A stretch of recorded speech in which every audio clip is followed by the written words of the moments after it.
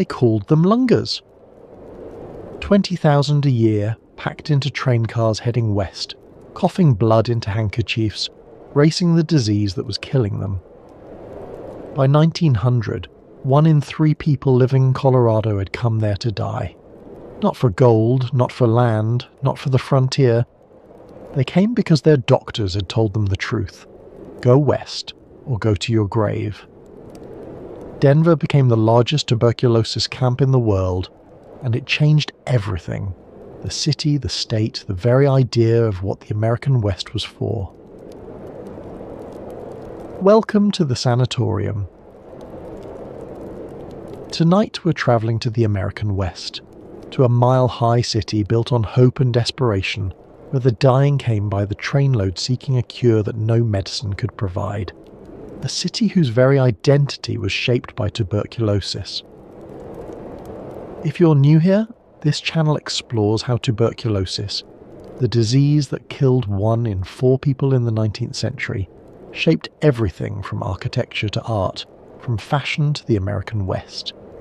If that sounds like your kind of history, consider subscribing. Now, settle in, find a comfortable position, let your breathing slow. We have a long journey ahead, through frontier towns and tent colonies, through luxury sanatoria and sleeping porches, through the story of how disease built a state. Let's begin. Imagine, if you will, a train car rolling westward across the Great Plains. It is the summer of 1892, and this particular car is different from the others. The windows are thrown open despite the dust. The passengers sit apart from one another when they can, and every few minutes someone coughs, a deep, rattling cough that seems to come from somewhere far beneath the lungs. Many of these passengers carry one-way tickets. They have sold their homes back east, said goodbye to families they may never see again, and put everything they own into the hope that the air of Colorado will save their lives. Some have money, enough for the luxury sanatoria that advertise in the eastern newspapers, promising sun-drenched terraces and fresh mountain air. Others have almost nothing, just enough for the train ticket and perhaps a week's lodging, after which they will figure something out somehow, or die trying. The mountains appear on the horizon, rising blue and distant above the brown plain. Snow gleams on the highest peaks even in summer. And somewhere ahead, still hours away, lies Denver, the mile-high city, the world's sanatorium, the last best hope for thousands of the dying. They have heard the promises. The air is pure, the sunshine is constant, the altitude itself has healing properties. Eastern doctors have told them to go west or die. And so they come, 20,000 a year by some estimates, filling entire train cars with their coughs and their hopes. This is their story. To understand why so many desperate people converged on Colorado, we must first understand what tuberculosis meant in 19th century America. In the crowded cities of the eastern seaboard, tuberculosis was everywhere. It was the leading cause of death in the United States, killing more people than any other disease. Entire tenement buildings were infected. Families watched helplessly as one member after another fell ill, wasted away, and died. The disease was called consumption because of the way it seemed to consume its victims from within. The cough, the fever, the blood in the handkerchief, the slow wasting away of flesh until the patient was little more than bones and skin. And always, always, the cough.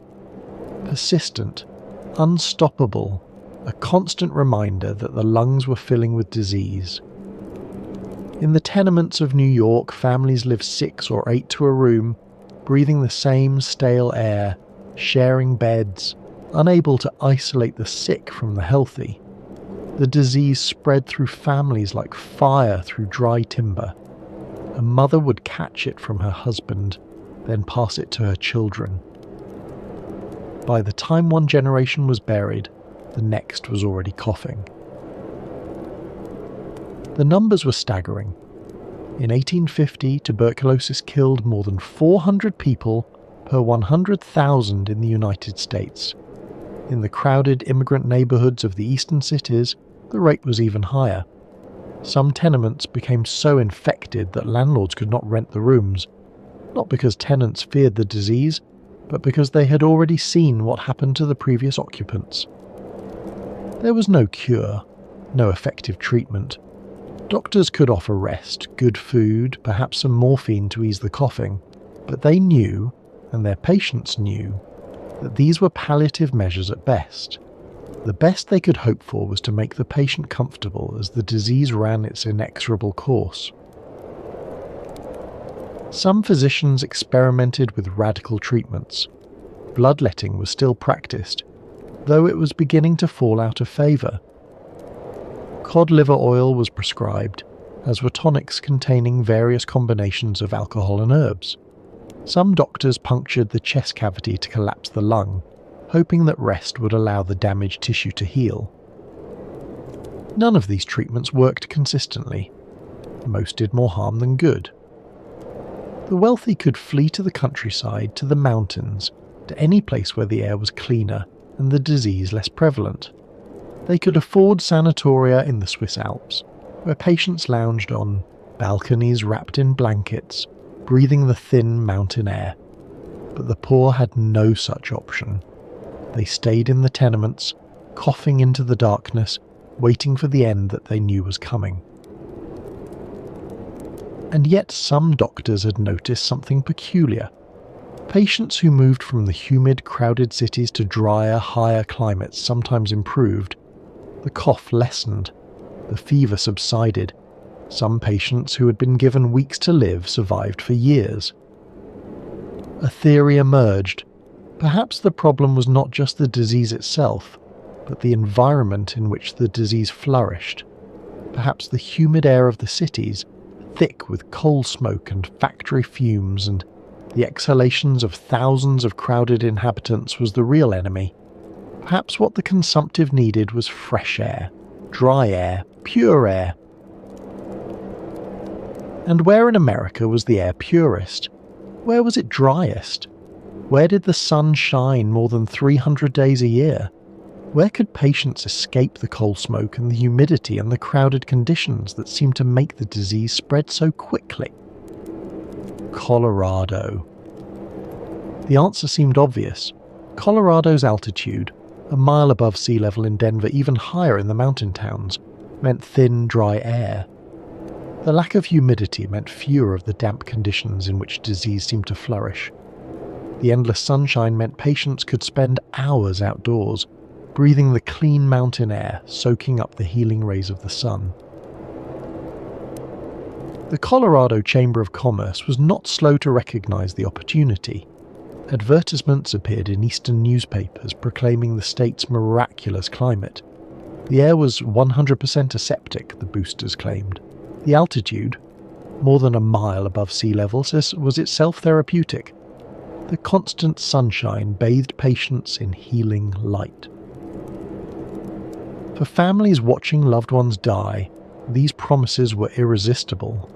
What did they have to lose? If they stayed in the east, death was certain. But if they went west, if they reached Colorado, perhaps there was a chance. And so the migration began. By 1880, Denver had earned the nickname the World Sanatorium. By 1900, 1/3 of Colorado's entire population had moved there because of tuberculosis. It was, in a sense, the largest health-related migration in American history.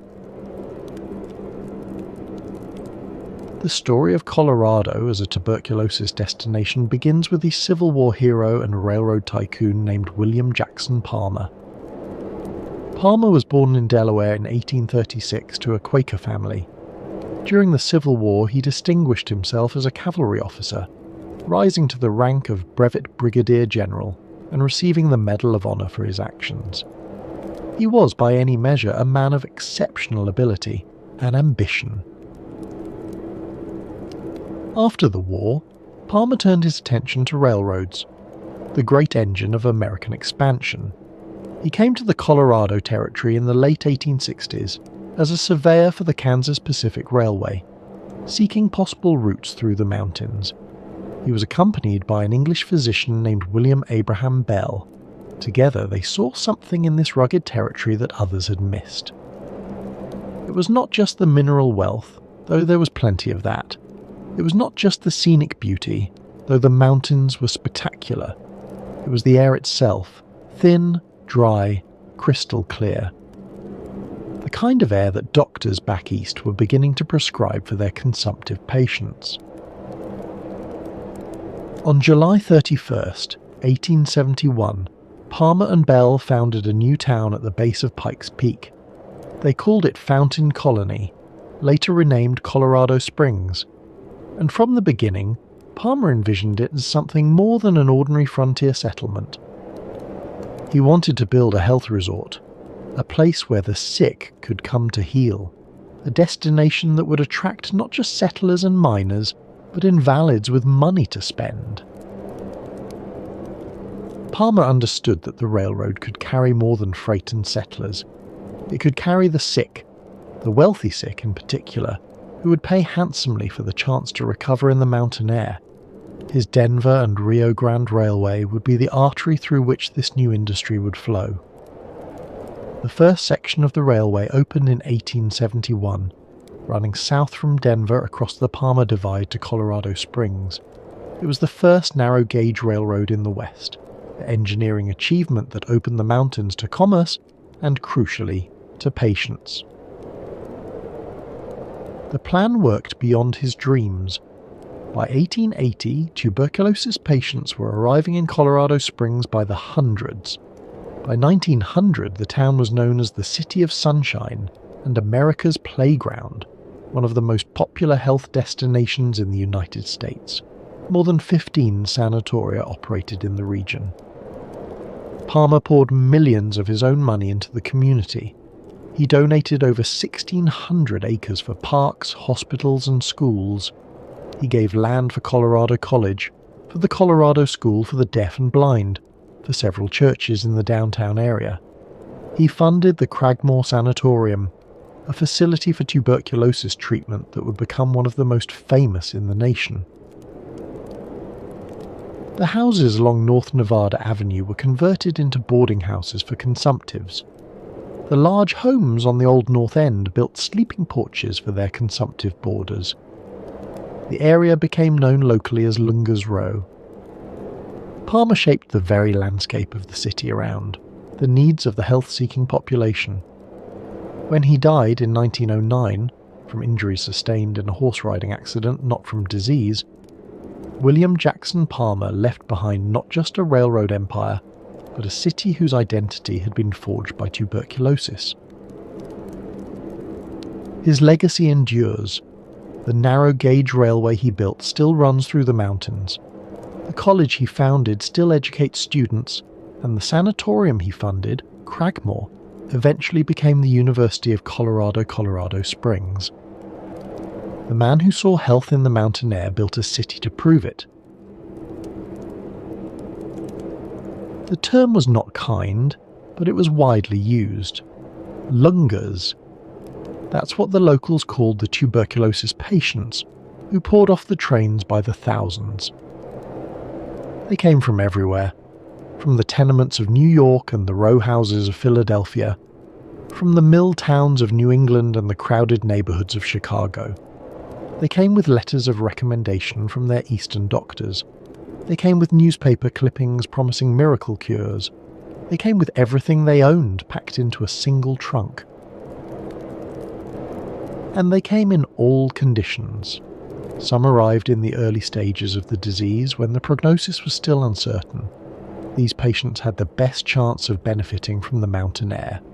With rest and good food and years of careful living, some of them would recover, or at least survive far longer than they would have in the East. But others arrived in the final stages of consumption. They came on stretchers too weak to walk. They came with hollow eyes and skeletal frames, coughing blood into stained handkerchiefs. For these patients, Colorado was not really a cure. It was a place to die in sunshine rather than in shadow. The quality of care depended entirely on one's ability to pay. The wealthy could afford the luxury sanatoria that charged $50 a week, enormous sums at the time. These institutions offered private rooms, special diets, live orchestras, and the attentive care of trained nurses. The middle class might find placement in more modest facilities at $7 per week, adequate care if not luxurious. But the poor, and many of the Lungas were poor having spent their last savings on the train ticket west, had few options. Some ended up in tent colonies, rows of canvas shelters erected on wooden platforms at the edges of towns. They lived exposed to the elements, wrapped in blankets, hoping that the open air would heal what medicine could not. Others had nothing at all. They slept in parks, they begged on street corners, they filled the jails of Denver, not because they had committed crimes, but because the authorities had nowhere else to put them. At the opposite end of the spectrum stood places like Cragmore. Founded in 1906 by Dr. Edwin S. Solly, Cragmore Sanatorium was designed from the ground up to cater to the wealthy consumptive. Located in the Austin Bluffs north of Colorado Springs, an area that came to be called Cragmore, it offered spectacular views of the Rocky Mountains and an atmosphere of refined luxury. Dr. Solly's dream was ambitious, to build a first-rate sanatorium for wealthy Lungas. He designed wide windows for every room, a sunroof to allow patients maximum time in fresh air and sunlight, and excellent food prepared by skilled cooks. General William Jackson Palmer donated funds toward the initial construction. The sanatorium's director, Dr. Alexius Forster, articulated the philosophy to create an atmosphere of happiness and cheerfulness. At Cragmore, the emphasis was not merely on physical treatment, but on maintaining the patient's spirits through a pleasant social environment. And pleasant it was.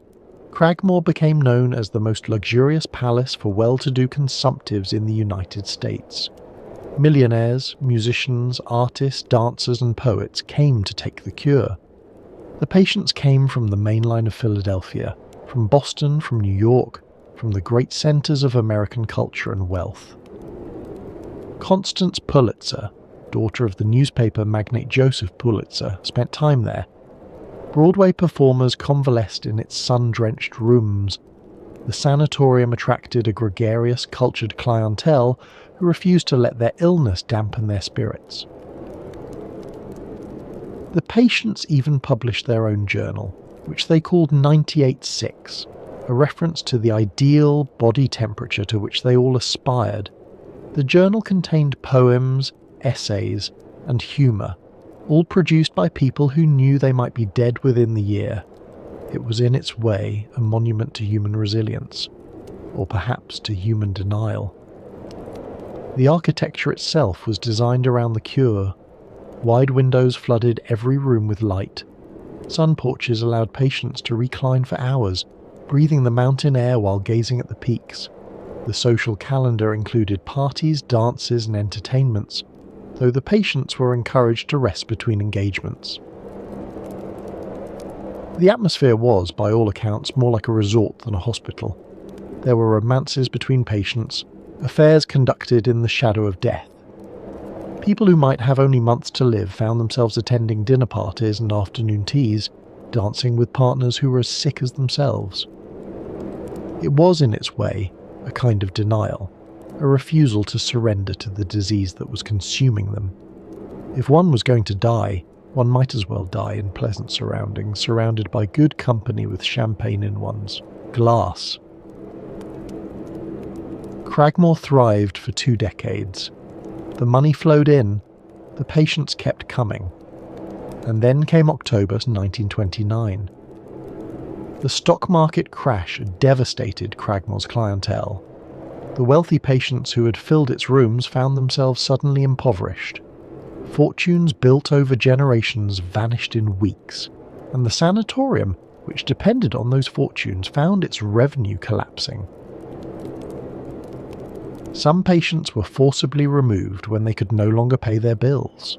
Imagine it. Men and women who had come to Colorado expecting either to recover or to die in comfort, suddenly expelled from the sanatorium because their money had evaporated in the crash. They had nothing. No health, no wealth, no home. A few, devastated by their financial losses and their failing health, took their own lives. The sanatorium that had promised happiness and cheerfulness became, for some, a scene of despair. Cragmore struggled on through the Great Depression. It began accepting middle-class and working-class patients at reduced rates, $7 a week instead of $50. The parties grew quieter, the champagne disappeared, the atmosphere of refined luxury gave way to something more modest, more desperate. By the late 1940s, the sanatorium was bankrupt. It seemed destined to close, another casualty of the antibiotics that were making such institutions obsolete. Then came an unexpected reprieve. The federal government made an offer. It would financially support the sanatorium if Cragmore would accept tuberculosis-infected Navajo tribal members from Arizona and New Mexico. The director signed the contract, and in the early 1950s, Navajo patients were transported to Cragmore for care. It was a strange final chapter. The sanatorium that had catered to the wealthiest Americans now served some of the poorest, Native Americans whose communities had been ravaged by tuberculosis, often spread by contact with white settlers. In 1964, Cragmore was sold to the University of Colorado system. The sanatorium became a campus. Today, two of its former buildings, Cragmore Hall and Main Hall, house students at the University of Colorado Springs. The sun porches where dying millionaires once reclined are now classrooms. The dining room where champagne toasts were raised to uncertain futures now hosts academic conferences. Archaeologists from the university have recently begun excavating the grounds, finding artifacts from the sanatorium era, medicine bottles, patient belongings, fragments of a vanished world. They are digging up history in the shadow of Pikes Peak. But what of those lungers who arrived in Colorado with nothing? What of the thousands who spent their last dollars on train tickets, only to find themselves homeless and dying in a strange city? One woman saw their suffering and refused to accept it. Frances Weisbart Jacobs was born in Kentucky in 1843 and moved to Denver with her husband in 1863, when the city was barely 4 years old. She became known as Denver's Mother of Charities, a title she earned through decades of tireless work on behalf of the poor. As part of her charitable work, Jacobs regularly visited impoverished homes to bring food, coal, clothing, and soap. She was not afraid to touch an emaciated body. She did not flinch at the sight of blood. She often stopped to give aid to someone who had fallen on the street from a hemorrhage, a common occurrence in a city filled with consumptives. She watched as tuberculosis patients flooded into Denver, overwhelming its resources. By 1890, some 30,000 people were arriving in Colorado each year seeking the cure. Many had nothing. They had sold everything to buy their train tickets, and when they arrived, they found that no institution in Denver would admit penniless consumptives. They slept in the streets. They begged for food. They coughed in the public parks. Many of them ended up in jail, not because they had committed crimes, but because the authorities had nowhere else to put them. They lived and died on the city's streets, and Jacobs saw it all. She determined to do something about it. Jacobs launched a relentless campaign to arouse public awareness on behalf of the indigent consumptives.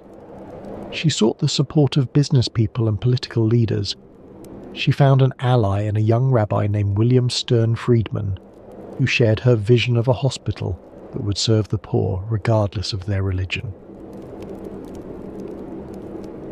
On April 8, 1890, articles of incorporation for the Jewish Hospital Association of Colorado were filed. The association bought land east of the city, and on October 9, 1892, the cornerstone of the hospital was laid. Just a month after construction began, tragedy struck.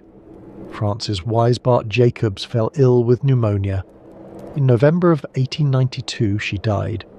She was 49 years old. The hospital was named in her honour, but she never saw it open. The building sat completed but vacant for 6 years. First because of the devastating silver crisis of 1893, which collapsed Colorado's economy, and then because of continued fundraising difficulties. Finally, with assistance from the International Order of B'nai B'rith, a Jewish-led service organisation, the hospital found the funds it needed. On December 10th, 1899, the National Jewish Hospital for Treatment of Consumptives admitted its first patients. The hospital adopted a remarkable motto: "None may enter who can pay, none can pay who enter." Think about that. It was the first facility in Colorado, perhaps in the country, to treat impoverished tuberculosis patients completely free of charge. If you had money, you were turned away. If you had insurance, you were sent elsewhere. Only the truly destitute could enter. The hospital was funded entirely by donations from across the country. Jewish communities in particular supported it, though the institution served patients of all religions and ethnicities. It was a monument to the principle that medical care should not depend on ability to pay. The treatment was similar to other sanatoria of the era: fresh air, plenty of food, moderate exercise, and close supervision of every aspect of patients' lives. But what made National Jewish unique was its mission: to serve those whom society had abandoned, the dying poor who had come west with nothing but hope. For nearly 70 years, until 1968, the institution admitted only patients who could not afford to pay. All care was provided free of charge. The policy ended only when Medicare and Medicaid created new funding mechanisms for the poor. Today, more than 125 years later, the institution continues to operate as National Jewish Health. It is now a leading research and treatment centre for respiratory diseases, heart disease, and immune disorders. It has been ranked the #1 respiratory hospital in the United States for many years running. The free treatment policy has long since ended, but the hospital's commitment to respiratory care, born in the tuberculosis era, born from the vision of a woman who would not accept that the poor should die in the streets, remains. Frances Weisbart Jacobs never saw her dream realised, but her dream saved thousands of lives. Among the thousands of lungers who came to Colorado, one stands out in American legend. John Henry Holliday was born in Griffin, Georgia, on August 14, 1851, into a prosperous Southern family. His father was a druggist and sometime soldier. His mother, Alice Jane, was by all accounts a refined woman who instilled in her son a love of literature and music. When Holliday was 15 years old, his mother died of tuberculosis. He watched her waste away, watched the disease consume her from within. He could not have known then that the same fate awaited him. Holliday was educated, cultured, and ambitious. At 20 years old, he graduated from the Pennsylvania College of Dental Surgery in Philadelphia, one of the finest dental schools in the country. He returned to the South to establish a practice, first in Atlanta, then in Griffin. He was, by all appearances, destined for a respectable life as a Southern professional. But shortly after opening his practice, Holliday developed a persistent cough. He knew what that cough meant. He had heard it before in his mother's bedroom in the months before she died. The doctors confirmed his fears. tuberculosis. The same disease that had killed his mother had found him.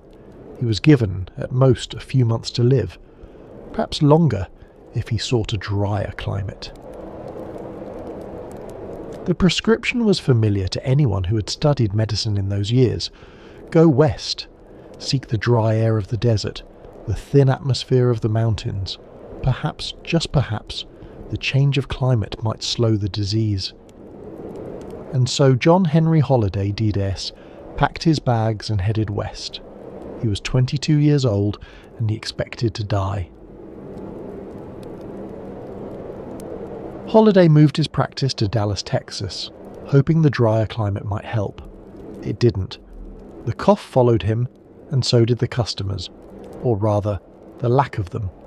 Patients in frontier Texas were reluctant to sit in a dentist's chair while the dentist coughed blood onto their open mouths. His practice failed. He needed income. And on the frontier there was one profession that didn't mind if you coughed: gambling. Somewhere in those years, in the saloons of Dallas and Denison, in the cattle towns of Kansas, John Henry Holliday transformed. The cultured southern dentist became something else entirely. A gambler, a drinker, and increasingly a man with a reputation for violence. He drifted through the frontier towns: Cheyenne, Denver, Dodge City, Las Vegas, in the New Mexico territory. He played faro and poker in smoke-filled saloons. He got into fights. He was arrested repeatedly for gambling and for violence. The disease was killing him slowly, and he seemed determined to live as recklessly as possible in whatever time remained. The whiskey helped with the cough, or at least dulled the awareness of it. Holliday drank heavily, a practice that surely hastened the progress of the disease, but he was dying anyway. What did it matter if he died a few months sooner, so long as those months were lived on his own terms? It was in this period that he acquired the nickname that would follow him into legend. Doc, not for his dental training, but because even hardened frontier gamblers could see that this thin, coughing man was a sick man, a dying man. In 1879, in Dodge City, Kansas, Doc Holliday met a lawman named Wyatt Earp. The two men formed an unlikely friendship, the dying gambler and the austere peace officer. It was a friendship that would lead them both to Tombstone, Arizona, and to immortality. By the time he arrived in Tombstone, Arizona in 1880, Doc Holliday was infamous. His reputation preceded him: a dangerous man, quick with a gun, unpredictable when drinking, and always coughing. Tombstone was a boom town, built on silver mining and populated by the usual frontier mix of miners, merchants, prostitutes, and outlaws. Wyatt Earp had come there to enforce the law, along with his brothers Virgil and Morgan. Doc Holliday followed his friend. The events that followed have been told and retold so many times that it's difficult to separate fact from legend. What we know is this. On October 26, 1881, the Earp brothers and Doc Holliday confronted a group of cowboys near the OK Corral. The gunfight lasted approximately 30 seconds. When it was over, 3 men were dead: Tom McClory, Frank McClory, and Billy Clanton. Virgil and Morgan Earp were wounded. Doc Holliday had been grazed by a bullet. It was, in terms of actual deaths, a minor incident. Frontier towns saw far worse. But the gunfight at the OK Corral would become the most famous shootout in American history, and Doc Holliday would become a legend. The irony was not lost on those who knew him. Here was a man who should have been dead years ago, a man whose lungs were slowly filling with the bacilli of tuberculosis, a man who coughed blood into handkerchiefs every day of his life. And he had walked into a gunfight and walked out alive. But the tuberculosis that had driven him west in the first place was a more persistent enemy than any outlaw. Through all his adventures, the gambling, the gunfights, the long nights in frontier saloons, the cough remained.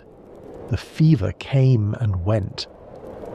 The disease that had already taken his mother was slowly, inexorably, claiming him as well. After the gunfight at the OK Corral, violence followed the Earps and Holiday. Virgil Earp was ambushed and crippled.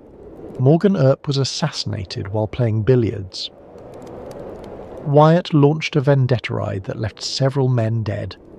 Through it all, Doc Holliday rode alongside his friend, coughing between gunfights. Eventually the violence subsided. Wyatt Earp moved on to California, to Alaska, to the various ventures that would occupy his remaining decades. Doc Holliday drifted through the mining towns of Colorado, Leadville, high in the mountains, Denver, with its growing population of health seekers. He moved restlessly, perhaps hoping that one more change of scenery would give him relief. But there was no relief to be found. The disease had progressed too far. The 15 years since his diagnosis had been a gift. Most consumptives died within months, but the gift was running out.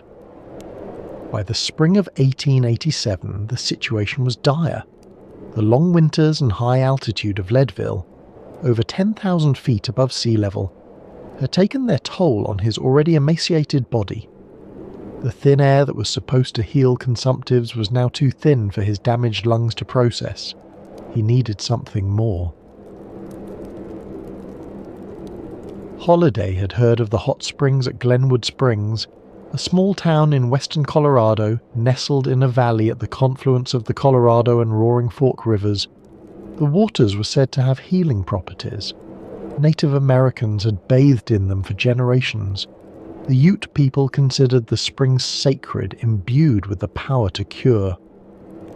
Perhaps one more desperate hope. The springs might provide some relief. Perhaps the vapor caves, filled with the steam rising from the hot mineral waters, might ease his tortured lungs. He arrived in Glenwood Springs in the spring of 1887. He checked into the Hotel Glenwood, a modest establishment near the springs. Kate Horany, the woman known as Big Nose Kate, who had been his companion on and off for years, later claimed that she attended to him in his final days. He was 36 years old and he knew he was dying. Holliday spent the last 57 days of his life in that Colorado town. He visited the springs when he could walk. He soaked in the warm mineral waters. He breathed the steam of the vapor caves, hoping that the Indian medicine might accomplish what Western medicine could not. He played cards when he had the strength. Old habits die hard, even when the gambler is dying. He drank whiskey, which at least dulled the pain and the cough that never stopped. As the weeks passed, his condition deteriorated. He grew weaker. The cough became more constant. He spent more and more time in bed, too exhausted to make the walk to the springs. On November the 8th, 1887, the end came. According to the stories that have come down to us, Holliday was lying in bed at the Hotel Glenwood when he asked for a glass of whiskey. Someone, perhaps Kate, perhaps a hotel employee, brought it to him. He drank it, apparently with satisfaction. It may have been his last drink. It was certainly one of thousands he had consumed in his short, violent, remarkable life. Then he looked down at his bare feet sticking out from under the blankets. "This is funny," he said. And he died. The meaning of those last words has been debated ever since. Most historians believe that Doc Holliday, the gunfighter who had faced down outlaws and lawmen, who had walked into the OK Corral expecting death, who had lived for 15 years with a disease that should have killed him in months, had always assumed he would die with his boots on. In a gunfight, probably, or in some violent confrontation at a gambling table, or perhaps on the run from the law, shot down by a deputy in some dusty frontier town. That was how men like Doc Holliday died. To die in bed, of consumption, with bare feet, After all the violence, after all the near misses, after all the times he had cheated death at the hands of men, to be killed not by a bullet, but by a bacillus. It must have seemed absurd, funny even. The Glenwood Springs Ute Chief newspaper wrote in its obituary that Holliday had been baptized in the Catholic Church shortly before his death. This was based on correspondence between Holliday and his cousin, Sister Mary Melanie, a Catholic nun. No baptismal record has ever been found, but the story persists. The idea that the notorious gunfighter found religion at the end. Doc Holliday was buried in Linwood Cemetery, on a hillside overlooking the town of Glenwood Springs. The exact location of his grave is unknown. The records were lost or never kept. Somewhere on that hillside, unmarked, lies one more consumptive who came west hoping for a cure. An obelisk now marks the general area. A plaque reads, "This memorial is dedicated to Doc Holliday, who is buried someplace in this cemetery." It is a fittingly uncertain monument to a man whose life was full of legends and whose death was oddly peaceful. Tourists hike up the trail to see where the famous gunfighter rests. They take photographs by the obelisk. They imagine the thin, coughing man looking down at his bare feet and finding it funny. Wyatt Earp did not learn of his friend's death until 2 months after it happened. The news reached him eventually, as news did in those days before telephones. The man who had saved his life in Dodge City, who had stood beside him at the OK Corral, who had ridden with him on the Vendetta ride, that man was gone. Wyatt Earp would live until 1929, dying in his bed in Los Angeles at age 80. He spent his final years consulting on Hollywood westerns, trying to set the record straight about what had really happened in Tombstone. Doc Holliday had no such opportunity. The disease that had chased him across the West, that had transformed him from a dentist into a legend, had finally caught up with him. He was 36 years old, which was, for a consumptive in the 1880s, a remarkably long life. Not all of Colorado's famous longers died of the disease. Some not only survived but thrived, and left their mark on the very landscape of the state. Robert Walter Speer was born in Pennsylvania in 1855, the son of a farmer. Like so many families of the era, the Speers were touched by tuberculosis, the disease that seemed to spare no household, no social class, no corner of America. In 1877, Robert's sister Margaret fell severely ill with consumption. The family, desperate, made the difficult decision to send her to Colorado for treatment. She was following a path that thousands had already taken, hoping that the mountain air might accomplish what Eastern doctors could not. It soon became clear that Robert himself had also contracted tuberculosis. He was 22 years old when he suffered a severe lung hemorrhage, the terrifying moment when the cough produces not just blood-streaked sputum, but actual blood, bright arterial red, filling the handkerchief, filling the mouth. In 1878, Robert Speer followed his sister westward. But rather than checking into a sanatorium, rather than taking the rest cure that most physicians prescribed, Speer did something different. He went into the mountains, high into the mountains, and found work on a ranch, hard physical labour in the open air at altitude. It was unconventional. Most consumptives were told to rest, to conserve their strength, to avoid exertion. The sanatoria prescribed carefully regulated activity, gentle walks, never too strenuous, always with periods of rest. The idea of a tuberculosis patient doing ranch work, hauling hay, mending fences, riding horses, would have struck most physicians as dangerous. But it worked. Slowly, Robert Speer's health improved. The cough lessened. The hemorrhages stopped. The weight he had lost began to return. Whether it was the altitude, the exercise, the outdoor air, or simply the luck of a constitution strong enough to fight off the disease he never knew. What he knew was that the mountains had saved his life. Speer always credited that mountain ranch with his survival. For the rest of his life, he advocated for fresh air, outdoor activity, and the healing power of the Colorado climate. He had experienced it himself. He was living proof. With his health restored, Speer moved to Denver. He took a job at the Daniels and Fisher department store, a prestigious position for a young man on the rise. From there, he launched a career in real estate, then in Democratic Party politics. The former invalid was becoming a power broker. In 1904, Robert Speer was elected mayor of Denver. He would serve 2 terms, from 1904 to 1912, and then win election to a 3rd term in 1916. The former Longer, the man who had come to Colorado expecting to die, became one of the most consequential mayors in the city's history. Robert Speer had seen the future of American cities, and it looked like Chicago. In 1893, Speer had attended the World's Columbian Exposition in Chicago, the great World's Fair that introduced millions of Americans to the possibilities of urban planning. The fair's centerpiece was the White City, a collection of neoclassical buildings arranged around grand plazas and reflecting pools. It was elegant, orderly, beautiful, everything that the crowded industrial cities of the era were not. Speer was entranced. He saw in the White City a vision of what Denver might become. Not a dusty frontier town, not a mining camp grown large, but a Paris on the Platte.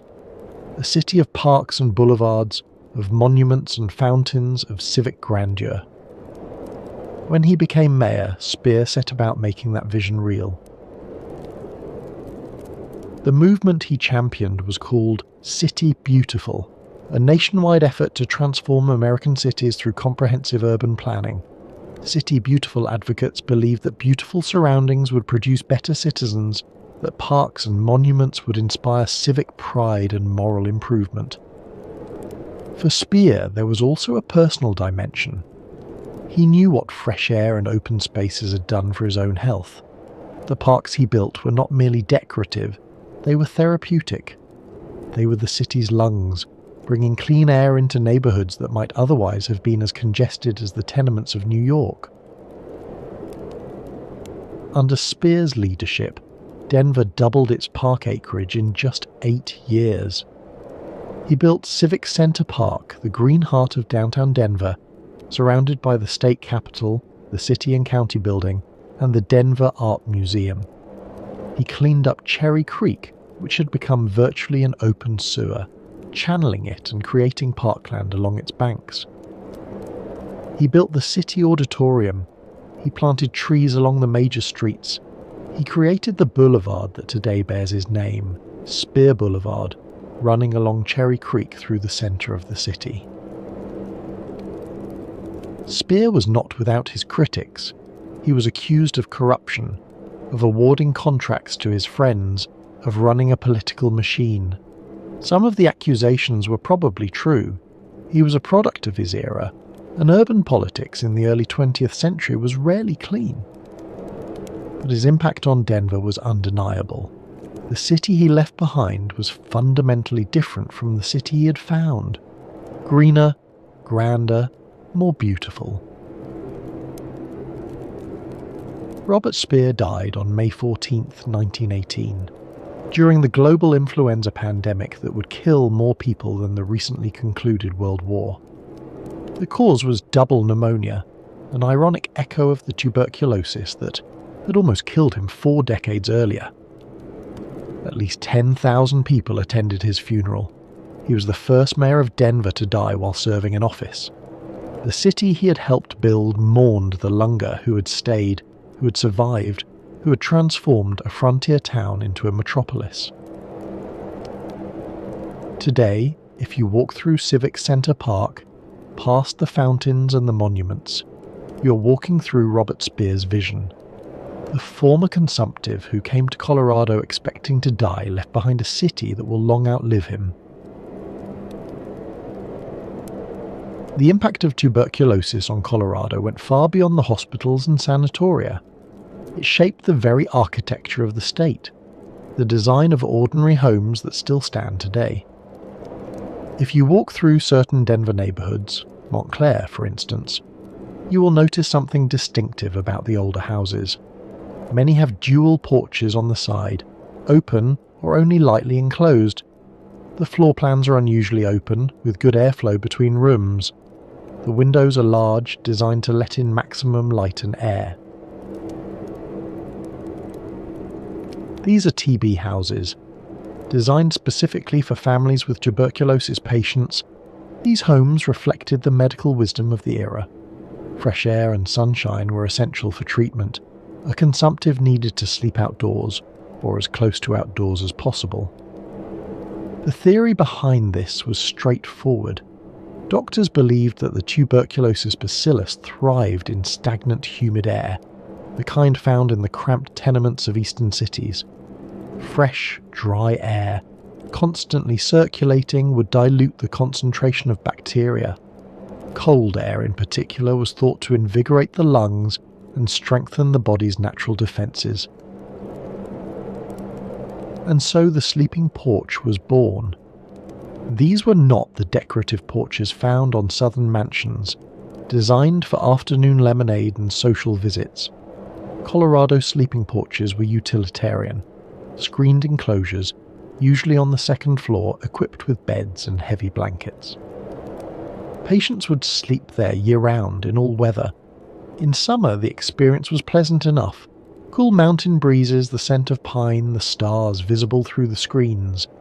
But in winter, sleeping outdoors in Colorado took a peculiar kind of courage. The temperatures could drop well below zero. Patients would pile on blankets, 4, 5, 6 layers deep. They would wear woolen caps and mittens to bed.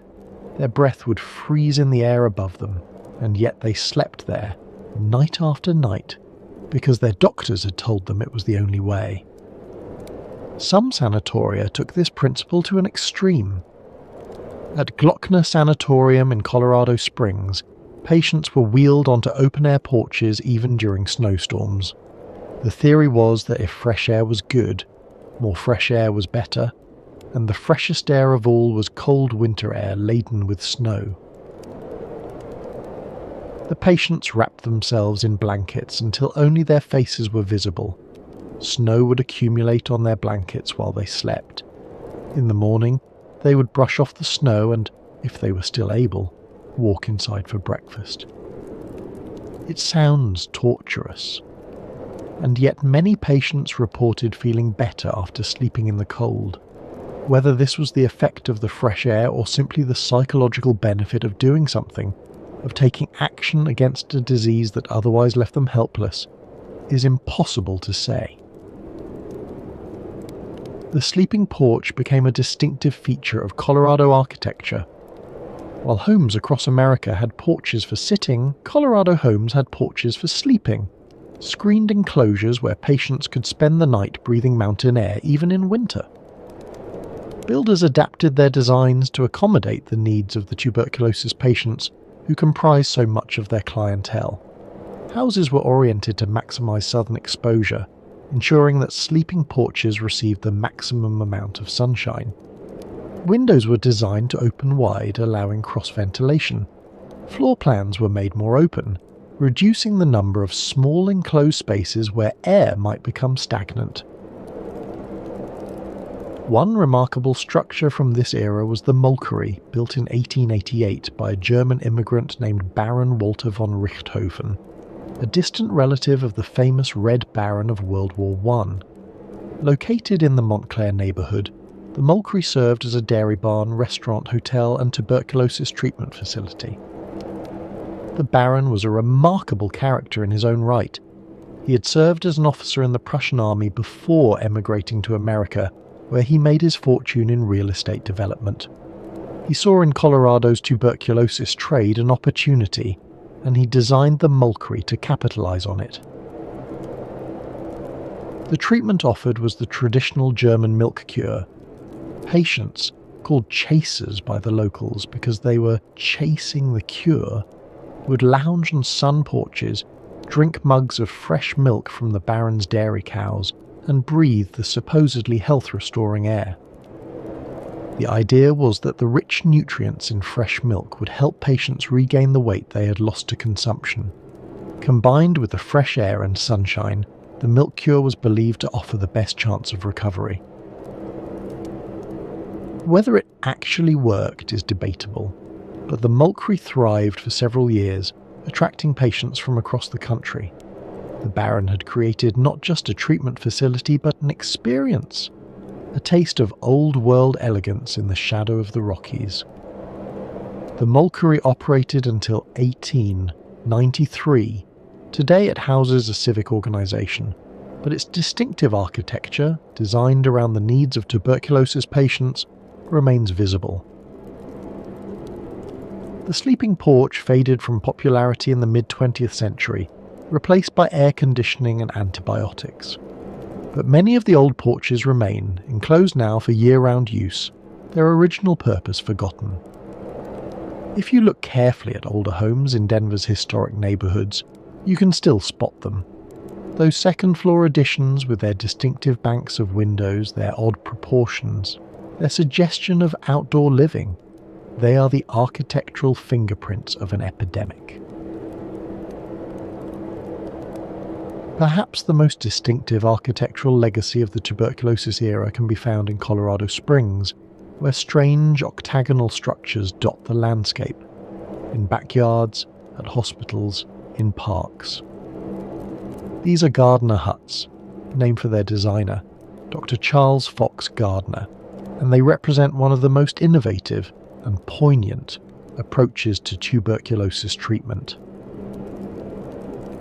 Dr. Gardner was himself a health seeker.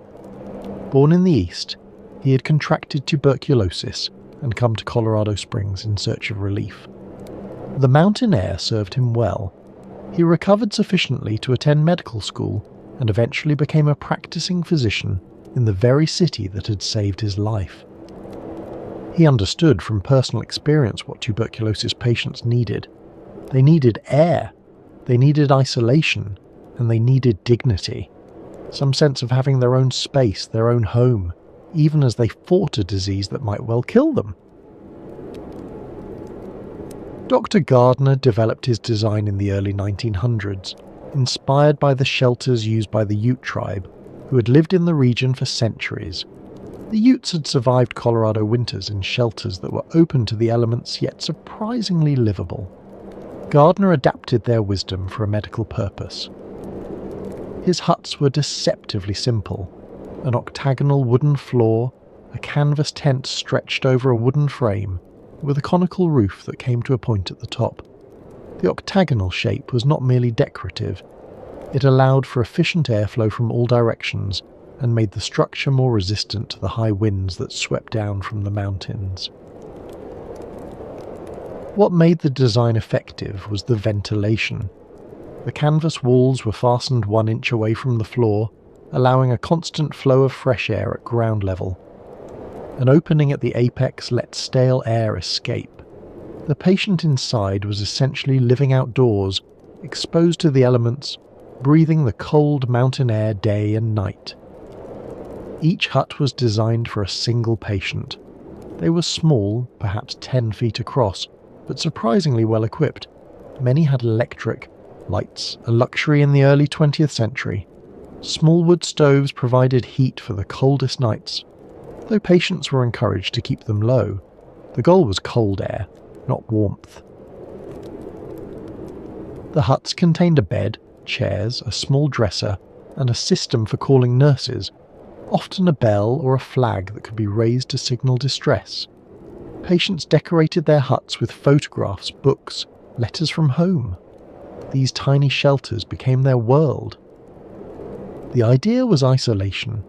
The patient was separated from other patients, reducing the risk of spreading the disease.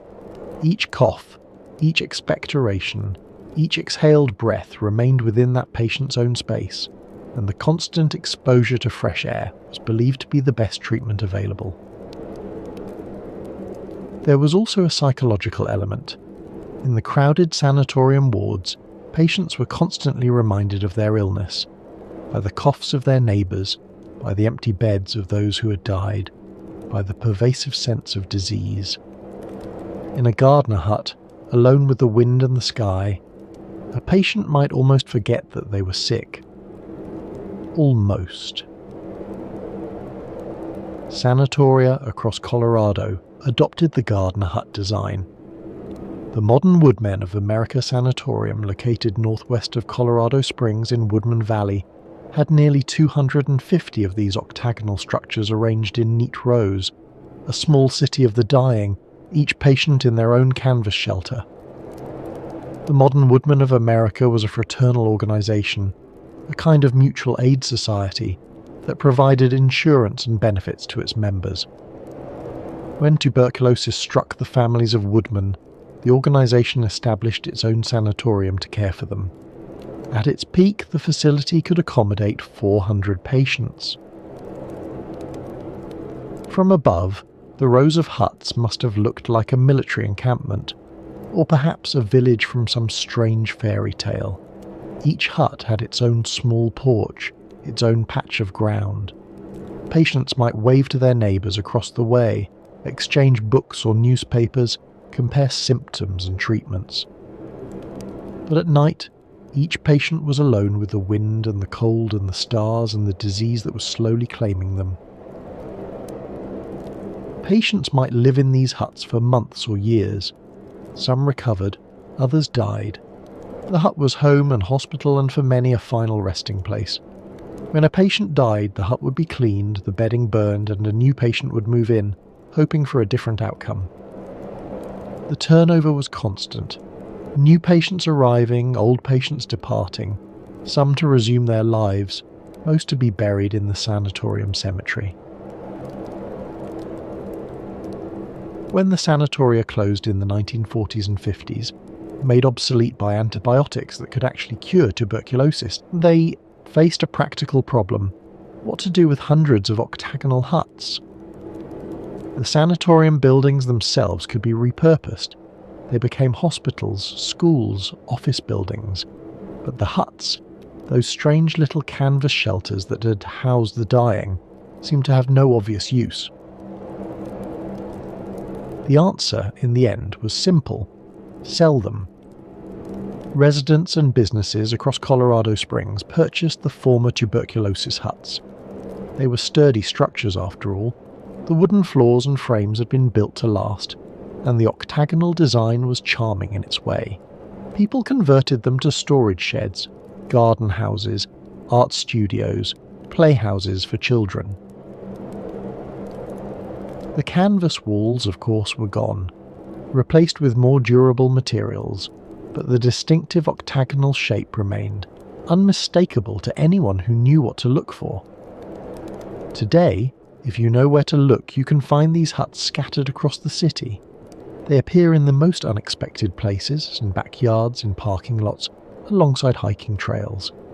They have been painted, decorated, modified beyond recognition, but their bones remain the same. That octagonal floor, that peaked roof, that peculiar geometry of survival. One is on permanent display at the Colorado Springs Pioneers Museum, preserved in something close to its original state. Visitors can step inside and see how patients lived. The small bed, the sparse furnishings, the canvas walls that offered so little protection from the elements. It is a sobering experience, standing in that tiny space and imagining months or years of confinement. Another has been converted into a small visitor centre at Rockledge Ranch, a living history farm on the outskirts of town. Two in Manitou Springs have become storage sheds, their medical history forgotten by their current owners. One, remarkably, has been transformed into a small cafe, serving coffee and pastries in a space that once housed the dying. At Penrose Hospital, itself the successor to the Glockner Tuberculosis Sanatorium, A hut stands in Marjorie Reed Memorial Park, preserved as a memorial to the era. A plaque explains its history to visitors who might otherwise walk past without a second glance. Some huts have been lost entirely, demolished, burned, left to decay. Others survive in such altered form that their origins are unrecognisable. But enough remain that a dedicated explorer can still map the tuberculosis era across the Colorado Springs landscape. It is a strange afterlife for these structures. Built to house the dying, they now hold gardening tools and lawn furniture. The disease that created them has been conquered, but the huts remain, quaint, elfin, oddly cheerful reminders of a time when architecture itself was pressed into service against an invisible enemy.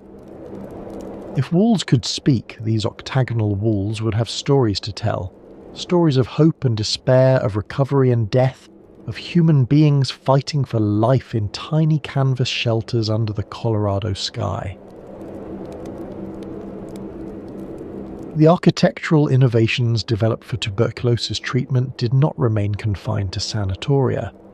They spread into mainstream design, influencing the way Americans thought about homes and health.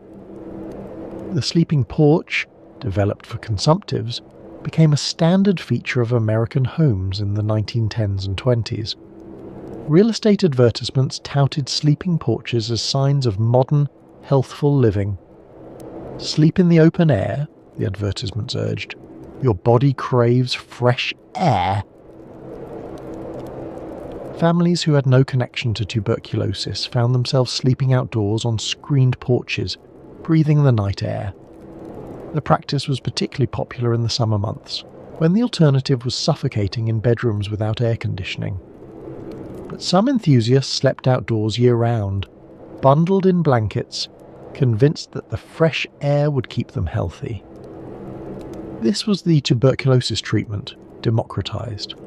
The same regimen that doctors prescribed for consumptives, fresh air, plenty of rest, exposure to the elements, became a lifestyle choice for the healthy. It was preventive medicine, the logic went. If fresh air could help the sick, surely it could keep the well from becoming sick in the first place. The emphasis on sunlight and ventilation also shaped early modernist architecture. The flat roofs and large windows that became hallmarks of 20th century design had their origins, in part, in the sanatorium, buildings designed to maximize patients' exposure to sun and air. Architects like Le Corbusier explicitly drew on sanatorium design in developing their modernist visions. The Villa Savoy, one of the most famous houses of the 20th century, features a solarium on the roof, a direct descendant of the cure porches where tuberculosis patients had once reclined. The ribbon windows, the open floor plans, the emphasis on light and air, all of these can be traced back to the architectural experiments of the tuberculosis era. The connection was not accidental. Many early modernist architects had personal experience with tuberculosis. Some had been patients themselves. Others had designed sanatoria before moving on to other commissions. The lessons they learned about ventilation, about sunlight, about the relationship between architecture and health, informed everything they built afterward. Even the hospital design of today owes something to the tuberculosis era. The spacious patient rooms, the large windows, the attention to air quality, all of these features were pioneered in sanatoria where fresh air was believed to be the only cure. Before the tuberculosis era, hospitals were dark, cramped, poorly ventilated places. The very word hospital carried connotations of death and suffering. Patients avoided them when possible, preferring to be treated and to die at home. The sanatorium changed that. These were light-filled, airy, even beautiful buildings. They were designed not merely to treat disease but to promote healing, to create an environment in which recovery seemed possible. When the antibiotic era arrived and tuberculosis could actually be cured, the lessons of the sanatorium were applied to general hospital design. Walk through any modern hospital. Notice the large windows, the natural light, the attention to airflow. Notice the private or semi-private rooms designed to give patients some sense of personal space. Notice the gardens and courtyards, the outdoor spaces where patients can sit in the sun. All of this traces back, directly or indirectly, to the tuberculosis sanatoria of the late 19th and early 20th centuries.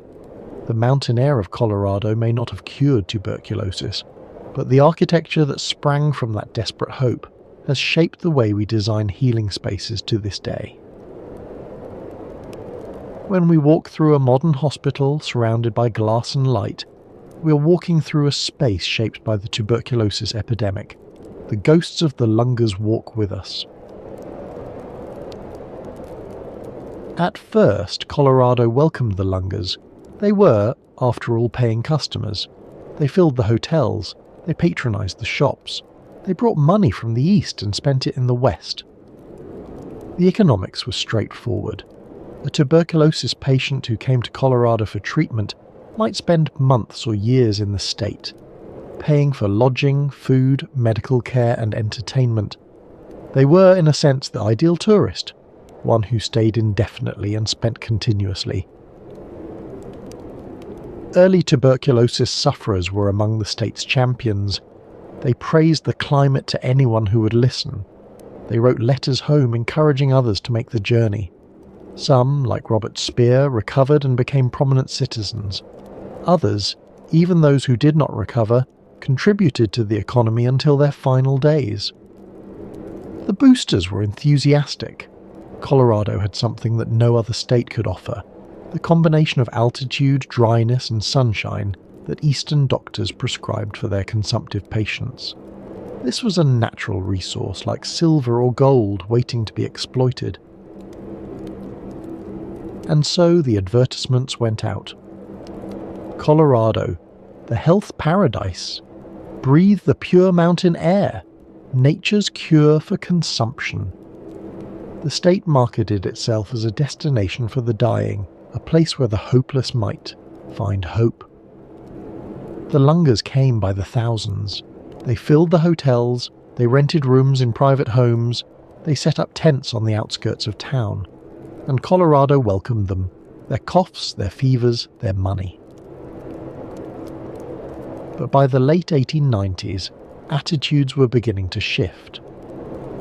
The turning point was germ theory. Throughout most of the 19th century, tuberculosis was believed to be hereditary, a constitutional weakness that ran in families. This theory, however wrong, at least had the virtue of making patients seem unthreatening. If tuberculosis was inherited, it could not be caught. Then came Robert Koch's discovery in 1882. Tuberculosis was caused by a bacterium. It was contagious. It could be spread from person to person through coughing, through sputum, through the very breath of the infected. Koch demonstrated his findings in Berlin, presenting slides of the rod-shaped bacteria he had isolated from the lungs of tuberculosis patients. Within a year, his discovery was confirmed by laboratories around the world. The truth was undeniable. Tuberculosis was infectious. The news spread slowly at first. Many physicians resisted the new theory, preferring the older explanations they had learned in medical school. But by the 1890s, the implications were becoming clear to both doctors and laypeople. Every cough from a lunger might contain millions of bacteria. Every handkerchief might be a source of infection. Every spittoon, every piece of shared crockery, every common space where consumptives gathered, all of these could be transmission vectors. The health seekers who had seemed harmless, even admirable in their courage, now seemed dangerous. They were not merely sick, they were contagious. They were walking, coughing carriers of a deadly disease. Colorado officials began to worry. What if the state's healthy residents became infected? What if the cure for some became the death sentence for others? The very policy that had built the state's economy, welcoming tuberculosis patients, now seemed like a terrible mistake. By the first decade of the 20th century, the welcome had turned cold. State officials began discouraging tuberculosis patients from coming to Colorado, at least certain kinds of tuberculosis patients. Those with early-stage disease, who had money for treatment and a reasonable chance of recovery, were still tolerated. The wealthy consumptive, the kind who could afford Cragmore or a private sanatorium, remained welcome. Their money still spent the same, regardless of their disease. But those with advanced or incurable forms of tuberculosis were told to stay away. State health officials issued warnings: do not come to Colorado unless you have sufficient funds for at least 1 year of treatment.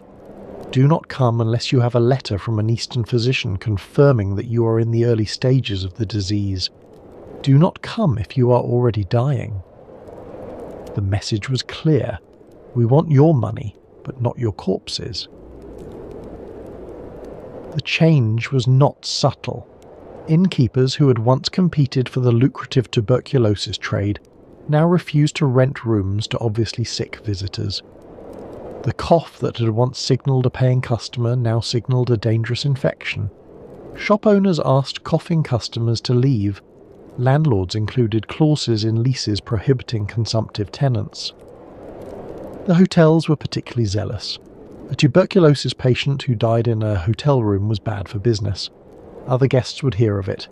They would refuse to stay in that room, perhaps refuse to stay in the hotel at all. The value of the property would decline. Better to refuse the consumptive at the door than to deal with the consequences of their death. The stigma extended to the newspapers. "Two brothers are insane," screamed one 1906 headline in the Denver Post, describing two victims of the White Plague who had come from Cincinnati, lived in a tent and grown increasingly ill. The story treated them not as patients deserving sympathy, but as problems to be solved. Other headlines were equally harsh. "Dying consumptive found in park." "Lunger arrested for begging." "Health seekers become public burden." The newspapers that had once celebrated Colorado's healing climate now wrote of tuberculosis patients as if they were criminals. In the Colorado legislature, some representatives proposed a remarkable measure, requiring tuberculosis patients to wear bells around their necks, like lepers in medieval Europe, so that healthy citizens could avoid them. The image is almost medieval: patients shuffling through the streets of Denver, bells tinkling with every step, warning the healthy to keep their distance. It was public humiliation dressed up as public health. The proposal did not pass, but the fact that it was seriously debated, that elected officials stood before their colleagues and argued for this measure, tells us something about how dramatically attitudes had changed. Other proposals were more successful. Spitting in public places was outlawed in many Colorado cities. This was, in fact, a sensible public health measure. The tuberculosis bacillus could survive for weeks in dried sputum, but the laws were enforced selectively. A healthy businessman who spat on the sidewalk might receive a warning. A consumptive who did the same might be arrested. During the Great Depression, the hostility intensified. The legislature passed a law prohibiting non-residents from receiving public assistance for tuberculosis treatment. If you came to Colorado sick and poor, the state would not help you. You could die in the streets, but you could not claim a dime from the state treasury. The sanatoria themselves were increasingly built on the outskirts of town. Cities wanted the economic benefits of the tuberculosis industry, the jobs for nurses and orderlies and cooks, the money spent on supplies and services, the business generated by visiting family members, but they wanted the actual patients kept at a safe distance, out of sight, out of cough. The modern Woodman of America Sanatorium, with its hundreds of gardener huts, was located miles from downtown Colorado Springs. Cragmore was built on a bluff north of the city, separated from the main population by geography. The message was unmistakable: we will treat you, but we do not want to see you. For the poor Lungas, those who had come west with nothing but hope, the discrimination was devastating. They had sold everything to buy their train tickets. They had liquidated their savings, mortgaged their homes, borrowed from relatives who expected never to see them again. They had said goodbye to families they might never see again, and when they arrived in the promised land, they found that no one wanted them. The advertisements had promised healing, the doctors had promised hope, but no one had mentioned what would happen if they arrived without money. Some ended up in the tent colonies that dotted the outskirts of Denver and Colorado Springs. These were not the orderly rows of gardener huts at the proper sanatoria. They were makeshift camps, canvas tents on wooden platforms, exposed to the elements, with little in the way of medical care or sanitation. The locals called these areas Lunga's Row. They were not hard to find. Just follow the sound of coughing, the sight of emaciated figures wrapped in blankets, the smell of illness. These were the people that the sanatoria would not take, that the hotels would not admit, that the boarding houses would not tolerate. Life in the tent colonies was harsh. The tents leaked in the rain. They provided little protection from the cold. Food was scarce. Medical care was virtually non-existent. Patients who were too weak to care for themselves simply lay in their cots, waiting for someone to bring them water, waiting for death. Some of the tent colonies were organised by charitable organisations which provided at least minimal oversight. Others were entirely informal, just groups of desperate people who had pitched their tents in the same location because there was nowhere else to go. The mortality rate in these camps was high. Without proper nutrition, without medical attention, without even basic sanitation, the consumptives weakened quickly. Some died within weeks of arriving in Colorado. Others lingered for months, their condition worsening steadily, their hopes fading. Others had not even the resources for a tent. They slept in the streets. They slept in parks and under bridges. They begged for money on street corners, their coughs punctuating their pleas. They coughed in public spaces, spreading the disease they had come to cure. The city authorities, unsure what to do with these homeless invalids, often resorted to the only solution they could think of. They put them in jail. Not for crimes, simply for existing. Simply for being sick and poor and having nowhere else to go. The jails were not equipped to handle tuberculosis patients. There was no isolation, no fresh air, no treatment. The consumptives simply coughed in their cells, infecting other prisoners, infecting the guards, spreading the disease through the incarcerated population. It was, in a sense, the worst possible outcome for public health. Instead of treating the sick, Colorado was concentrating them in closed spaces where the disease could spread freely. The jails became incubators for tuberculosis.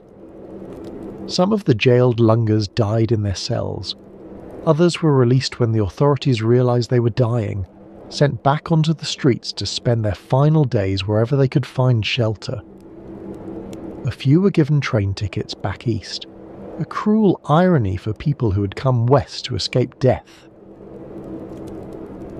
It was this crisis, the spectacle of dying men and women jailed for the crime of poverty, that had motivated Francis Weisbart Jacobs to found National Jewish Hospital.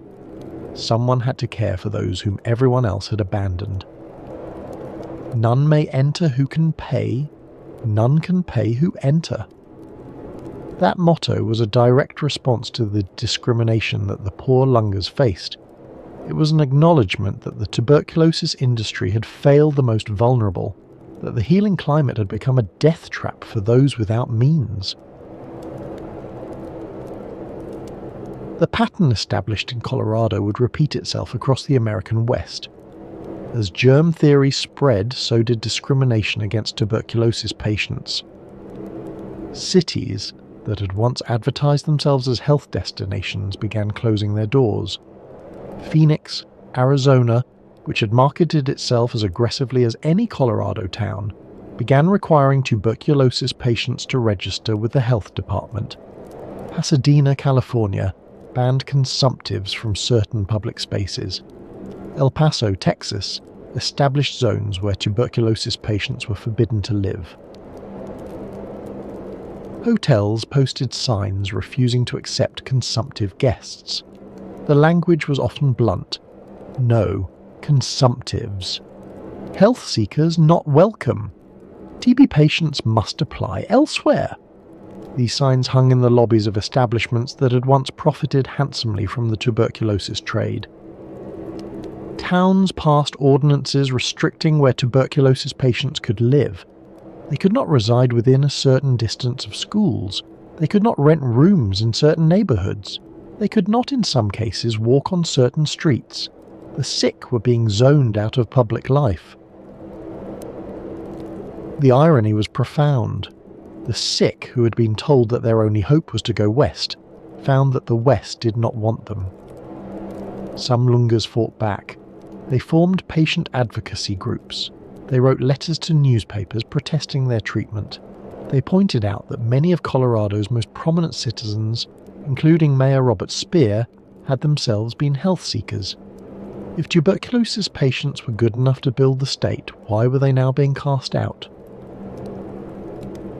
But the fear was too strong. The healthy majority, convinced that every cough might bring death, were not interested in the rights of the sick. They wanted protection. And if protection meant treating the ill as pariahs, so be it. It is a bitter irony. The states that had been built by tuberculosis patients, that had welcomed them when they brought money and boosted local economies, turned on them when they became too numerous, too visible, too threatening. The disease had not changed. The treatment had not changed. The climate had not changed.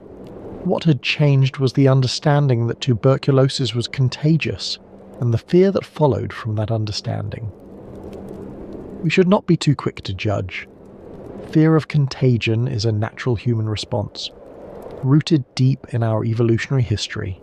The people of Colorado in 1900 had no way to protect themselves from tuberculosis except through avoidance. There were no antibiotics. There was no vaccine. Masks, if used at all, were primitive and of uncertain effectiveness. Isolation was the only tool they had. And yet we can acknowledge the tragedy of what occurred. We can recognize that the discrimination, however understandable, inflicted real suffering on real people. We can mourn for those who came seeking hope and found only rejection.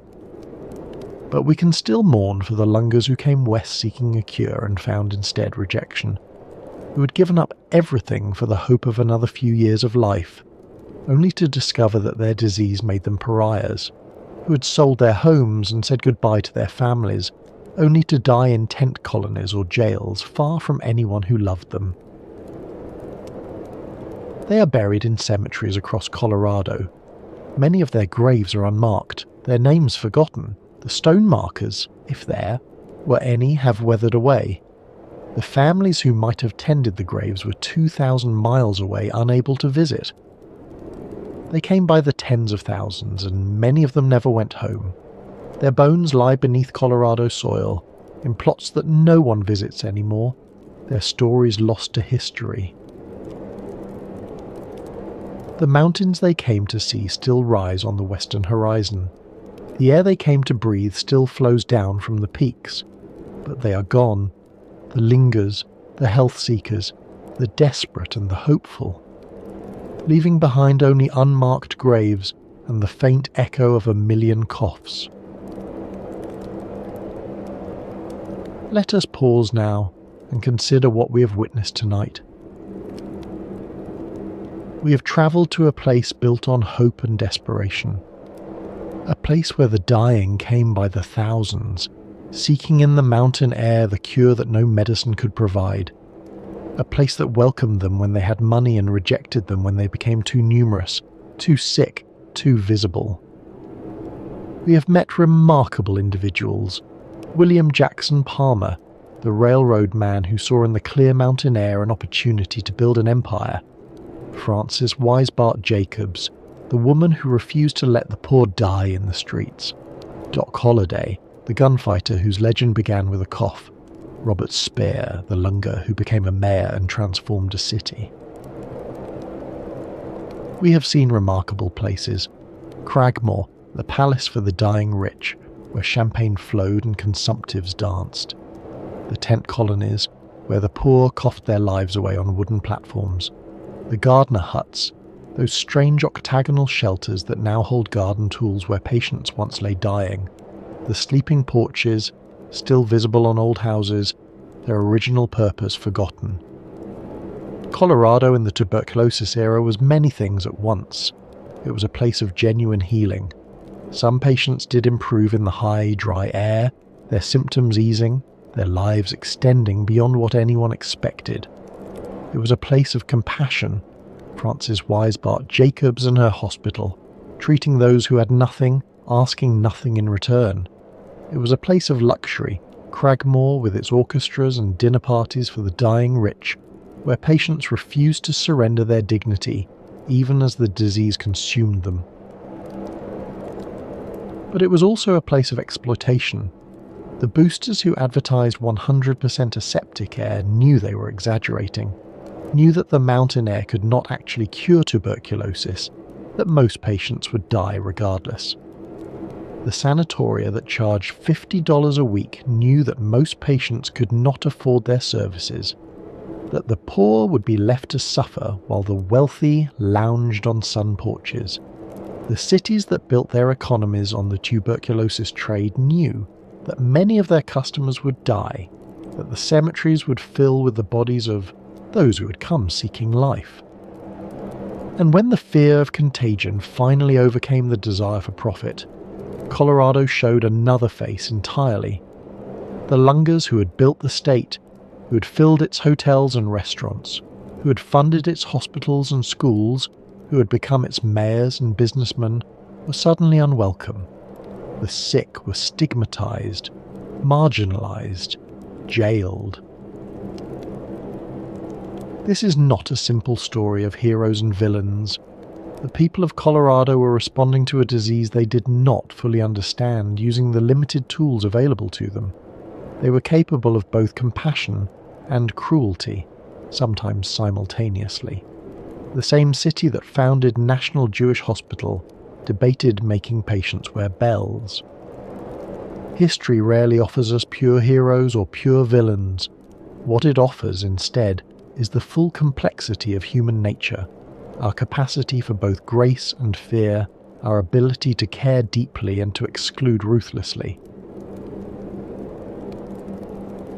We know now what the doctors of the 1890s did not know. The mountain air could not cure tuberculosis. This is not to say that the climate was entirely without benefit. The dry air of Colorado was genuinely healthier than the humid, polluted air of the eastern cities. Patients who left the crowded tenements for the open spaces of the West were removing themselves from constant exposure to the bacillus. They were breathing cleaner air, eating better food, getting more rest. All of these factors could in some cases give the immune system a better chance to fight the infection. And the sunshine, that constant Colorado sunshine, may have had some modest therapeutic effect. We know now that sunlight helps the body produce vitamin D, which plays a role in immune function. We know that ultraviolet light can kill bacteria on surfaces. The doctors of the era did not understand these mechanisms, but they observed that patients seemed to do better in sunny climates. But none of this could cure tuberculosis. The bacillus, once established in the lungs, continued its slow destruction regardless of altitude or climate. A patient might feel better in Colorado, a patient might live longer in Colorado, but the disease remained, biding its time, waiting for the moment when the body's defences would finally fail. The true cure came not from geography, but from science. In 1943, at Rutgers University in New Jersey, a microbiologist named Selman Waxman and his graduate student Albert Schatz isolated a compound from soil bacteria. They called it streptomycin, and when they tested it against tuberculosis, the disease that had killed millions, that had built and destroyed towns, that had sent 20,000 people a year to Colorado, the bacteria died. For the first time in human history, there was an effective treatment for tuberculosis, a drug that could actually kill the bacillus, that could save patients who would otherwise have died, that could end the scourge that had haunted humanity since the dawn of civilization. Streptomycin was not perfect. It had side effects. It did not work for all patients, but it worked often enough and well enough that the sanatorium industry collapsed almost overnight. The patients who had filled the hotels and tent colonies simply stopped coming. Why travel 2,000 miles to breathe mountain air when a pill could actually kill the disease? Why spend years lying on a cure porch when a course of antibiotics could accomplish the same thing in months? By the 1950s, other antibiotics had joined streptomycin in the fight against tuberculosis. Isoniazid, rifampicin, pyrazinamide, a whole arsenal of drugs that could attack the bacillus from multiple angles. The cure rate climbed, the death rate fell, and the sanatoria emptied. By the 1960s, most of the sanatoria had closed. Some were converted to other purposes. Cragmore became a university, Glockner became a hospital, others became resorts or office buildings. Others were simply abandoned, their cure porches empty, their patient registries closed forever. The gardener huts were sold off to become garden sheds and playhouses. The sleeping porches were enclosed and converted to bedrooms. The TB houses of Montclair became ordinary family homes, their original purpose forgotten by the new owners. Tuberculosis, which had shaped the very identity of Colorado, became a historical curiosity, a strange chapter in the state's past, interesting to historians and few others. The disease had not been defeated by the mountain air.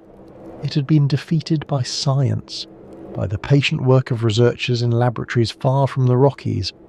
The cure that Colorado had promised for decades was finally delivered, but by Rutgers University, not by Pikes Peak.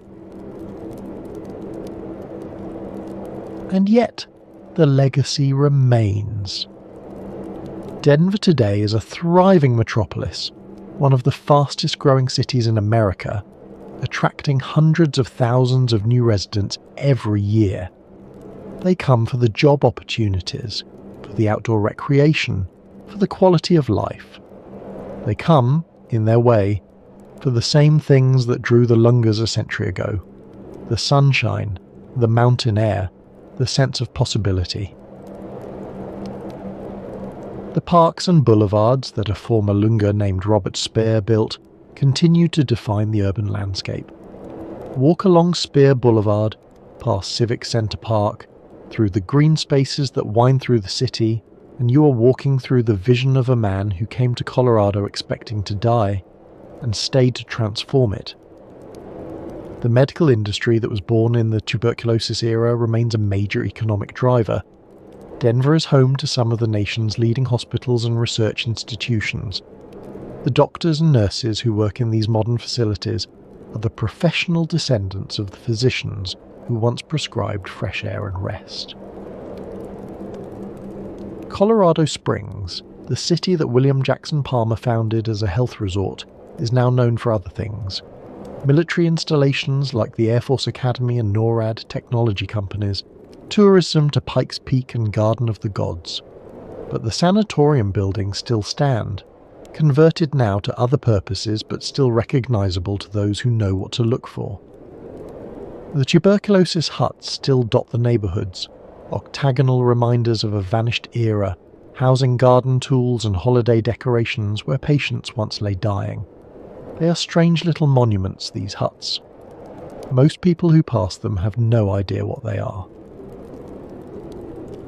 And National Jewish Health, the hospital that Francis Weisbart Jacobs dreamed of, continues to operate on its original campus in East Denver.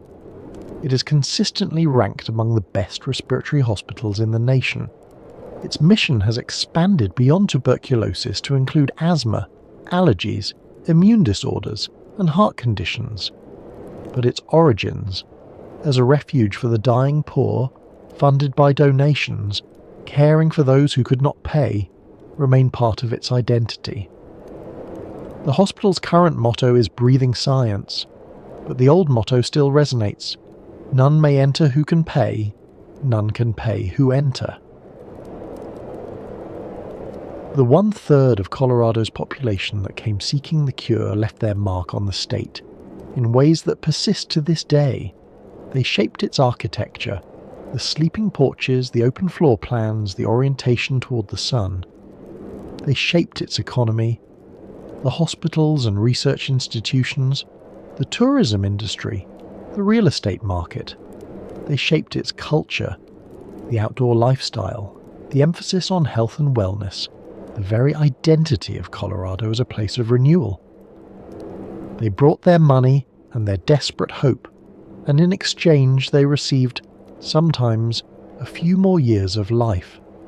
Some recovered and became pillars of their new communities. Others died quickly, barely unpacking their trunks before the disease claimed them. Most fell somewhere in between, living out their remaining days in the thin mountain air, watching the peaks change colour with the seasons. Many of them never went home. They are buried in Colorado cemeteries, in Denver and Colorado Springs, in Glenwood Springs and Leadville, in small towns throughout the state. Their names are carved on headstones that weather a little more each year. Their stories are mostly forgotten. They came from everywhere, from the tenements of New York and the row houses of Philadelphia, from the mansions of Boston and the farms of Ohio. Rich and poor, young and old, desperate and hopeful, they ended their journeys here, in the shadow of the mountains, and here they remain. What does the tuberculosis migration teach us about ourselves? Perhaps this, that human beings, faced with death, will try almost anything. They will sell their homes, they will leave their families, they will travel thousands of miles into an uncertain future. They will breathe cold mountain air through damaged lungs, hoping that geography might accomplish what medicine cannot. This is not foolish. It is profoundly human.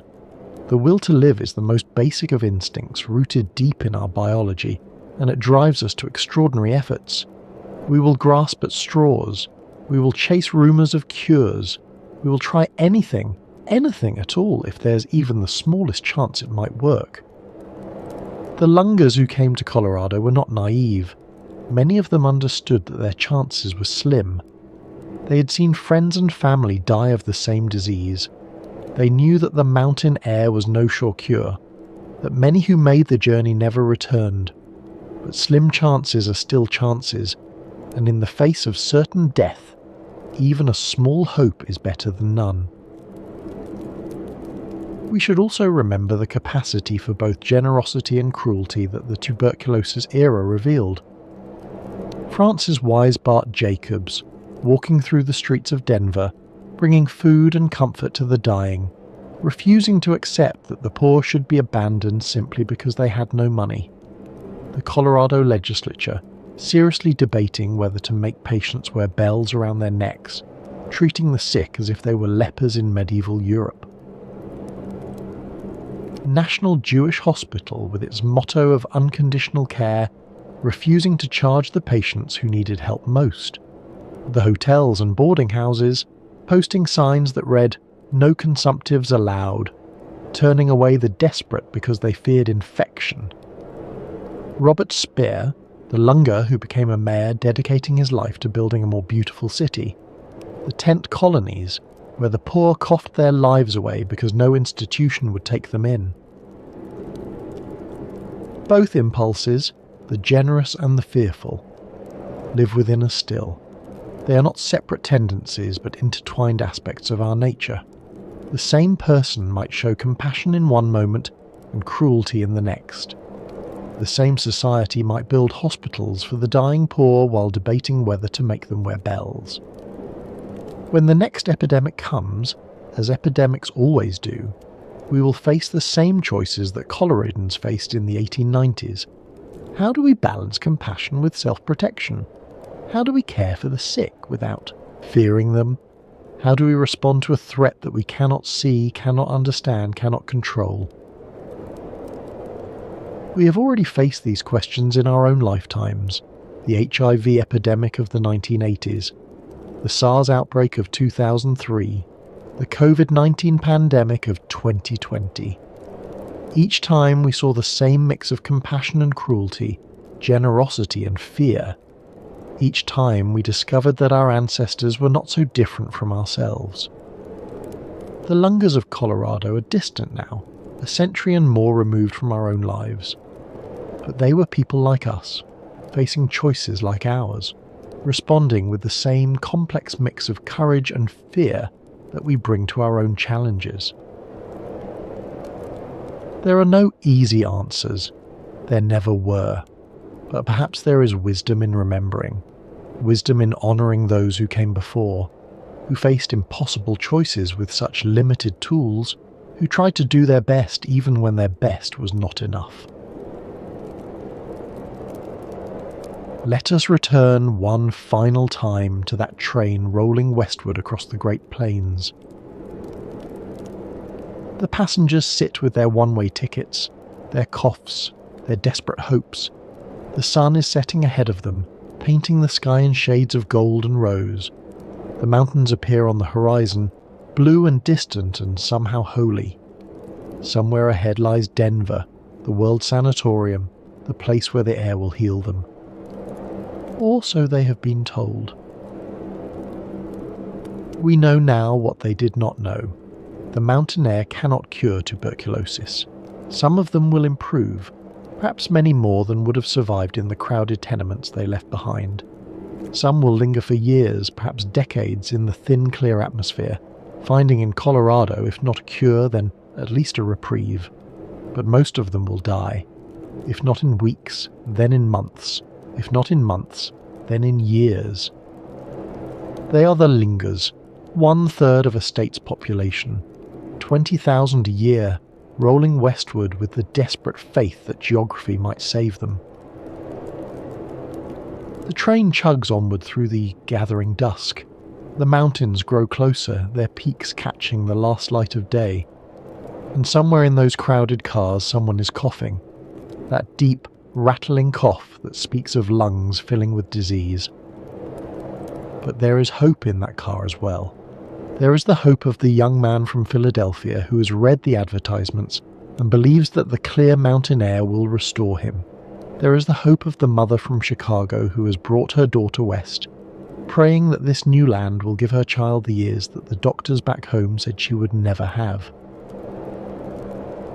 There is the hope of the businessman who has sold everything he owns to make this journey, betting his entire fortune on the chance that he might live long enough to rebuild it.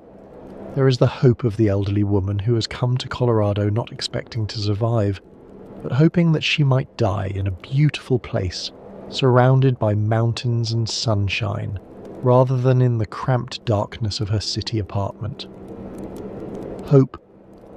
That is what the Lungers carried with them, more precious than any luggage, more sustaining than any medicine. Hope that the air would heal them, hope that tomorrow would be better than today, hope that death, if it came, would be gentle.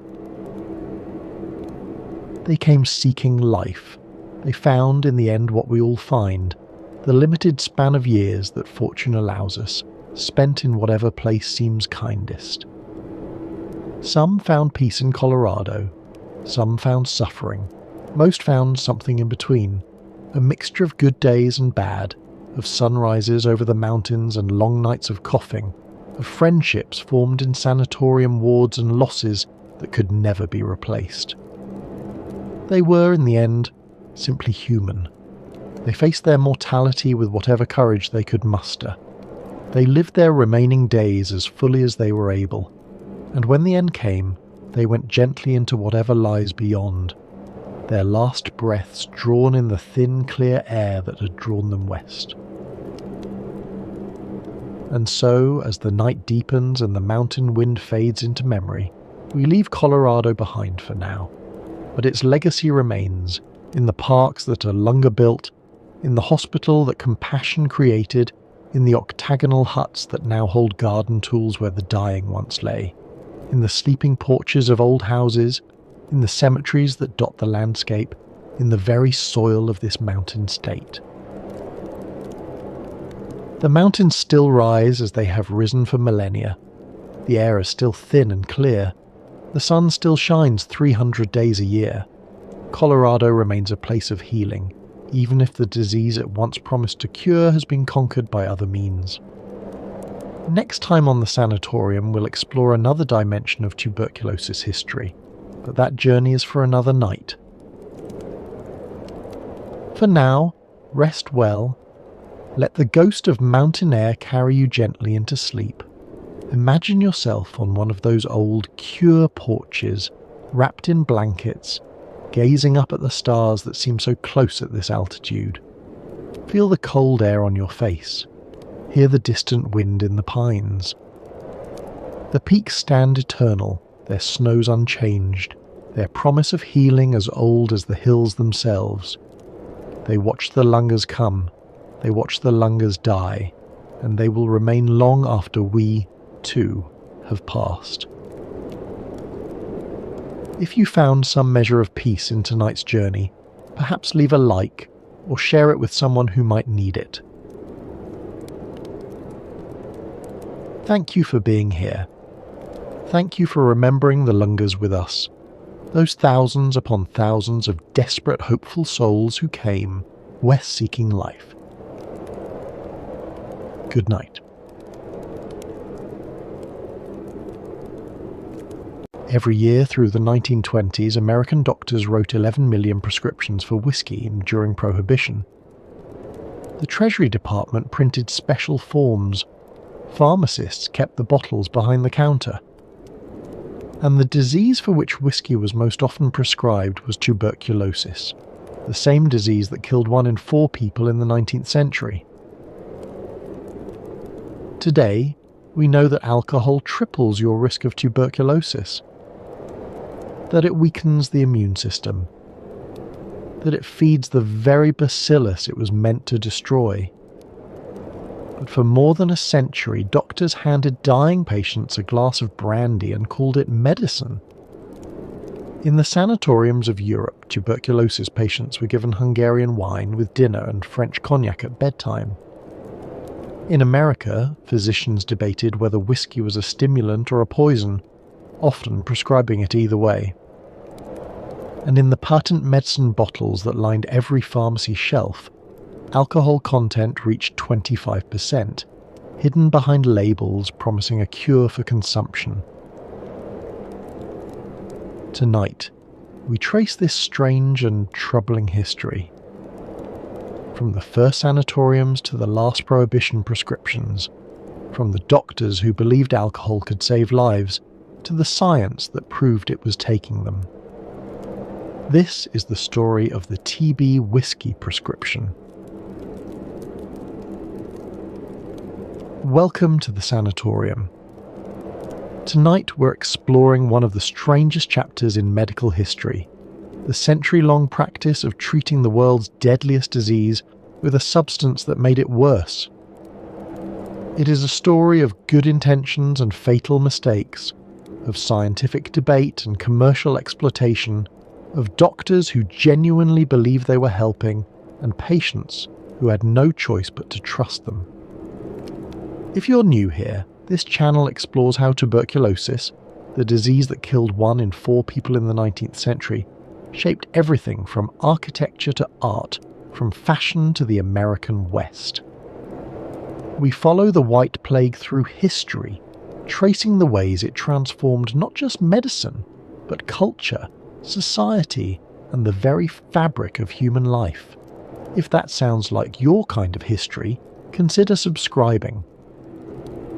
This episode takes us through the grand sanatoriums of the Swiss Alps and the German Highlands, through American pharmacies during Prohibition, and into the laboratories where scientists finally understood what alcohol does to the human body fighting tuberculosis.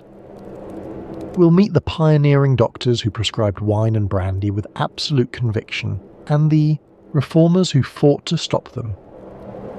We'll follow the trail of prescriptions and patent medicines, of medical debates and desperate patients. Now, settle in, find a comfortable position, let your breathing slow. We have a long journey ahead, through candlelit sick rooms and gaslit pharmacies, through sanatorium dining halls and temperance meeting halls, through a world where medicine and poison came in the same bottle. Let's begin. Imagine, if you will, a dining hall in the mountains of Silesia, 1875. Through tall windows, the last light of a winter afternoon illuminates snow-covered peaks. The sun has dropped behind the western ridgeline, leaving the sky streaked with amber and rose. Inside, the air is warm, scented with roasted meat and fresh bread. Gas lamps have been lit along the walls, their soft light reflecting off polished wood and white linen. At long tables covered in starched tablecloths, men and women in evening dress lift crystal glasses filled with deep red wine. The men wear dark suits, high collars, carefully trimmed beards. The women wear silk and velvet, their hair pinned up in elaborate arrangements, their faces powdered to conceal their pallor. They are laughing, some of them, making conversation about politics and art and the gossip of distant cities. Others sit quietly, their faces pale, their portions untouched, their eyes fixed on some middle distance that no one else can see. A waiter moves silently between the tables, refilling glasses from bottles of Hungarian Tokay. He is practiced in his work, attentive but unobtrusive, bending close to each glass with the formal precision of a servant in a grand hotel. But this is not a hotel. And these are not ordinary guests. These are patients. Every person in this room has tuberculosis.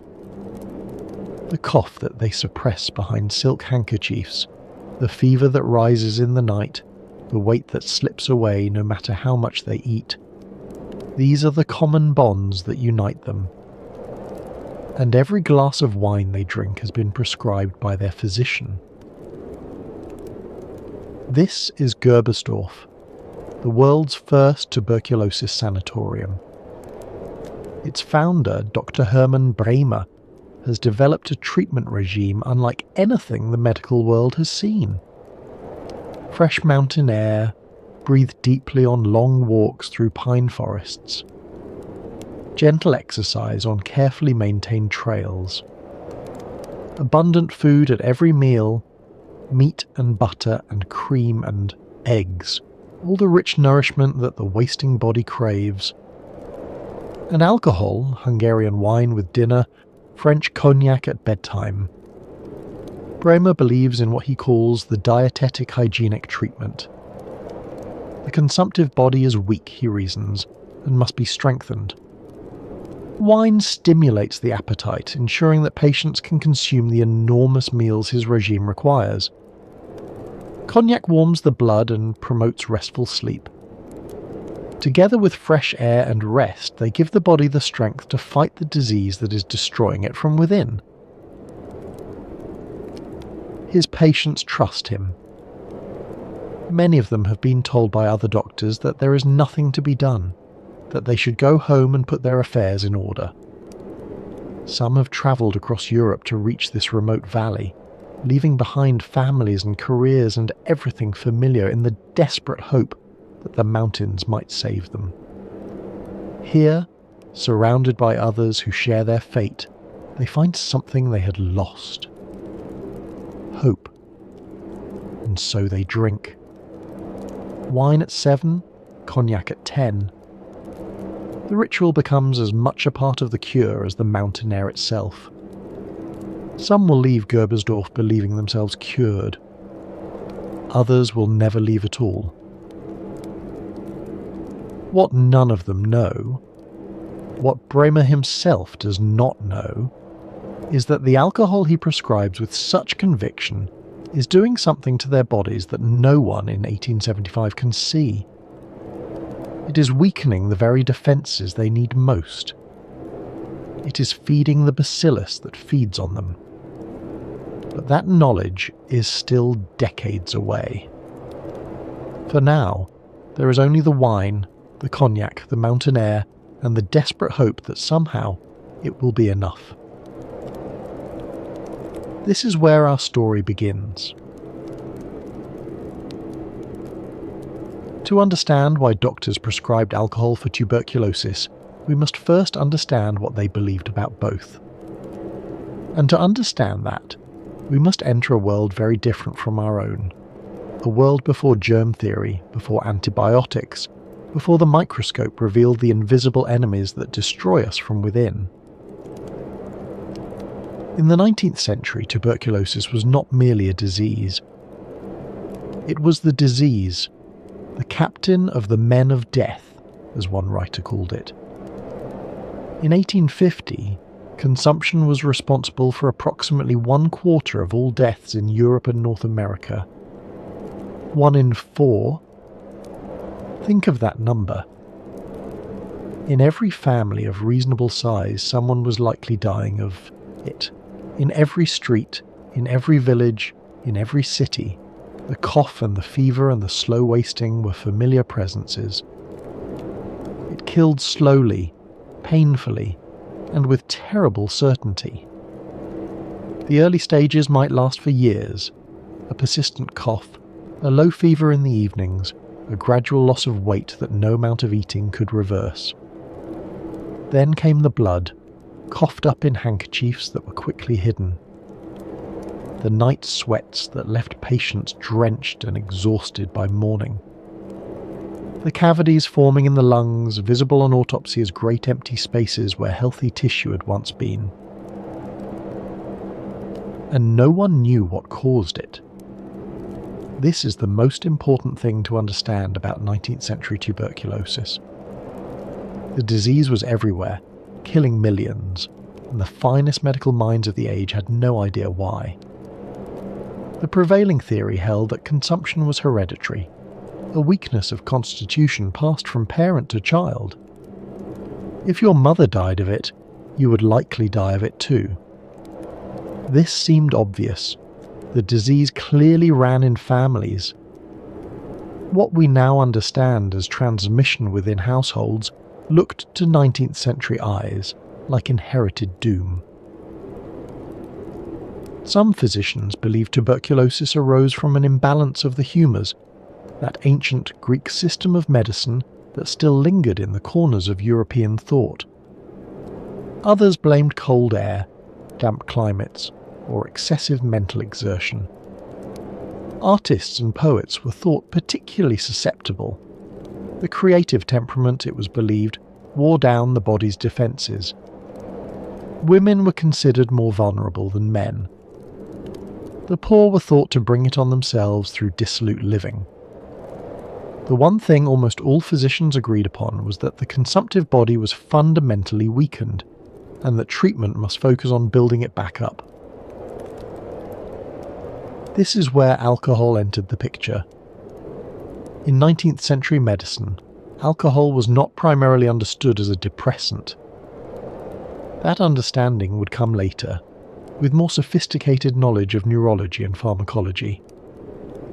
Instead, alcohol was classified as a stimulant, a substance that quickened the pulse, warmed the blood, and gave strength to the failing body. The evidence seemed clear enough. Drink a glass of brandy and you feel warm. Your cheeks flush with colour. Your heart beats faster. Your appetite awakens. These immediate observable effects were taken as proof that alcohol invigorated the system that it provided fuel for the body's vital fires. The word cordial itself comes from the Latin word cor, meaning heart. The cordials prescribed by Victorian physicians were almost always alcoholic, and they were meant to strengthen the heart and the entire circulatory system. Brandy, whiskey, port wine, champagne, each had its particular medical application. Brandy for shock and collapse, port for convalescence and exhaustion, champagne for nausea and fever, whiskey for general debility. Dr. Francis Anstey, one of the most respected physicians of Victorian England, wrote an entire book in 1877 titled On the Uses of Wines in Health and Disease. He was no quack, no peddler of patent medicines. He was the founder and first editor of The Practitioner, one of Britain's leading medical journals. He had studied the effects of alcohol carefully, experimentally, scientifically, at least by the standards of his day. Anstey recommended that healthy adults drink up to a bottle of light wine every day. This was not indulgence, this was medical advice, published in respected venues followed by respectable people. For the sick, he prescribed even more. Port wine for exhaustion, champagne for fevers, brandy for shock. The Duke of Northumberland donated large quantities of fine sherry to the Westminster Hospital, and Anstey and his colleagues dispensed it to patients with the same confidence they might have given to any other medicine. And for tuberculosis, for the wasting disease that left patients pale and thin, with racing hearts and night sweats and that terrible cough, alcohol seemed almost logically necessary. If the body was wasting away, it needed building up. If the appetite was failing, it needed stimulating. If the patient was cold, they needed warming. If the vital forces were flagging, they needed quickening. Alcohol did all of these things. Or at least, it seemed to. In 1882, everything changed, and nothing changed.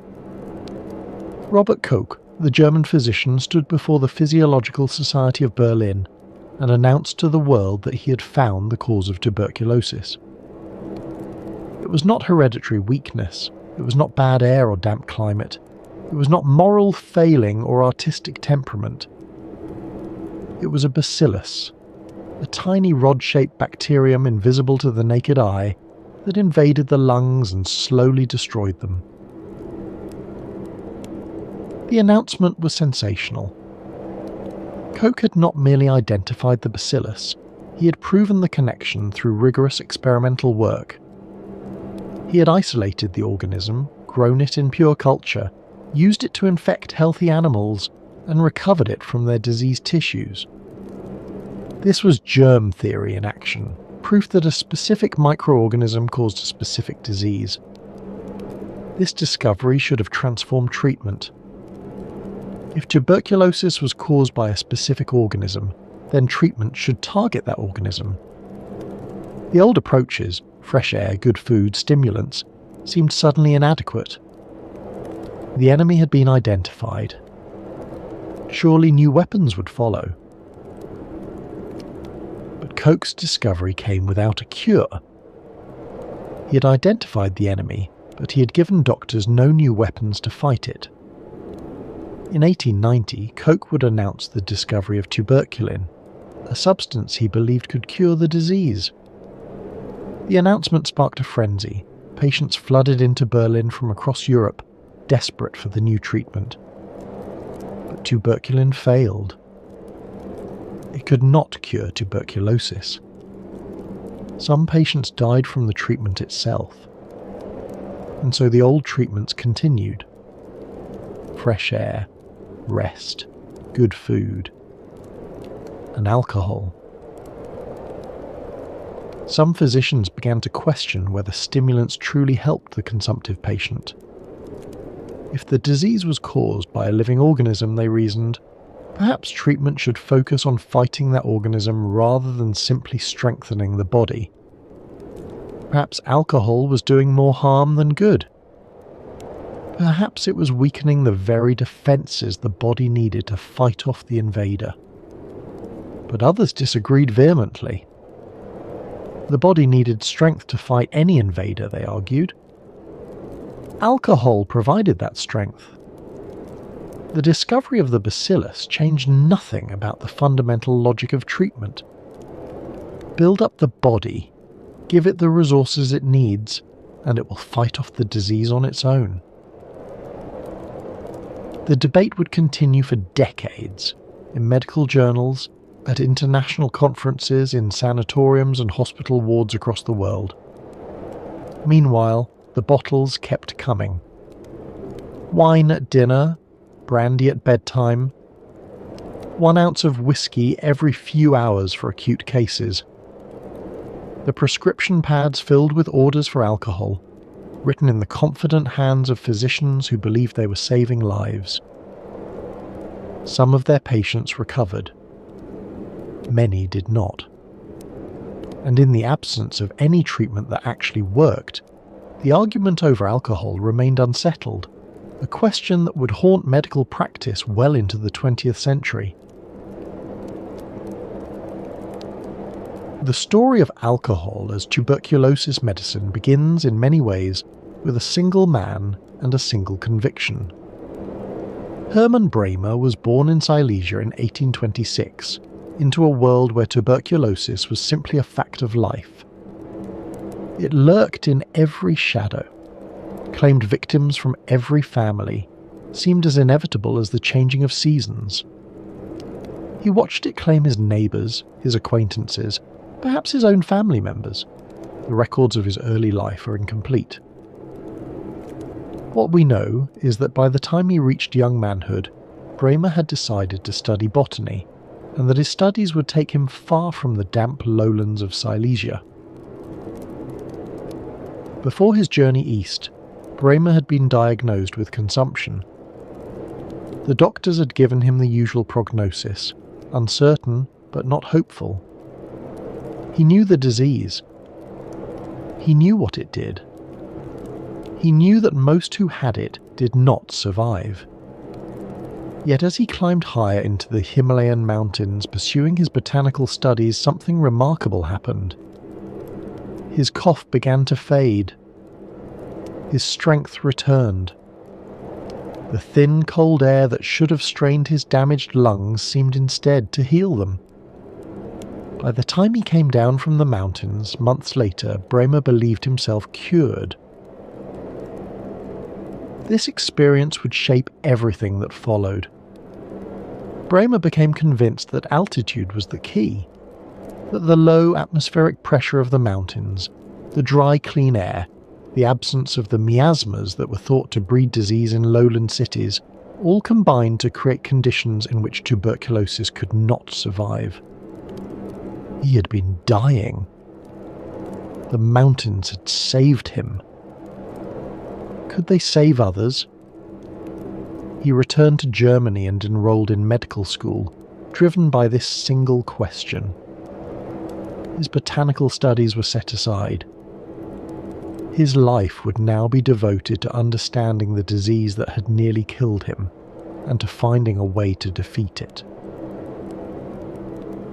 His doctoral dissertation, submitted in 1854, bore a revolutionary title: Tuberculosis is a curable disease. At a time when most physicians considered consumption a death sentence, Bremer argued that it could be defeated, not through medicines or surgery, but through what he called the dietetic hygienic approach. The elements of his treatment were simple: clean mountain air, regulated exercise, abundant nutrition, and alcohol. Why alcohol? Bremer's reasoning followed the medical logic of his time, but it also drew on his personal experience.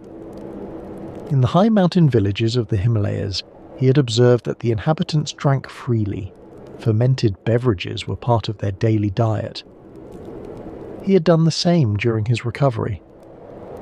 The alcohol, he believed, had stimulated his appetite, warming him against the mountain cold, helping his body take in the nourishment it needed to fight the disease.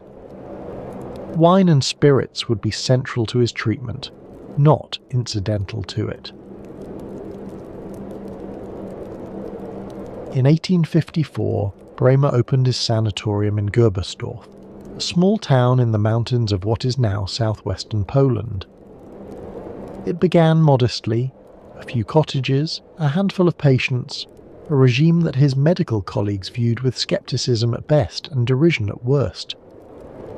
The established medical profession did not take kindly to an unknown country doctor, claiming he could cure the incurable.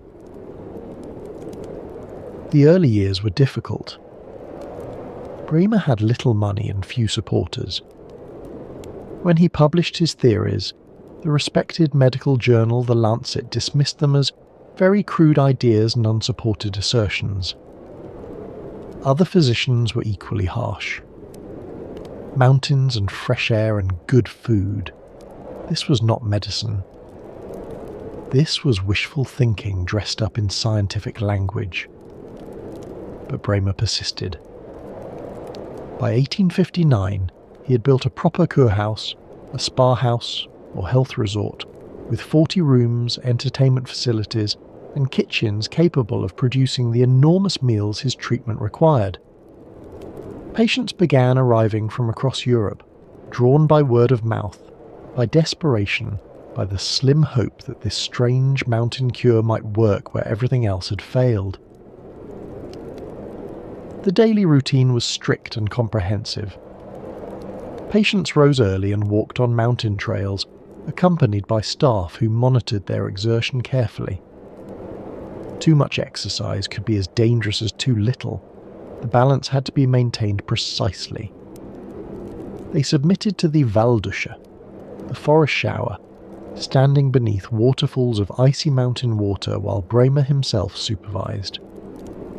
The shock of the cold water, he believed, stimulated the body's vital forces. And they ate. My God, how they ate! Breakfast, lunch, dinner. Each meal was enormous, designed to restore the weight that consumption had stolen from them. Meat and butter and cream and eggs. Rich sauces and heavy pastries. The goal was to overwhelm the wasting process with sheer abundance of nourishment. At dinner, they drank. Hungarian Tokay was Bremer's wine of choice, a rich, sweet wine from the volcanic hills of Hungary, believed to have particular restorative properties. Tokay was expensive, prestigious, associated with the courts of European royalty. For patients who had been given up for dead, drinking it felt like a return to civilized life, a statement that they were still people of refinement and taste. At bedtime, French cognac. The cognac warmed them against the mountain cold, promoted sleep, and, Bremer believed, continued the work of stimulation through the night. The alcohol was not incidental to the treatment, it was central to it. Bremer prescribed it as deliberately as he prescribed the mountain walks or the cold showers. Wine stimulated the appetite, ensuring patients could consume the massive amounts of food his treatment required. Cognac warmed the blood and promoted restful sleep. Together, they provided what he called stimulation, a quickening of the vital forces that he believed necessary to fight the disease. And the results seemed to vindicate him. By 1869, Bremer had compiled statistics that seemed remarkable. He had treated 958 patients. Only 4.8% had died, a mortality rate far below what other physicians were reporting. In an era when tuberculosis was considered a death sentence, Bremer appeared to be saving nearly 95% of his patients. Word spread through the medical world. something remarkable was happening in the mountains of Silesia. Physicians who had dismissed Bremer's ideas began to reconsider. Patients who had been given no hope began making the journey to Gerbersdorf. By the 1870s, the sanatorium had grown to 300 beds, and similar institutions were beginning to appear across Europe. But there were problems with Bremer's statistics that he either did not see or chose not to acknowledge. First, his patients were not representative of all tuberculosis sufferers. They were, for the most part, people of means, wealthy enough to afford months of treatment at a private sanatorium, healthy enough to make the journey to the mountains in the first place. The desperately ill, the very poor, those in the advanced stages of the disease, these patients never arrived at Gerbersdorf. Bremer was treating a selected population, and his results reflected that selection. Second, his definition of success was generous. A patient who left the sanatorium feeling better, who had gained weight and stopped coughing, was counted as improved, or even cured. But tuberculosis is a disease of remissions and relapses. Patients who seem to recover might fall ill again months or years later. Bremer did not systematically track his patients after they left. He did not know how many of his cures eventually died of the disease elsewhere. Third, and most fundamentally, he had no control group. In modern medical research, we compare treatments to placebos or to alternative treatments to isolate the effect of what we're studying. Bremer compared his results to the general mortality of tuberculosis patients, but those patients were different in countless ways from his own. The mountain air, the rest, the food, the alcohol. Which of these was helping? Were any of them helping? Or were his patients simply those who would have recovered anyway? These questions were not seriously asked at the time. The science of clinical trials, of controlled experiments, of statistical analysis in medicine, these were all in their infancy. Bremer had numbers that looked impressive, and that was enough. What Bremer did not know, what no one knew, was that his statistics were incomplete in another way entirely. Many of the patients who left Gerbersdorf improved would relapse within months. The disease had not been cured, it had merely paused. The bacillus remained in their lungs, dormant perhaps, but not defeated. And when it awakened, they died, far from the mountains, uncounted in Bremer's triumphant statistics. And the alcohol that Bremer prescribed so confidently was doing something to their immune systems that would not be understood for another century. Among Bremer's patients in the early 1870s was a young physician named Peter Detweiler. Detweiler had come to Gerbersdorf not as a doctor, but as a dying man. Tuberculosis had taken hold of him, and he sought the mountain cure that was beginning to gain fame across Europe. Under Bremer's care he recovered, or seemed to recover, and in his gratitude and fascination he stayed on as Bremer's assistant. But Detweiler was not content to simply replicate his mentor's methods. He observed, he questioned, he modified. Where Bremer emphasized exercise, the long walks, the cold showers, the active building up of the body, Detweiler came to believe that rest was more important. The consumptive body was exhausted, he reasoned. It needed to conserve its energy for the fight against the disease. Exercise might feel invigorating, but it depleted resources that were desperately needed elsewhere. Where Bremer sent patients on long walks through the forest, Detweiler had them lie still on specially designed reclining chairs, wrapped in blankets, breathing the mountain air without exertion. In 1876, Detweiler left Gerbersdorf to found his own sanatorium at Falkenstein, in the Taunus Mountains near Frankfurt. Here, he developed what would become known as the Liegecure, the lying cure. Patients spent their days on balconies and in specially built Lieghallen, lying halls, reclining on chaise longues from morning to night. The image became iconic.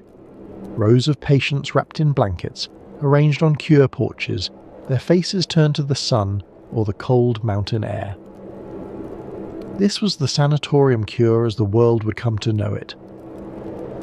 This was the template that Thomas Mann would immortalise in The Magic Mountain.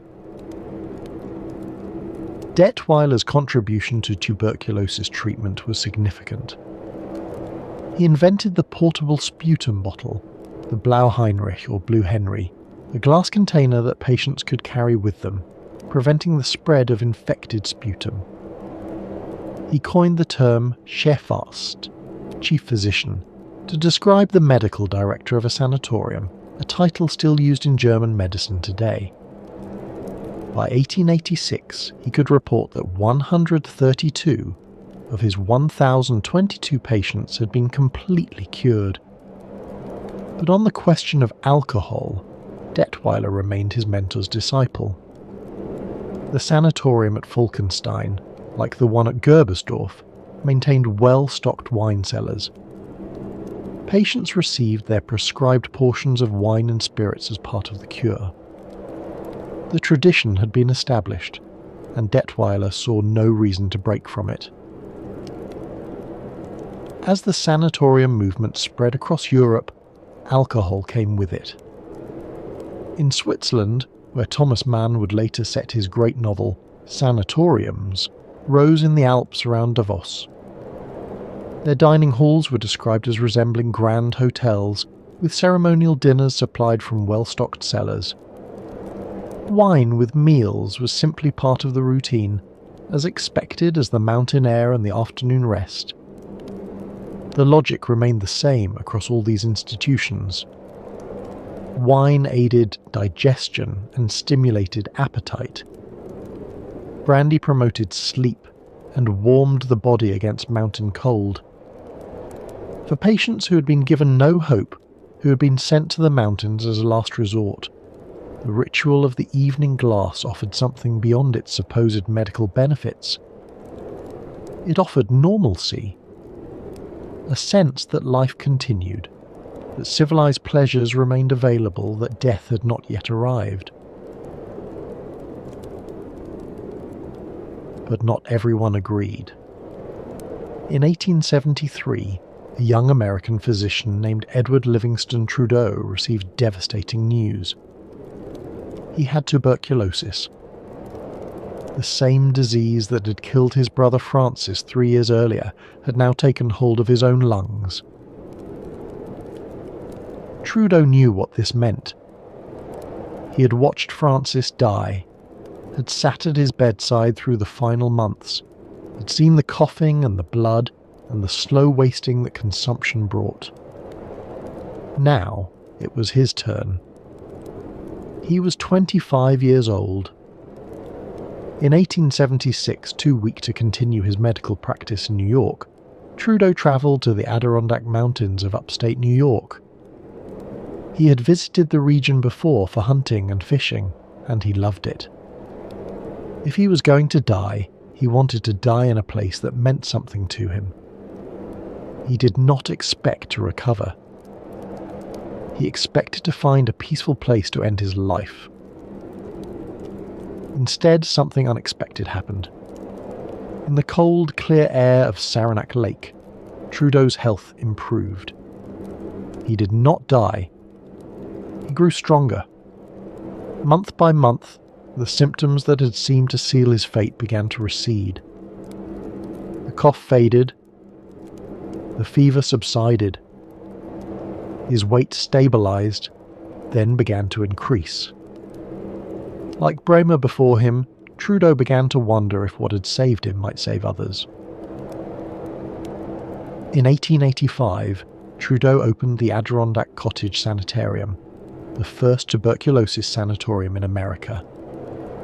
He had studied the European model carefully, reading the works of Bremer and Detweiler, corresponding with physicians across the Atlantic. His treatment would follow their principles: fresh air, rest, abundant food.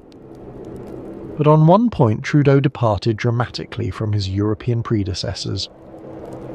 At Saranac Lake there would be no wine cellars, no brandy at bedtime, no Hungarian Tokay with dinner. Trudeau maintained what one historian described as a strict code of personal behaviour that prohibited drinking, smoking and cursing. His patients ate several large meals a day, drank at least 3 glasses of milk, and followed a rigorous schedule of rest and graduated exercise. But alcohol was forbidden. Why did Trudeau reject what his European colleagues accepted? The historical record does not give us a definitive answer. Perhaps he was influenced by the temperance movement that was gaining strength in America during this period. Perhaps he observed something in his patients that made him doubt alcohol's benefits. Perhaps it was simply a matter of personal conviction. Trudeau was known to be a man of strong moral principles. What we know is that Trudeau's approach worked, or at least worked as well as any treatment of the era. The Adirondack Cottage Sanatorium became famous, attracting patients from across America and beyond. By the 1890s, the medical profession was at war with itself over alcohol. The battleground was not just tuberculosis. It was the entire question of whether alcohol had any legitimate place in medical treatment at all. But tuberculosis, as the deadliest disease of the age, became one of the most contested territories. On one side stood physicians like James Barr, who in 1905 addressed the British Medical Association with specific recommendations for alcoholic treatments. Champagne for bilious patients who had vomited. Port wine for long convalescence. Brandy for cases of shock. These were not folk remedies. They were the considered opinions of respected medical men, published in the most prestigious journals of the day. The evidence they cited was clinical experience. At Belvedere Hospital in Glasgow during the typhus epidemic of 1861 and 62, physicians had administered over 62,000 ounces of wine, 8,000 ounces of whiskey, and 2,000 ounces of brandy. Patients had recovered. The alcohol, they believed, had helped. On the other side stood a growing coalition of skeptics, reformers, and temperance advocates. The British Medical Temperance Association, founded in 1876, was composed entirely of physicians who had sworn off alcohol entirely. By 1898, its membership had reached nearly 900 practitioners. These doctors argued that alcohol's apparent benefits were illusory. Yes, it warmed the skin, but only by drawing blood away from the vital organs. Yes, it seemed to stimulate appetite, but it also disrupted digestion. Yes, it promoted sleep, but the sleep it produced was not truly restorative. And increasingly, they argued that alcohol might actually weaken the body's defences against disease. The international congresses against alcoholism, held throughout Europe in the late 19th century, made tuberculosis a central topic. Delegates presented research suggesting that heavy drinkers were more susceptible to consumption than abstainers. They pointed to the high rates of tuberculosis in professions associated with alcohol: brewery workers, bartenders, winemakers. Was this coincidence, or was there a causal relationship? What neither side had was definitive proof. The science of immunology was still in its infancy. No one yet understood how the body fought infection at the cellular level. No one could explain exactly what alcohol did to the alveolar macrophages, the immune cells in the lungs that served as the first line of defense against tuberculosis. That knowledge would not come for another century. And so the debate continued, unresolved. In some sanatoriums, patients drank wine with their meals. In others, alcohol was strictly forbidden. Individual physicians made their own choices based on their own convictions. And patients, desperate, dying, hoping for any cure, took whatever their doctors prescribed. The question would not be settled by the medical profession. It would be settled, in the strangest way imaginable, by the United States Congress. By a constitutional amendment that banned alcohol entirely and created a loophole that would make medicinal whiskey more common than ever. On January 17, 1920, the 18th Amendment to the United States Constitution took effect. The manufacture, sale, and transportation of alcoholic beverages became illegal across the entire nation. Saloons closed their doors. Breweries shuttered their operations. Distilleries went dark. An entire industry, as billions of dollars, hundreds of thousands of jobs, disappeared overnight. Legally, at least. The temperance movement had won.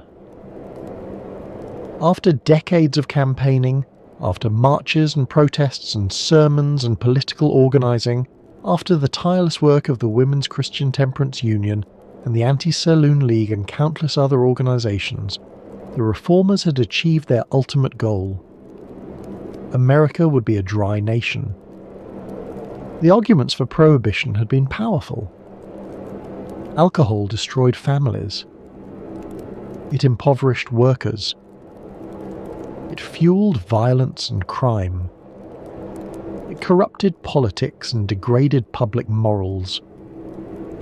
The saloon was an institution of vice, a place where men squandered their wages while their wives and children went hungry. Eliminating alcohol, the reformers believed, would eliminate these evils. But the Volstead Act, the legislation that enforced the 18th Amendment, contained exceptions. Alcohol could still be produced and consumed for religious sacraments. Wine for communion, brandy for certain Jewish ceremonies. Churches across America applied for permits to acquire sacramental wine, and some congregations grew suspiciously large during Prohibition. And alcohol could still be prescribed by physicians for medical purposes. This loophole had been controversial from the beginning. The American Medical Association, which had voted in 1917 to support Prohibition, declaring that alcohol had no scientific value as a tonic or stimulant, now found itself in an awkward position. Its official stance was that alcohol was medically useless, but the law still permitted doctors to prescribe it. The irony was staggering. In 1916, just 1 year before the AMA vote, whiskey and brandy had been removed from the Pharmacopoeia of the United States of America, the official list of scientifically approved medicines. The medical establishment had declared in essence that alcohol had no legitimate therapeutic use. And yet here it was, written into federal law. Physicians could prescribe alcohol for medical purposes. The question was not whether they would use this authority. The question was how many of them would use it, and for what. Within months of Prohibition's start, a system emerged. The Treasury Department, which was responsible for enforcing the Volstead Act, issued special numbered and watermarked prescription pads to licensed physicians. Each form allowed a patient to obtain up to 1 pint of liquor, usually whiskey, every 10 days.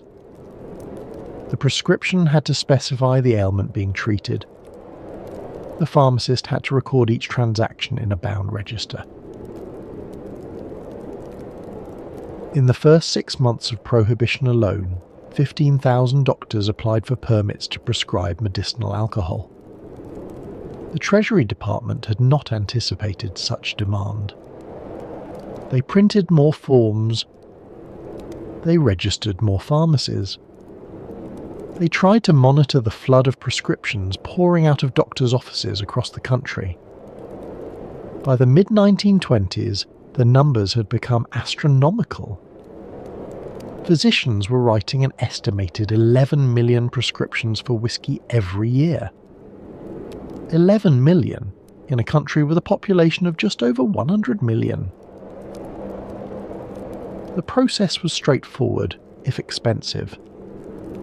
A patient would visit their doctor, complaining of whatever ailment seemed most likely to justify a whiskey prescription. The doctor would examine them, or perhaps merely listen to their complaint, and write out the official Treasury form.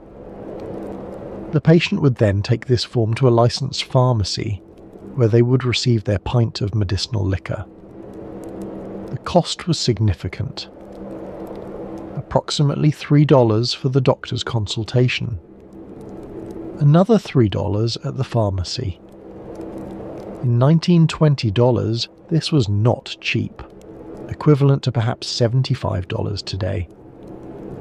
But for those who wanted legal alcohol, it was the only option. And the ailments for which whiskey was most commonly prescribed: cancer, heart disease, depression, high blood pressure, pneumonia, and tuberculosis. The same disease that had filled the wine cellars of European sanatoriums was now generating prescription slips in doctors' offices across America. The rationale had not changed. Alcohol was a stimulant. It strengthened the failing body. It helped fight off disease. The fact that the AMA had officially declared this rationale invalid did not seem to matter. Doctors kept prescribing. Patients kept drinking. In 1922, the AMA conducted a survey of its members. The results were revealing and embarrassing. Despite having voted just 5 years earlier that alcohol had no scientific value as a stimulant or tonic, 51% of responding physicians now said they believed in the therapeutic efficacy of whiskey. The official position and the actual practice had diverged dramatically. How did this happen? How did thousands of physicians reverse themselves on a question they had supposedly settled? Some of the change may have been genuine reconsideration. The 1917 vote had been contentious. Not all physicians had agreed. Perhaps the dissenters were simply making their voices heard now that the question had practical consequences. Some may have been rationalization, doctors justifying a profitable practice by rediscovering alcohol's supposed benefits. A physician who wrote 50 whiskey prescriptions a week could earn an additional $150 in consultation fees. In an era when a typical doctor's income was perhaps $5,000 a year, this was significant money. It would be natural to find reasons to believe in the treatment you were prescribing. And some was undoubtedly cynical exploitation. The Prohibition era was rife with physicians who ran what amounted to prescription mills, writing whiskey scripts for anyone who walked through the door with $3 in their pocket. They did not examine their patients. They did not believe in the treatment. They simply wrote prescriptions and collected fees. The Treasury Department tried to crack down. They limited the number of prescriptions a physician could write. They investigated doctors who seemed to be running mills. They revoked permits from the most egregious offenders. But the demand was too great, and the loophole too large to be effectively controlled. Note: from here forward, no more visual cues. Video switches to ambient loop for sleep optimization. The drugstore chain, Walgreens, expanded from 20 stores to 525 during the 1920s. Company legend attributed this growth to the introduction of malted milkshakes at its soda fountains. Historians have suggested that medicinal alcohol sales may have played a more significant role. Whether the doctors who prescribed whiskey for tuberculosis genuinely believed in its efficacy, or whether they were simply taking advantage of a profitable loophole, is a question that cannot be definitively answered. Probably the answer varied from physician to physician, patient to patient, prescription to prescription. Time was ambiguous. The line between medicine and commerce is never as clear as we might wish. For American tuberculosis sanatoriums, prohibition created a peculiar situation. Unlike the grand European establishments with their wine cellars and ceremonial dinners, most American sanatoriums had already moved away from alcohol as part of treatment. Trudeau's example at Saranac Lake had been influential. The emphasis on rest, fresh air and abundant food, without stimulants, had become the American standard. Milk, not wine, was the beverage of choice. But some institutions still provided alcohol to patients who requested it. Some physicians still believed in its therapeutic value. And now, under prohibition, these practices became legally complicated. Sanatoriums that wished to provide alcohol to patients needed special permits. Their physicians needed to write individual prescriptions for each patient who received it. The paperwork multiplied. The scrutiny increased. Federal agents might inspect the records at any time. For many institutions, the solution was simple: eliminate alcohol entirely. The therapeutic benefits, if any, were not worth the administrative burden. By the 1920s, most American sanatoriums had adopted strict rules prohibiting alcohol on the premises. This represented a significant shift from European practice. While patients at Davos still received wine with their meals, while the sanatoriums of the Black Forest and the Alps maintained their well-stocked cellars, patients at Saranac Lake and its imitators lived under something closer to the temperance ideal. The sanatorium, which had begun as a place where alcohol was prescribed, became a place where it was forbidden. Whether this made any difference to patient outcomes is difficult to say. Tuberculosis remained stubbornly incurable. With or without alcohol, patients either recovered spontaneously or they didn't. The disease followed its own logic, indifferent to the debates that raged around it. Some patients resented the restriction. They had been drinking all their lives. Why should they stop now, when they were sick and miserable and might be dying? The evening glass of wine had been one of the few pleasures remaining to them. Now even that was taken away. If physician-prescribed whiskey was the respectable face of alcohol as tuberculosis treatment, patent medicines were its disreputable shadow. Throughout the 19th century and into the 20th, American pharmacies were lined with bottles promising cures for consumption. Ayer's cherry pectoral, Lane's emulsion, Dr. King's new discovery for consumption. Dozens of others with impressive names and bold claims. Most of them contained significant amounts of alcohol, sometimes as much as 25%, equivalent to a fortified wine. The manufacturers were not required to list their ingredients. The word alcohol rarely appeared on the label. Instead, patients found vague references to natural stimulants or restorative tonics. They drank the medicines faithfully, believing they were taking something medicinal, not realizing they were consuming what amounted to sweetened whiskey. The testimonials were compelling.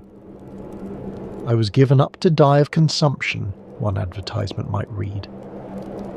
"Then I tried Dr. Smith's miraculous lung tonic. Now I am completely cured." Faces of smiling, healthy-looking people gazed out from newspaper pages and handbills. These people had been saved. You could be saved too. The truth, of course, was different. The cured patients in the testimonials had either recovered spontaneously, as some tuberculosis patients did, or had never had tuberculosis at all. Self-diagnosis was common in an era when medical care was expensive and doctors were scarce. A persistent cough might be consumption, or it might be bronchitis, or a cold that wouldn't go away, or simply the effect of living in a dusty city. The patent medicine worked equally well on all of these because it didn't really work on any of them. What it did do was make people feel better, temporarily. The alcohol warmed them, relaxed them, eased their anxiety about the cough that wouldn't go away. It might even suppress the cough reflex for a while. These effects were real if fleeting. And for people who were desperate, who had no money for doctors, who were looking for any hope at all, they were enough. In 1906, the Pure Food and Drug Act began to change things. Manufacturers were now required to list alcohol and narcotic content on their labels. The most extravagant claims had to be toned down. You could no longer advertise that your product cured tuberculosis if it didn't actually cure tuberculosis. But the medicines themselves remained available, and patients kept buying them. The labels now said contains 18% alcohol, but many patients did not read the labels or did not understand them or did not care. They wanted to believe. And belief, even misplaced belief, was sometimes all they had. As the 1920s gave way to the 1930s, something was changing in how scientists thought about tuberculosis, immunity, and alcohol. The connection between heavy drinking and tuberculosis had been observed for decades.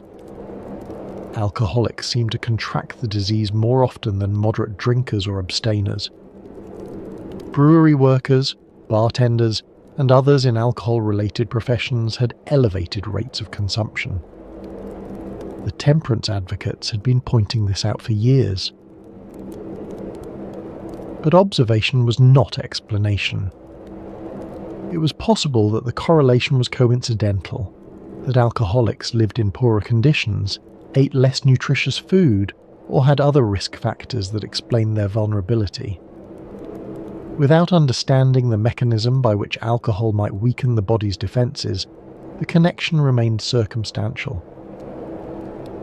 In the early 20th century, researchers began to investigate more systematically.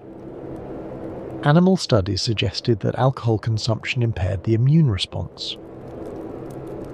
Mice given alcohol showed less resistance to infections than mice kept sober. Rabbits exposed to tuberculosis bacilli were more likely to develop active disease if they had been given alcohol. These findings were preliminary, and they did not immediately transform medical practice. The studies were small. The mechanisms were unclear. And the medical profession, having prescribed alcohol for generations, was not quick to abandon the practice. But the seeds of doubt had been planted. The confident certainty with which Bremer had prescribed Hungarian wine and French cognac was no longer quite so certain. The question that had divided doctors for decades, whether alcohol helped or harmed the tuberculosis patient, was beginning to have an answer. It would take the discovery of effective antibiotics to finally end the debate. When streptomycin arrived in the 1940s, followed by isoniazid and other anti-tubercular drugs, the question of whether alcohol was a good or bad treatment became irrelevant. There was now a treatment that actually worked. The era of stimulants and rescuers was over. But the legacy of the whiskey prescription would linger, time one's, in the attitudes of physicians toward alcohol, in the regulations that still govern prescription drugs, and in the ongoing relationship between alcohol and tuberculosis, a relationship that modern science has finally begun to understand. We now know something that Hermann Bremer and his contemporaries could not have known, something that would have horrified them if they had. The alcohol they prescribed so confidently was systematically destroying their patients' first line of defense against the very disease they were trying to cure. To understand this, we need to understand something about the human lung that 19th century medicine did not know. The lung is not merely a passive organ for breathing. It is not simply a set of bellows that draws in air and pushes it out again. It is an immunological fortress, guarded by specialized cells that stand watch against any invaders that make it past the nose and throat. These guardian cells are called alveolar macrophages. They patrol the tiny air sacs, the alveoli, where oxygen enters the bloodstream and carbon dioxide exits. These are microscopic spaces, invisible to the naked eye, where the barrier between the air we breathe and the blood that sustains us is only a single cell thick. It is a vulnerable place, and the macrophages are its defenders. When a bacterium enters the lungs, when a tuberculosis bacillus rides in on a droplet of infected sputum, expelled by a coughing patient and inhaled by someone nearby, it is the alveolar macrophages that mount the first counterattack. They engulf the invader. They try to destroy it. They send out chemical signals to summon reinforcements from elsewhere in the immune system. This first response is critical. If the macrophages can contain and destroy the bacillus before it establishes a foothold, the infection is defeated. If they cannot, if the bacillus survives, multiplies, spreads, then tuberculosis takes hold. Alcohol impairs these cells. Not subtly, not slightly. Profoundly. Studies conducted in the late 20th and early 21st centuries have revealed the mechanism in devastating detail. Chronic alcohol consumption reduces the number of alveolar macrophages in the lungs. It weakens the ones that remain, making them less efficient at engulfing and destroying bacteria. It disrupts the complex signaling pathways by which these cells communicate with the rest of the immune system. It increases oxidative stress in the alveolar space, creating conditions that favour bacterial growth. In essence, alcohol opens the door and invites the enemy in. The sanatorium patients who raised their glasses of Hungarian wine were, without knowing it, toasting to their own destruction. The research is unambiguous.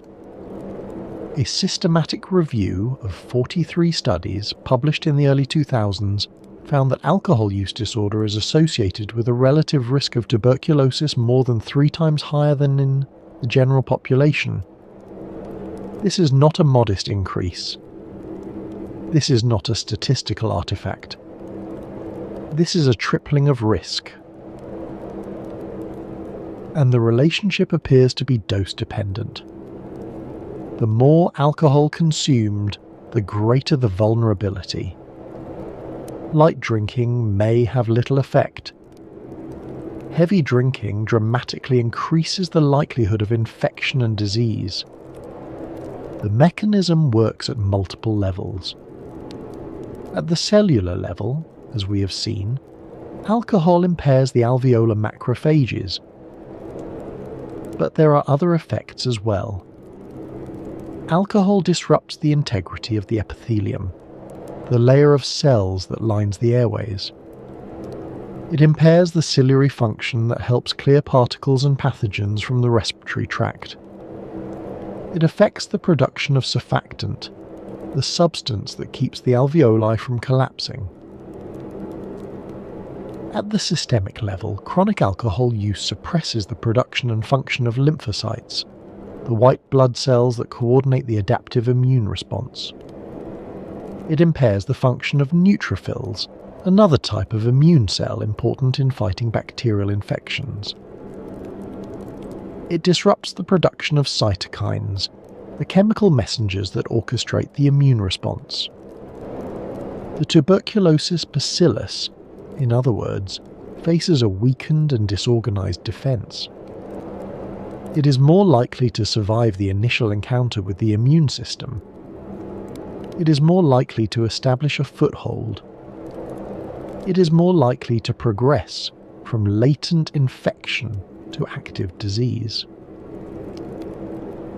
What makes this especially cruel is that the 19th century physicians were not entirely wrong about alcohol's immediate effects.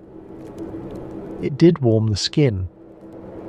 It did stimulate appetite in the short term. It did produce a feeling of well-being, a sense that the body was responding positively.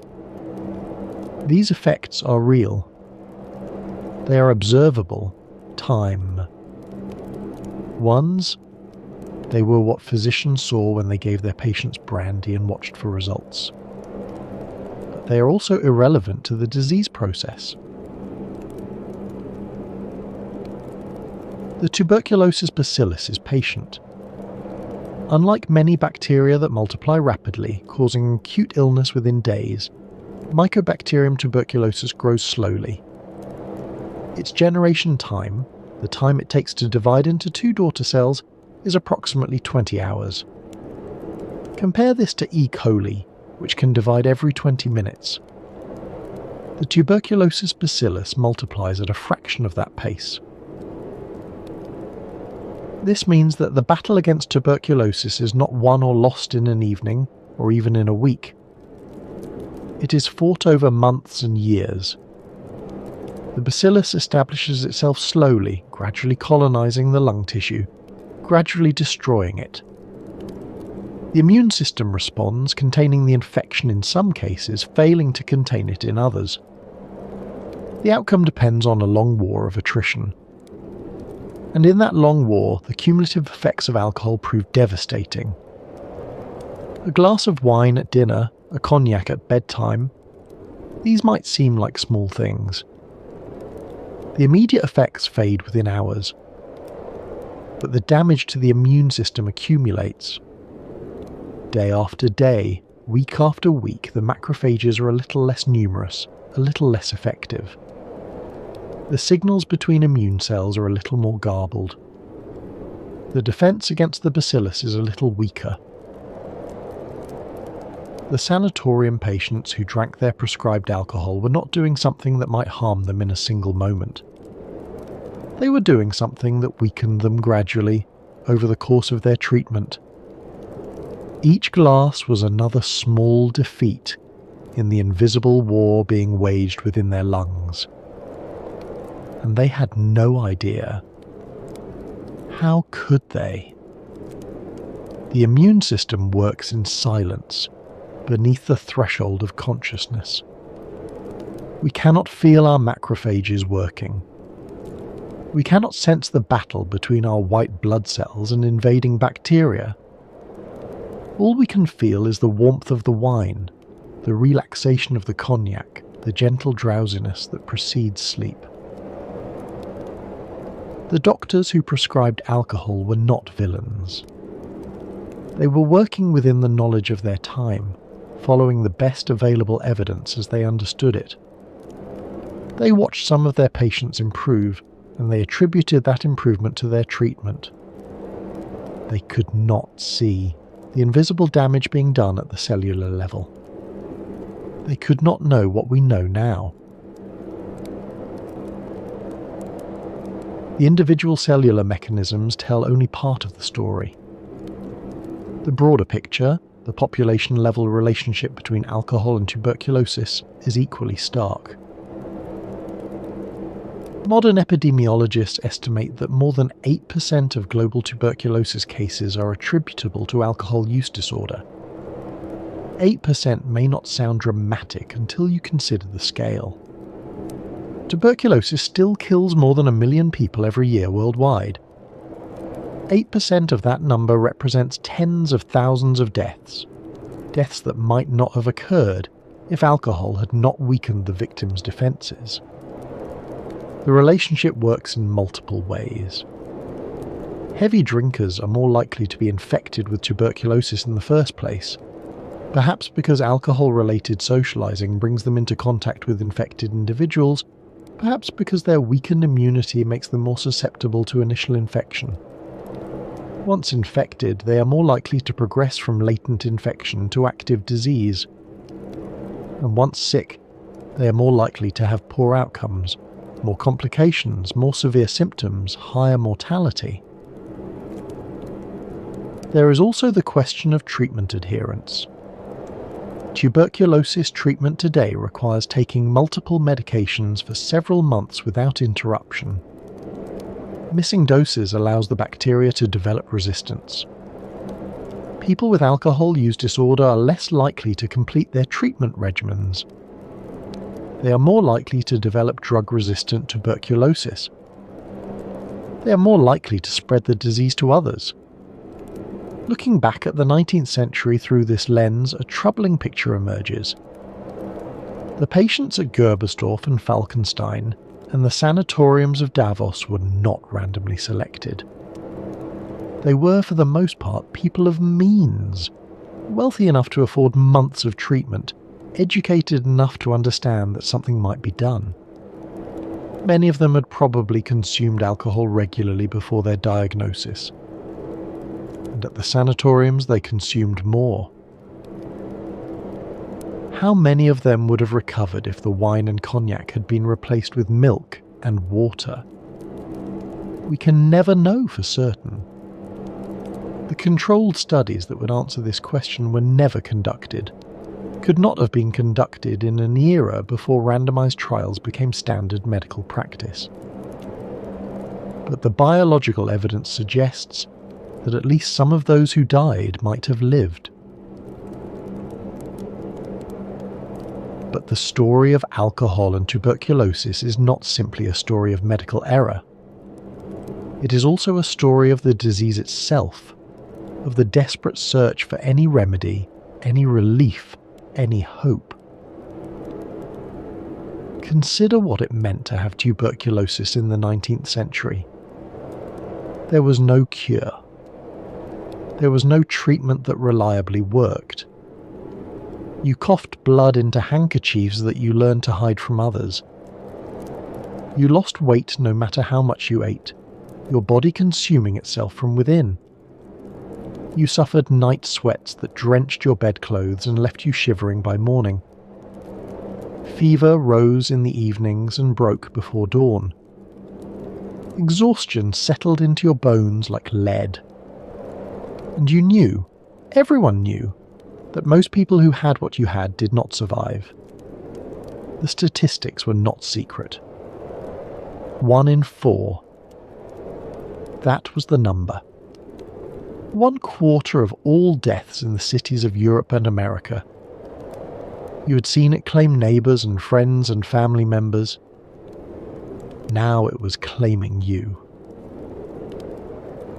In that context, alcohol offered something that pure medical logic cannot capture. It offered comfort. A glass of wine at dinner restored a sense of normalcy, a feeling that civilized life continued even as the body failed. The warmth spreading through the chest felt like health, felt like life, felt like perhaps things might not be as bad as they seemed. A glass of cognac at bedtime brought sleep, or at least a gentler transition into the night. It softened the sharp edges of fear, dulled the awareness of what was happening within. In an era before palliative care as we know it, before morphine drips and hospice philosophy, before the modern understanding that comfort care is itself a form of medicine, alcohol was one of the few tools available to ease the dying. Laudanum was available, certainly, opium mixed with alcohol, but it was expensive and carried its own risks of dependency. Wine and brandy were familiar, socially acceptable, prescribed by physicians with complete confidence. We should not underestimate this. the quality of the remaining life matters as much as its quantity.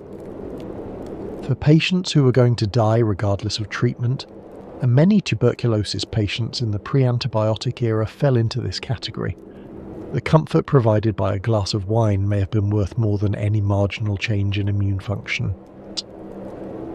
There is something cruel about judging the dying for seeking comfort. These were people who had been given no hope, who knew that the most likely outcome of their illness was death, who faced months or years of slow decline. If wine made those months more bearable, who are we to condemn them for drinking it? The problem was that doctors did not prescribe alcohol as palliation. They prescribed it as treatment. They told their patients it would help them recover, not merely help them die more peacefully. They raised hopes that could not be fulfilled. They offered false certainty in place of honest uncertainty. And for patients who might have recovered, for those whose disease was not yet too advanced, whose immune system still had the strength to fight, who might have beaten the odds if given the best possible chance, this false hope may have been fatal. The alcohol weakened them at precisely the moment they needed strength. It opened doors that should have remained closed. We have spoken much of doctors and their prescriptions, of debates among physicians and the evolution of medical knowledge. But we have spoken less of the patients, the men and women who actually drank the wine and whiskey, who trusted their physicians and hoped for recovery. What was it like to be a tuberculosis patient in an era when alcohol was medicine? The accounts that survive suggest a complex experience. For some patients, the prescribed alcohol was a welcome indulgence, a reminder of life before illness, of dinners with friends and celebrations and ordinary pleasures. The glass of wine at dinner tasted like the world they had left behind, the world of health and possibility. It brought back memories of better times, and in bringing them back it made the present more bearable. For others, particularly those who had never been drinkers, the prescribed alcohol was an uncomfortable obligation, something they forced down because the doctor ordered it, not because they wanted it. The taste was unfamiliar, the effects disorienting. They drank it as they might have drunk any other medicine, grimacing perhaps, but trusting that it would help. At the grand sanatoriums, the evening meal with its accompanying wine took on an almost ritualistic quality. Patients dressed for dinner in their finest clothes, those who could still fit into them. They gathered in elegant dining rooms with crystal chandeliers and white tablecloths. They made conversation about art and politics and the news from distant cities. They maintained the forms of civilized society even as their bodies failed them. The wine was part of this performance, a way of insisting that they were still people, not merely patients, not merely the dying. To drink wine at dinner was to participate in ordinary life, to refuse to be defined entirely by disease. It was an act of dignity, of defiance, of hope. Some found genuine comfort in it. The warmth of the alcohol, the softening of anxiety, the easier sleep that followed, these were real benefits, even if they did nothing to cure the underlying disease. The night was less frightening after a glass of cognac. The darkness seemed less absolute. Sleep came more easily, and when it came, it brought respite from the constant awareness of illness. In an era without effective pain management, without the sophisticated palliative care we know today, alcohol served a function that pure medical logic cannot dismiss. It eased suffering. It provided moments of peace. It made the unbearable a little more bearable. Others became dependent. The line between medical prescription and addiction is not always clear, and 19th century medicine did not police it carefully. Patients who arrived at sanatoriums as moderate drinkers sometimes left, if they left at all, thus as heavy ones. The disease gave them permission. The doctors gave them prescriptions. The bottles kept coming, day after day, week after week. The progression from medical treatment to dependency was subtle and insidious. First, the wine at dinner. Then perhaps a glass in the afternoon when the anxiety became too much. Then the cognac at bedtime extended from 1 glass to 2. By the time a patient realised what was happening, the habit was established. And who would tell a dying person to stop drinking when drinking had been prescribed by their physician? How many tuberculosis patients developed alcohol problems as a result of medical treatment? The records do not permit a precise answer. This was not a question that 19th century physicians thought to ask, and even if they had asked it, they might not have recognised the problem. The concept of alcoholism as a disease was still developing. The line between acceptable medical use and problematic dependency was blurred. But the question itself reveals something about the era, about the unintended consequences that flow from even well-intentioned medical practice. The doctors who prescribed alcohol believed they were helping their patients. In some ways, perhaps they were.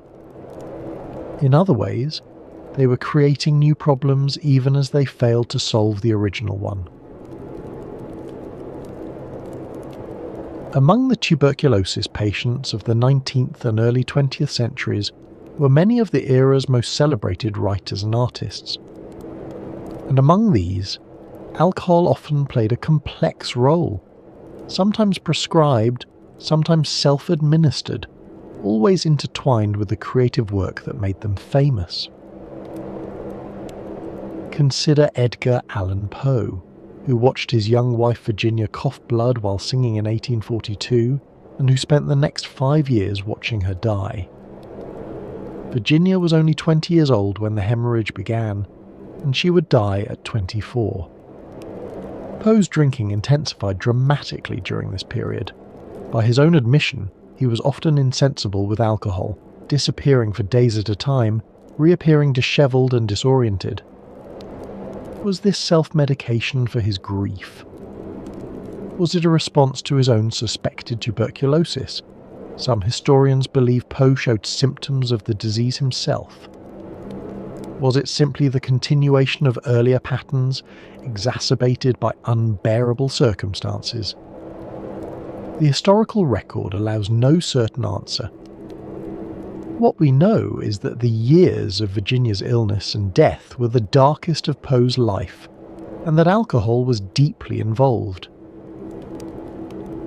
Robert Louis Stevenson, at Saranac Lake and throughout his short life, maintained his habits despite medical advice to the contrary. He smoked, reportedly 4 packs of cigarettes a day, and drank freely. He pushed himself physically, travelling to the South Seas when doctors advised against it, living as though the disease might be outrun rather than accommodated. He befriended his physician Trudeau, engaging in long conversations about literature and medicine, but he never fully submitted to the discipline the sanatorium required. He died at 44, far from the Adirondack Mountains that had offered temporary respite. He was in Samoa, in the house he had built on a mountain, in the place he had chosen to make his final stand against the illness that had pursued him all his life. He was opening a bottle of wine when the stroke that killed him struck. It was cerebral hemorrhage, not tuberculosis, that took him in the end, though the years of illness had surely weakened him. Time. Turcus. The Bronte sisters, Charlotte, Emily and Anne, lived their short lives in the shadow of consumption. Their brother Branwell died of tuberculosis in 1848, probably exacerbated by his heavy drinking and opium use. Emily died 3 months later, at 30, having refused all medical attention. Anne died 5 months after that. Charlotte alone survived past 30, only to die in pregnancy at 38, likely of tuberculosis complicated by hyperemesis gravidarum. What role did alcohol play in these deaths? The evidence is fragmentary. Branwell certainly drank heavily. The sisters themselves were more temperate, though patent medicines containing alcohol were commonly used. The disease would have taken them regardless. But the mythology that grew around them, the romantic image of the consumptive artist, often included the glass of wine, the evening cordial, the prescribed stimulant. The romantic image of the consumptive artist, pale, inspired, burning with creative fire, often included a glass in hand. Keats writing his odes by candlelight, Byron at the height of his scandalous fame, Chopin at the piano coughing into his handkerchief. The mythology surrounding these figures blurs the line between their art and their illness, between their creativity and their destruction. We should be careful not to romanticize this. The tubercular artist drinking wine by candlelight makes for a compelling image, but the reality was suffering, was fear, was slow suffocation, as the lungs filled with disease. The alcohol did not make them better writers. It did not make their deaths more beautiful. It may have hastened those deaths, or it may simply have made them more bearable. The line between medicine and escape was never clear.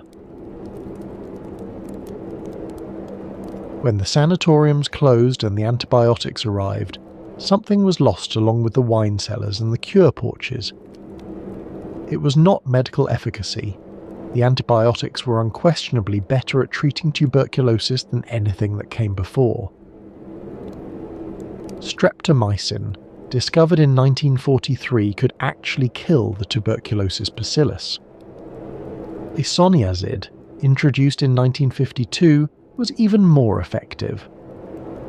For the first time in human history, tuberculosis was curable, not through rest and diet and wishful thinking, but through chemical compounds that attack the disease at its source. The sanatoriums emptied. Time thus speeds. Patients who had expected to spend months or years in the mountains went home after weeks. The grand buildings that had been filled with the dying became hotels, or were converted into schools, or simply stood empty, their cure porches vacant, their wine cellars silent. It was something harder to name that was lost. A sense of ritual, perhaps. A philosophy of care that attended to the whole person, not merely the disease. The sanatorium had been a place where patients lived for months or years, where their daily routines were structured around healing, where the doctors knew them by name and monitored their progress week by week. The dining room, with its wine and formal dinners, had been part of that comprehensive care. The new treatment was different. Take these pills. Take them for 6 months. Do not miss a dose.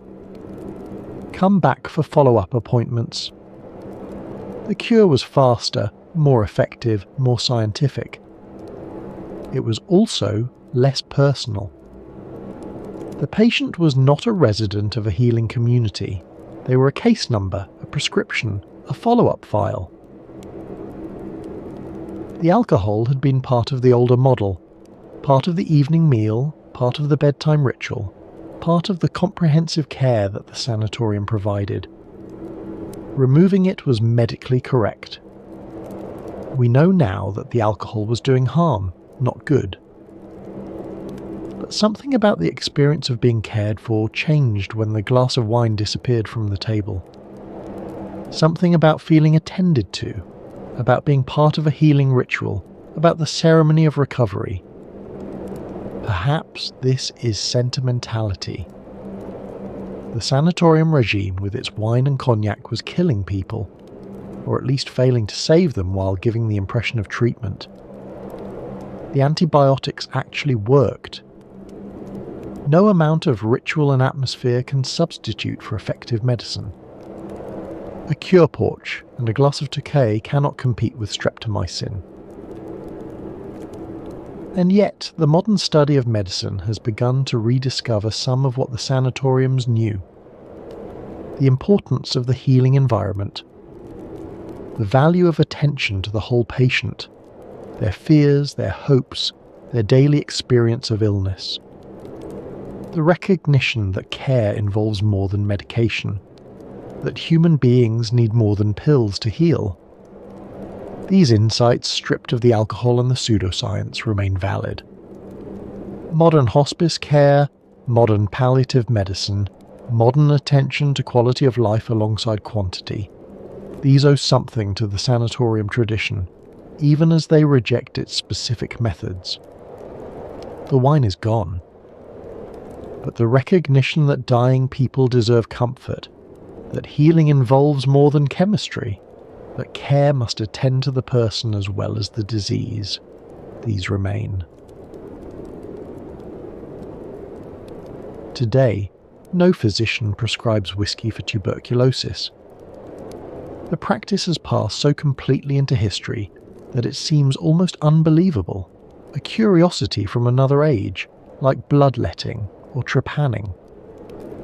If you told a modern pulmonologist that doctors once prescribed alcohol for lung disease, they might laugh, or shake their head in disbelief, or simply stare at you wondering if you were joking. And yet the echoes persist. The relationship between alcohol and tuberculosis has not gone away. It has simply reversed, no longer prescribed as treatment, but recognised as a major risk factor for the disease. In Eastern Europe and Central Asia, where tuberculosis remains a significant public health challenge, alcohol use disorder is one of the major barriers to effective treatment. Russia in particular faces a dual epidemic, rates of both tuberculosis and alcohol use disorder that rank among the highest in the world. The two problems feed on each other, creating cycles of infection and reinfection that public health officials struggle to break. Patients who drink heavily are less likely to complete their medication regimens. Tuberculosis treatment requires months of daily pill taking, and alcohol makes adherence difficult. Missed doses lead to incomplete treatment. Incomplete treatment leads to drug resistance. Drug-resistant tuberculosis spreads to others, creating new cases that are harder to cure than the original. They are more likely to develop drug-resistant strains. Multi-drug-resistant tuberculosis, MDR-TB, is one of the most frightening public health challenges of our time. It requires longer, more toxic treatment regimens, and it kills more often than ordinary tuberculosis. Alcohol use disorder is one of the factors that helps create it. The intersection of alcohol and tuberculosis that the 19th century physicians observed, however much they misunderstood it, remains a deadly reality. They saw the connection. They drew the wrong conclusions. But the connection itself was real. There is also the broader question of medicine uncertainty.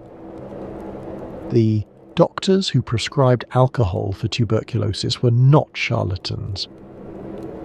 They were trained professionals, working within respected institutions, following the best available evidence as they understood it.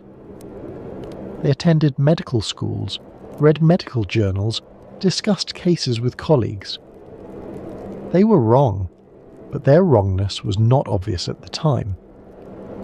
It took decades of research and the arrival of truly effective treatments to reveal the error. What errors are we making now? What treatments that seem sensible today will future generations regard with the same mixture of pity and bewilderment that we feel toward the whiskey prescription? What confident certainties of our own time will dissolve under future scrutiny? We cannot know. That is the humbling truth. We can only proceed with humility, testing our assumptions, remaining open to evidence that contradicts what we believe. The story of alcohol and tuberculosis is ultimately a story about the limits of knowledge and the consequences of those limits. It is a story about hope, the hope of patients who drank their prescribed wine believing it would save them, the hope of doctors who poured it, believing they were helping. That hope was misplaced. But it was human, and it was real. And it reminds us that our own hopes, our own certainties, our own confident treatments may one day look equally misguided. Let us pause now and consider what we have witnessed tonight. Let the weight of this history settle as the snow settles on the mountains where so many came seeking cures. We began in the mountains of Silesia in 1875, in a sanatorium where tuberculosis patients raised glasses of Hungarian wine and believed they were being healed. We met Hermann Bremer, the young man who came down from the Himalayas convinced that he had found the cure for consumption. We saw him build his sanatorium, establish his reputation, publish his statistics. Those statistics that seemed so impressive at the time, that convinced physicians across Europe that something miraculous was happening in the mountains. We followed his disciple Peter Detweiler, who refined the cure, rest instead of exercise, the lying cure instead of the walking cure, but kept the wine. The tradition was established, and Detweiler saw no reason to question it. We travelled to Davos, where the sanatoriums rose in the Swiss Alps with their wine cellars and their ceremonial dinners. We crossed the Atlantic to Saranac Lake watching. Edward Trudeau chart a different course, fresh air and rest and discipline, but no alcohol.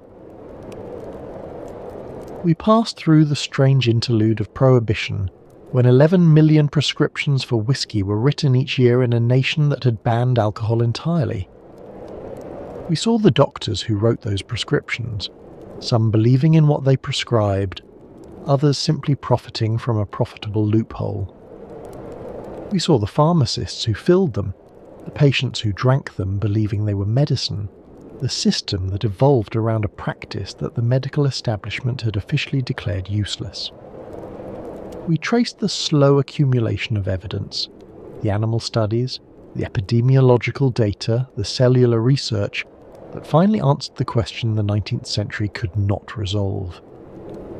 We learned what alcohol does to the alveolar macrophages, those silent guardians of the lung, and how that damage translates into a tripling of tuberculosis risk. We understood at last what the patients at Gerbesdorf could never have understood, what each glass of prescribed wine was doing to their chances of survival. And we arrived at our own time, when the relationship between alcohol and tuberculosis is understood as it never was before, when no reputable physician would dream of prescribing whiskey for consumption, when the practice has passed so completely into history that it seems almost unbelievable. This is not a simple story of heroes and villains. The doctors who prescribed alcohol were not evil. They were working within the knowledge of their time. The reformers who opposed them were not always right for the right reasons. Science advanced not through moments of revelation, but through the slow, painful accumulation of evidence over decades. What does this story tell us about medicine, about science, about ourselves? It tells us first that good intentions are not sufficient. The physicians who prescribed alcohol genuinely wanted to help their patients. They observed, they reasoned, they drew what seemed like logical conclusions. And they were wrong. Wanting to help is not the same as helping. This is a lesson that medicine learns and relearns across the centuries. The history of our profession is littered with treatments that seemed logical, seemed helpful, seemed obviously correct, and turned out to cause harm. Bloodletting weakened patients who needed their strength. Mercury damaged the very bodies it was meant to heal. Thalidomide caused birth defects. that haunt us still. And alcohol weakened the immunity of patients fighting for their lives. It tells us that the appearance of benefit is not the same as benefit itself. Alcohol warmed the skin, stimulated appetite, promoted sleep. These effects were real and observable. But they were not the effects that mattered. The effects that mattered, the weakening of immunity, the increased vulnerability to infection, were invisible to 19th century observation. We see what we can see. We measure what we can measure. And we draw conclusions from that limited evidence, believing we have understood the whole when we have only glimpsed a part. The warm flush of the patient's cheeks seemed like health returning. The increased appetite seemed like the body gathering strength. These visible signs obscured the invisible destruction happening within. It tells us that tradition can be wrong. The prescription of alcohol for tuberculosis was not the invention of a single eccentric physician. It was a widespread practice, endorsed by medical authorities, taught in medical schools, followed in the most prestigious institutions. The weight of tradition is not proof of correctness. Generations of physicians prescribed alcohol because their teachers had prescribed alcohol, and their teachers before them. The practice seemed to work, or at least it did not seem to fail in any obvious way. Some patients improved, others died. The same was true without alcohol. In the absence of controlled trials, in the absence of the statistical methods we now take for granted, it was impossible to know which treatments helped and which harmed. Tradition filled the void where evidence should have been. And it tells us something about hope, about the desperate need to do something, anything, when faced with a disease that seemed otherwise unstoppable. In the absence of effective treatment, doctors prescribed what they had. Patients took what they were given. Hope sustained them, even when the object of that hope was misplaced. Hope is not nothing. Even misplaced hope has value. It keeps the dying from despair. It motivates them to continue fighting. It makes the unbearable slightly more bearable.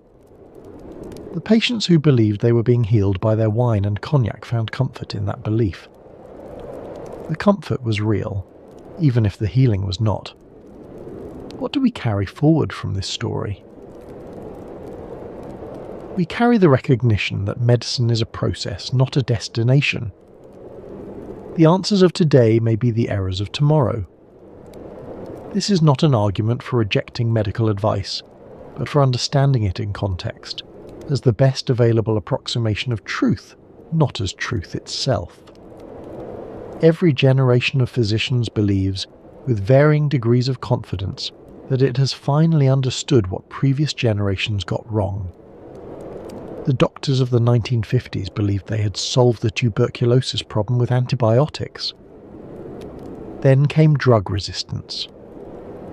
The doctors of the 1980s believed they understood infectious disease.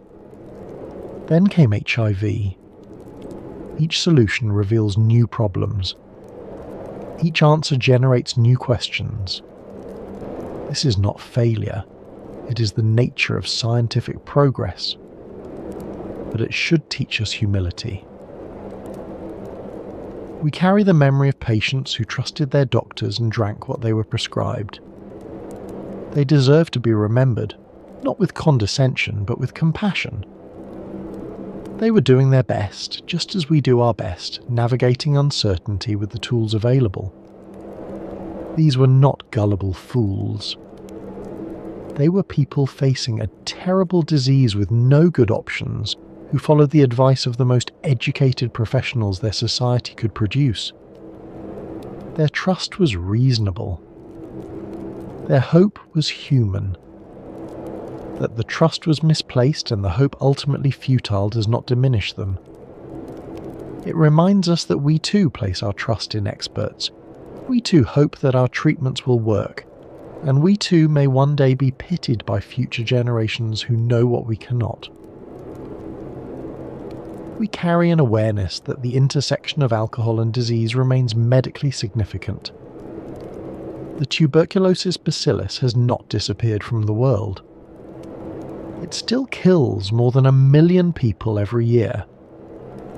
And alcohol use disorder remains one of the factors that enables it, weakening immunity, disrupting treatment, feeding the cycles of infection that public health officials struggle to break. The pattern we have traced tonight, of alcohol making tuberculosis worse, continues to this day. In Russia and Eastern Europe, in homeless shelters and prisons, in marginalised communities around the world, the old combination persists. The whiskey prescription has ended, but the relationship between alcohol and tuberculosis has not. Perhaps, most importantly, we carry a sense of humility. The doctors of the 19th century were educated, thoughtful people who believed they were doing the right thing. History has not been kind to their beliefs. We have no guarantee that history will be kinder to ours. Somewhere in our current medical practice, in our current confident certainties, there may be errors as profound as the whiskey prescription. We cannot know which beliefs will fall. We can only proceed with care, test our assumptions honestly, and remain open to evidence that contradicts what we think we know. There are no easy answers. There never were. And perhaps that is the most important thing to carry forward. The recognition that certainty is often illusion, that knowledge is always provisional, and that the best we can do is try our hardest with whatever tools and understanding we have. The sanatoriums are gone now. The wine cellars have been emptied or converted to other uses. The prescription pads that once demanded whiskey now carry the names of antibiotics and antivirals. But somewhere, in the mountains where patients once lay on cure porches, breathing the thin cold air, the memory persists. In the converted hotels that were once places of healing and dying. In the medical archives that preserve the records of another age. In the human hope that any remedy, however unlikely, might offer salvation. If you were to visit Davos today, you would find a ski resort and conference centre. The cure porches have been enclosed to make hotel rooms. The dining halls where patients raise their glasses of wine now host business executives and winter tourists. The magic mountain that Thomas Mann immortalised has been transformed into something ordinary, something commercial, something that remembers its past only in plaques and museum exhibits. At Saranac Lake, some of the old cure cottages still stand. They are protected now as historical buildings, testaments to an era when tuberculosis shaped an entire town. Trudeau's original sanatorium has been converted into other uses. His laboratory became the Trudeau Institute, still conducting medical research, though now into immunology rather than tuberculosis specifically. His legacy survives, stripped of the whiskey debate that he largely won. The glass of wine at dinner, the cognac at bedtime, these were not merely medical treatments. They were rituals of hope, performed by the dying and those who cared for them, in an age when hope was often all that medicine could offer. Think of what it meant to drink that prescribed wine. To lift the glass, knowing that your physician believed it would help you. To feel the warmth spreading through your chest and believe, truly believe, that it was the warmth of healing. To maintain the forms of civilized dining even as disease ravaged your body.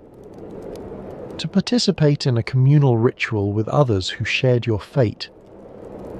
There was meaning in that glass, beyond whatever physical effects the alcohol produced. That hope was misplaced, but it was real. And perhaps that is the most human part of this story. Not the science that eventually corrected the error, but the hope that sustained it for so long. We are creatures who need to believe in something, who cannot endure hopelessness, who will grasp at any treatment that promises relief from suffering.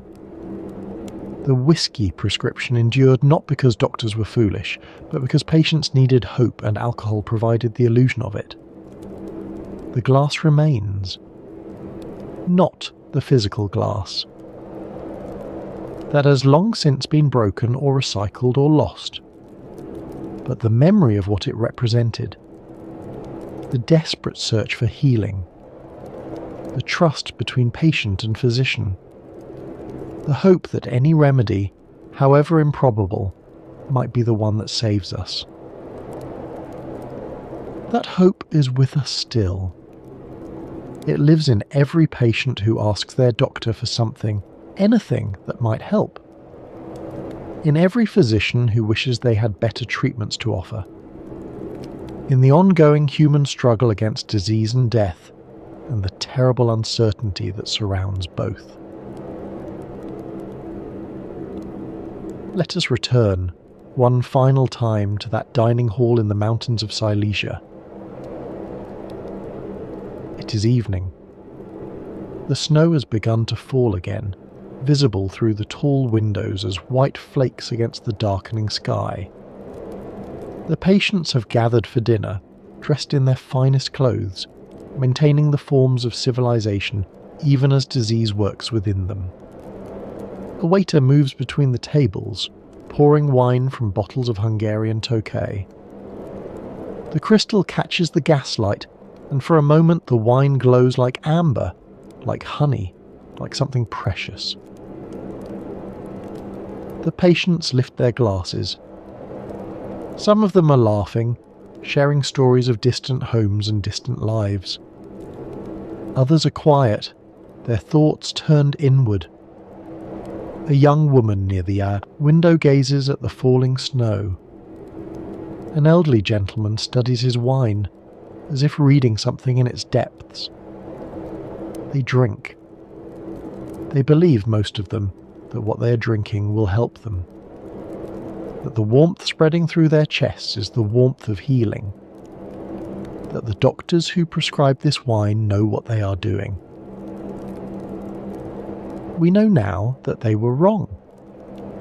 We know what the wine was doing to their immune systems, to their chances of survival, to the invisible battle being waged within their lungs. We know what they could not know.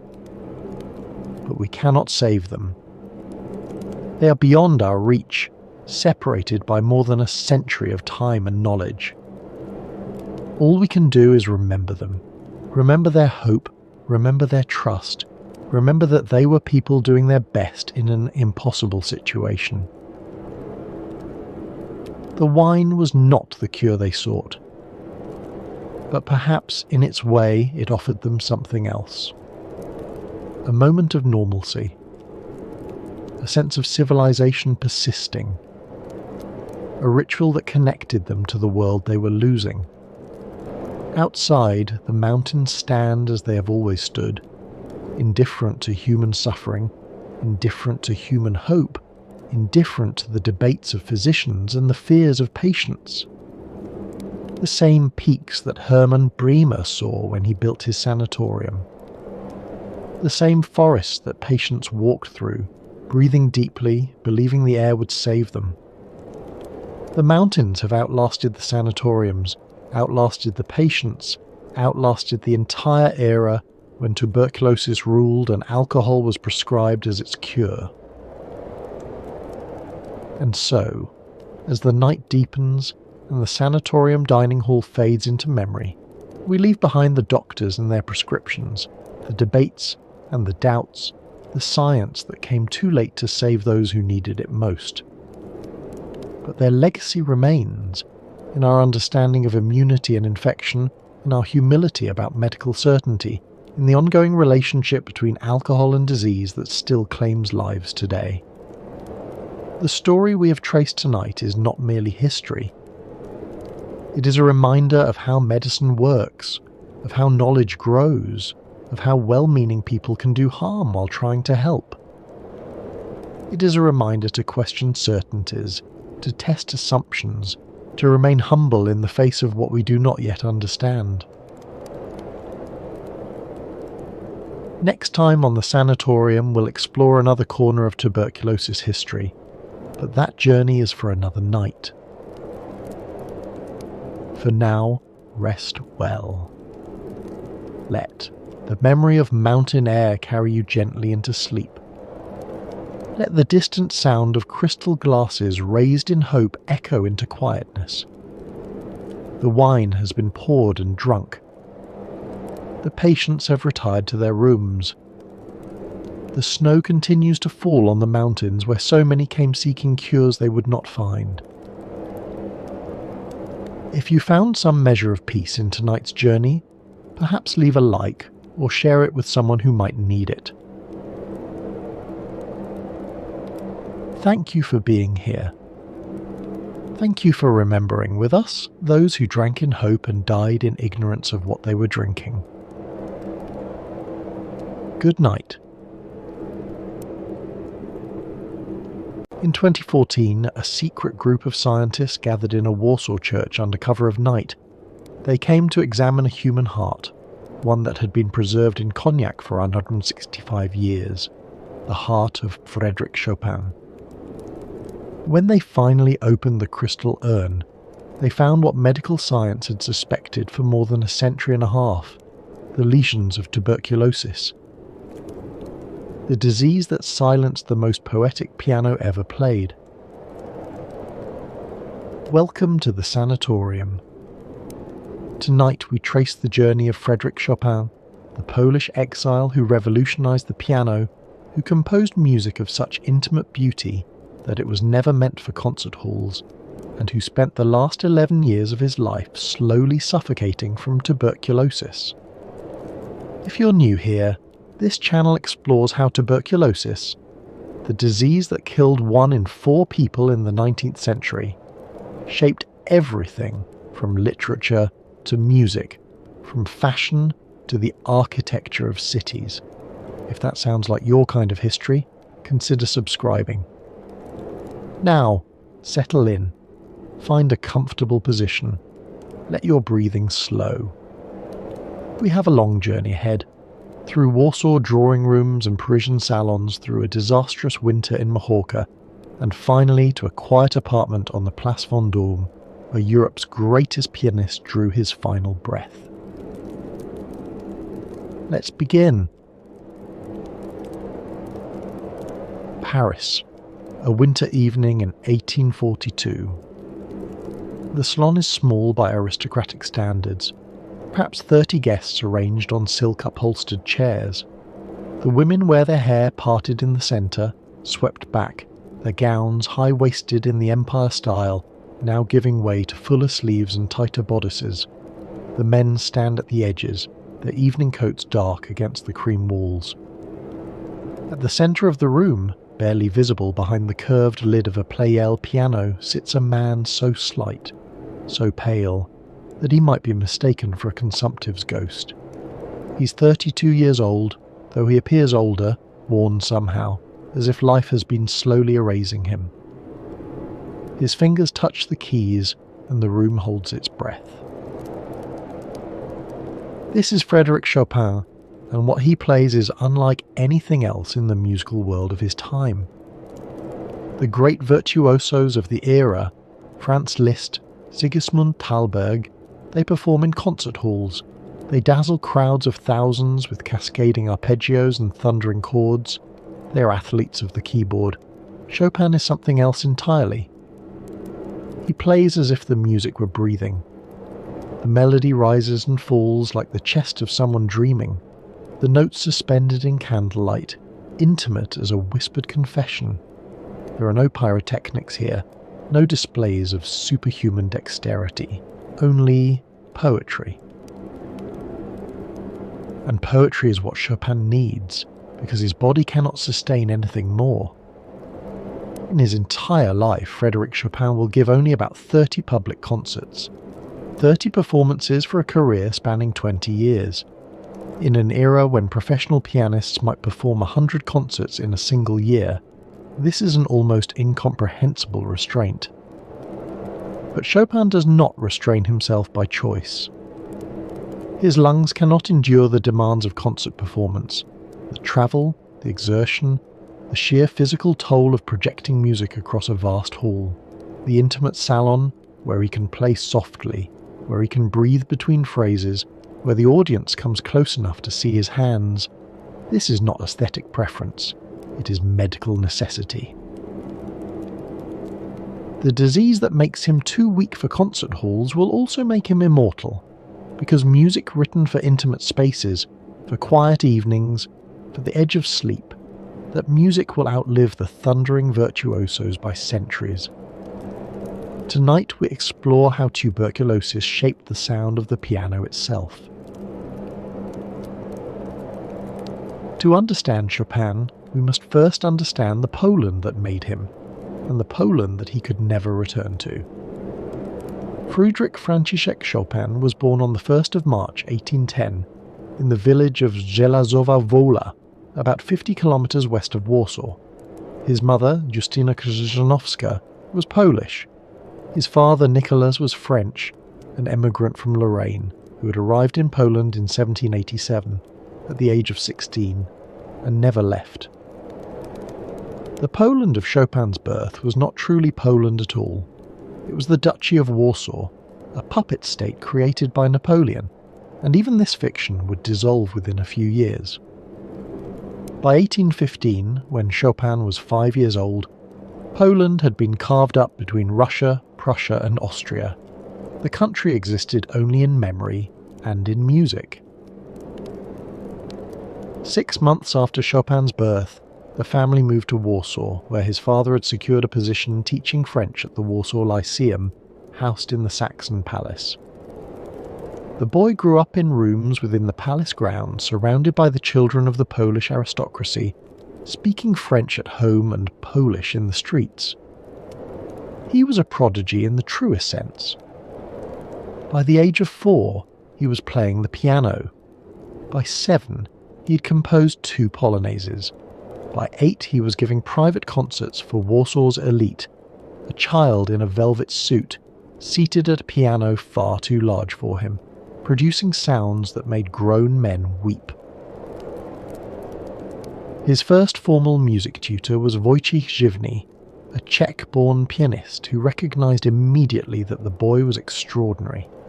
Żywny trained him in the classical tradition, Bach, Mozart, but there was something in the child's playing that could not be taught, a quality of intimacy, of inner listening, as if the music existed first inside him, and the piano was merely the instrument of revelation. Żywny was an old-fashioned musician, trained in the 18th century style. He believed in the supremacy of Bach, in the importance of counterpoint, in the discipline of correct technique. He instilled in young Frederick a foundation that would serve him throughout his life, even as the student quickly surpassed the teacher. By the time Chopin was 11, Żywny admitted that he had nothing more to teach the boy.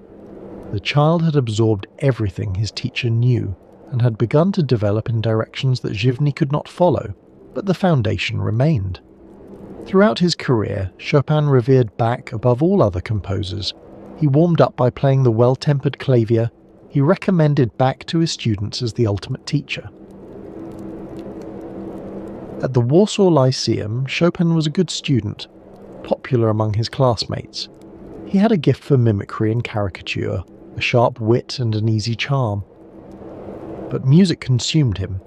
By the time he entered the Warsaw Conservatory in 1826, at 16, he was already one of the finest pianists in Eastern Europe. During summer holidays, the teenage Chopin visited the countryside, attending peasant weddings and harvest festivals. He listened to the village musicians with their fiddles and bagpipes.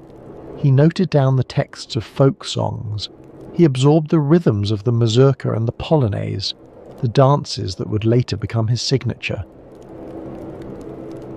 The mazurka, a folk dance from the Mazovia region where Chopin was born, had a distinctive triple meter with an accent on the second or third beat. It was rough, vital music, played on instruments that would never be welcome in a Warsaw salon. But Chopin heard something in it that sophisticated musicians had missed. He heard poetry.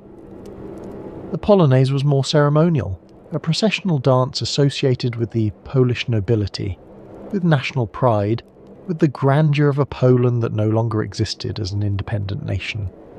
To play a Polonaise was to make a political statement, however indirect. It was to assert that Poland still lived, if only in music.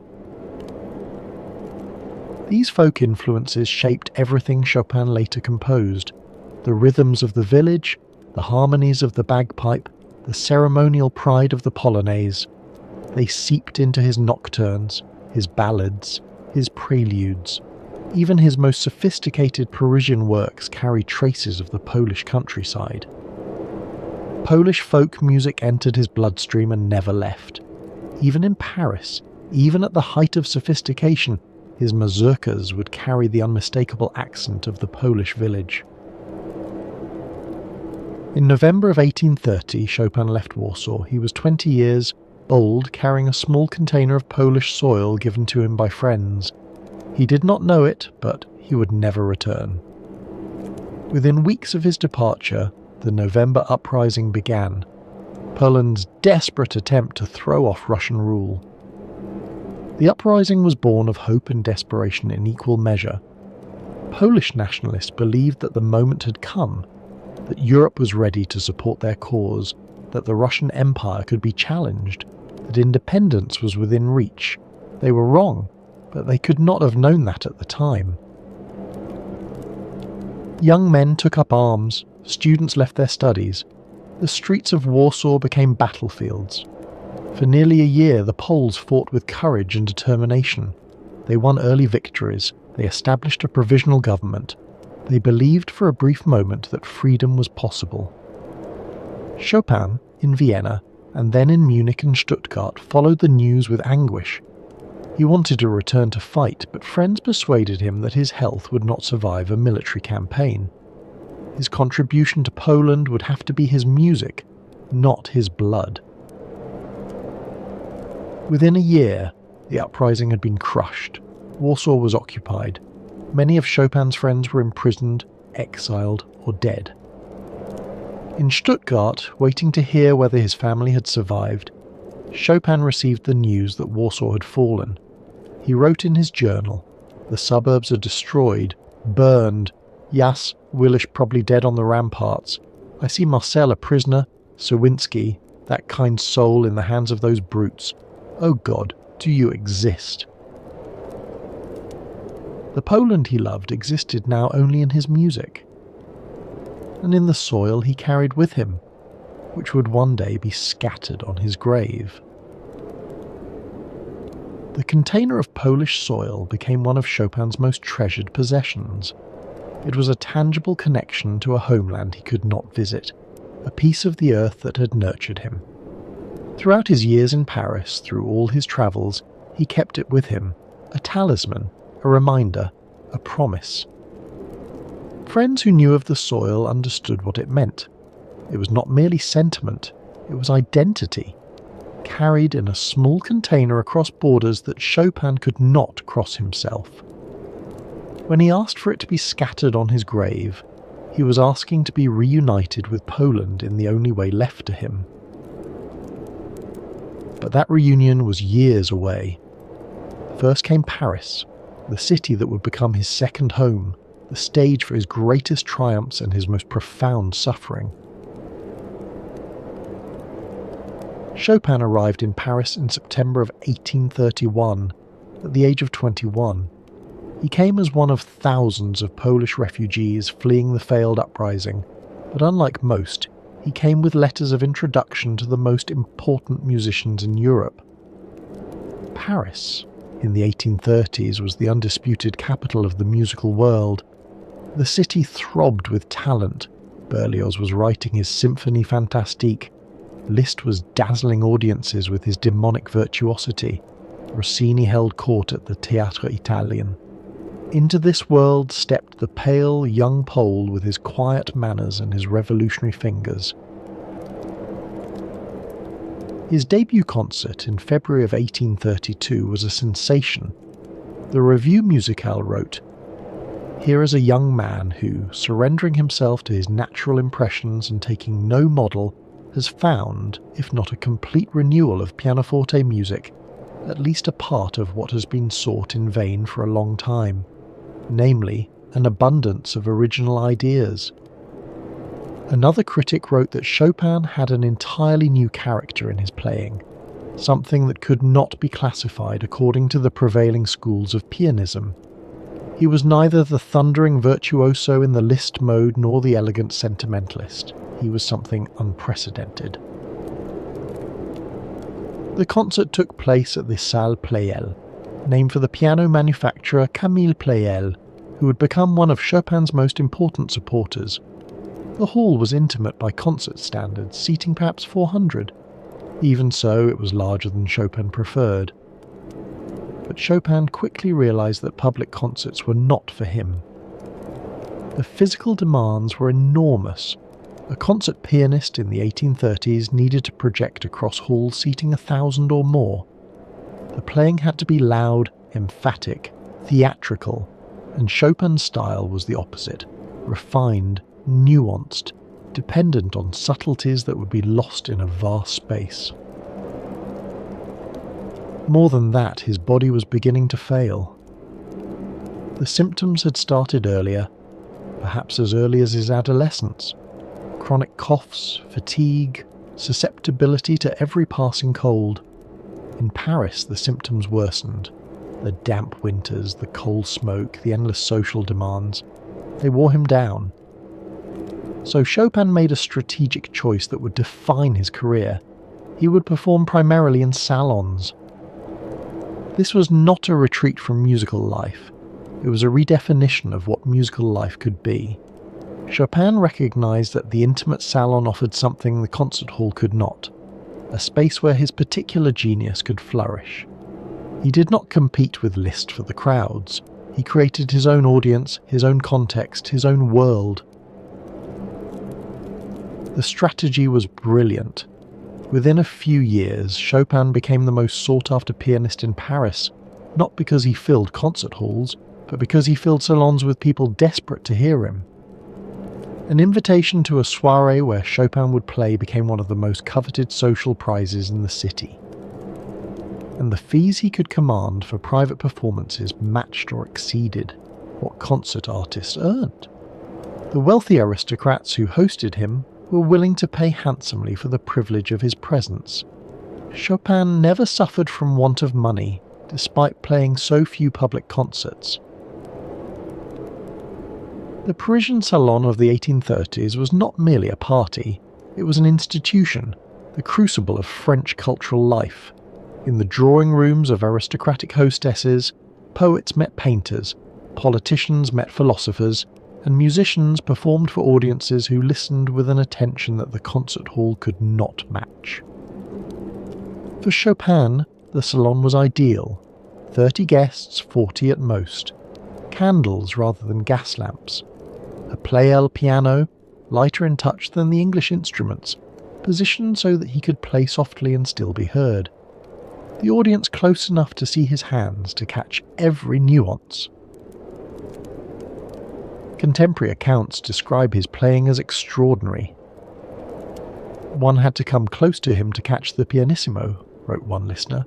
His fortissimo was still a mezzo forte.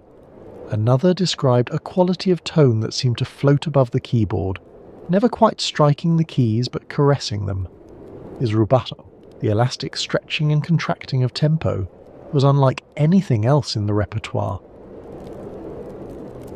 Rubato, from the Italian for stolen, refers to the practice of slightly accelerating or slowing the tempo for expressive purposes.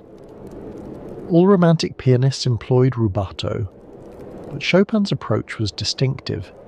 He would often keep the left hand strictly in time while allowing the right hand to float freely, creating a sense of melody that hovers above the accompaniment like a voice above its backing. The left hand, Chopin told his students, is the conductor. It must never waver. The right hand, meanwhile, could sing and sigh and breathe. This independence between the hands, this sense of two voices in conversation rather than one mechanism operating, was central to Chopin's sound. The great German poet Heinrich Heine, who knew Chopin personally, wrote, "Chopin is the Raphael of the piano. He is a poet, the most profound of any living musician. He gives you countries that exist only in our dreams." The salon also provided Chopin with his primary income, teaching. He became the most sought-after piano teacher in Paris, charging what would be several $100s per lesson in today's money. His students were the daughters of counts and bankers, young aristocrats seeking the polish that a Chopin education could provide. He was, by all accounts, a meticulous and patient teacher.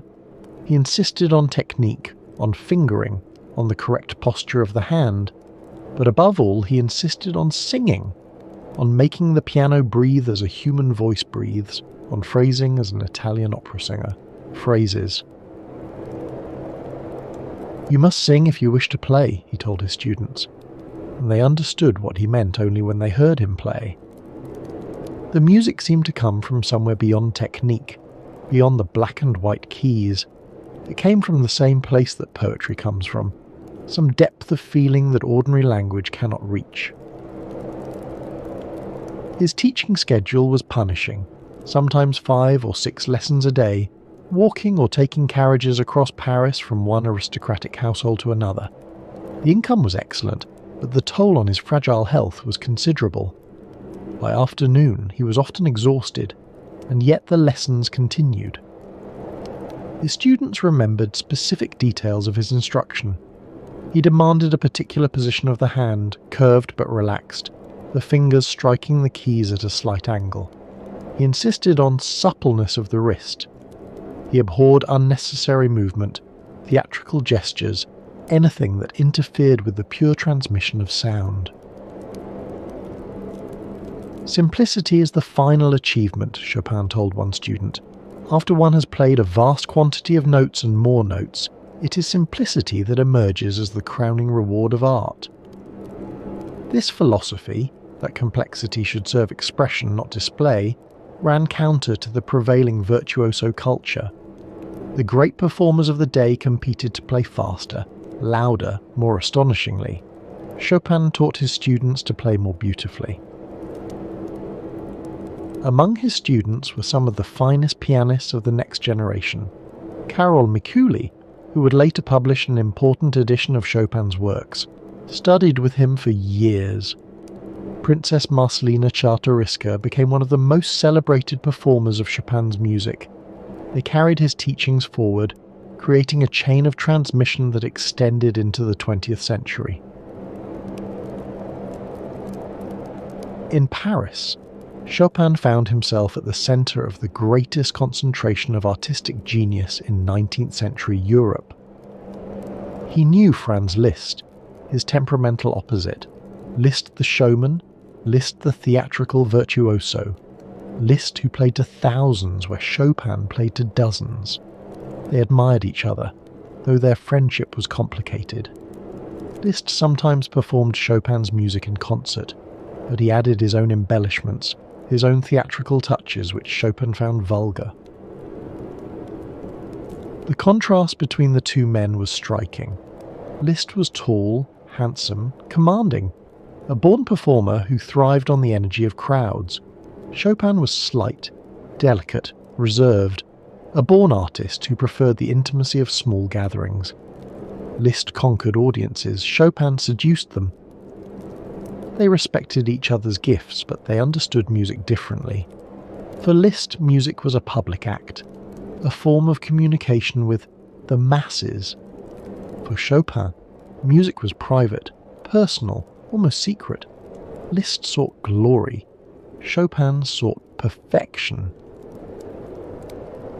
In later years, their friendship cooled. There were rumours of jealousy, of competition, of slights real or imagined.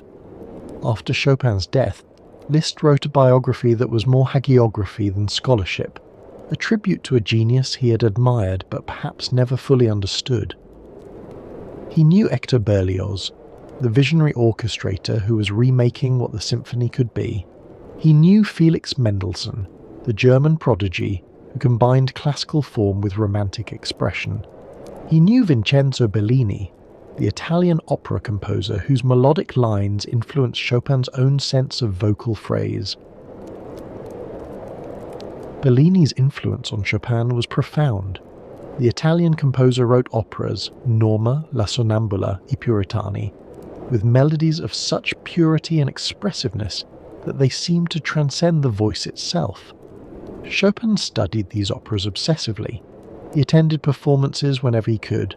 He analysed how Bellini constructed his melodic lines, how he phrased, how he allowed the voice to breathe.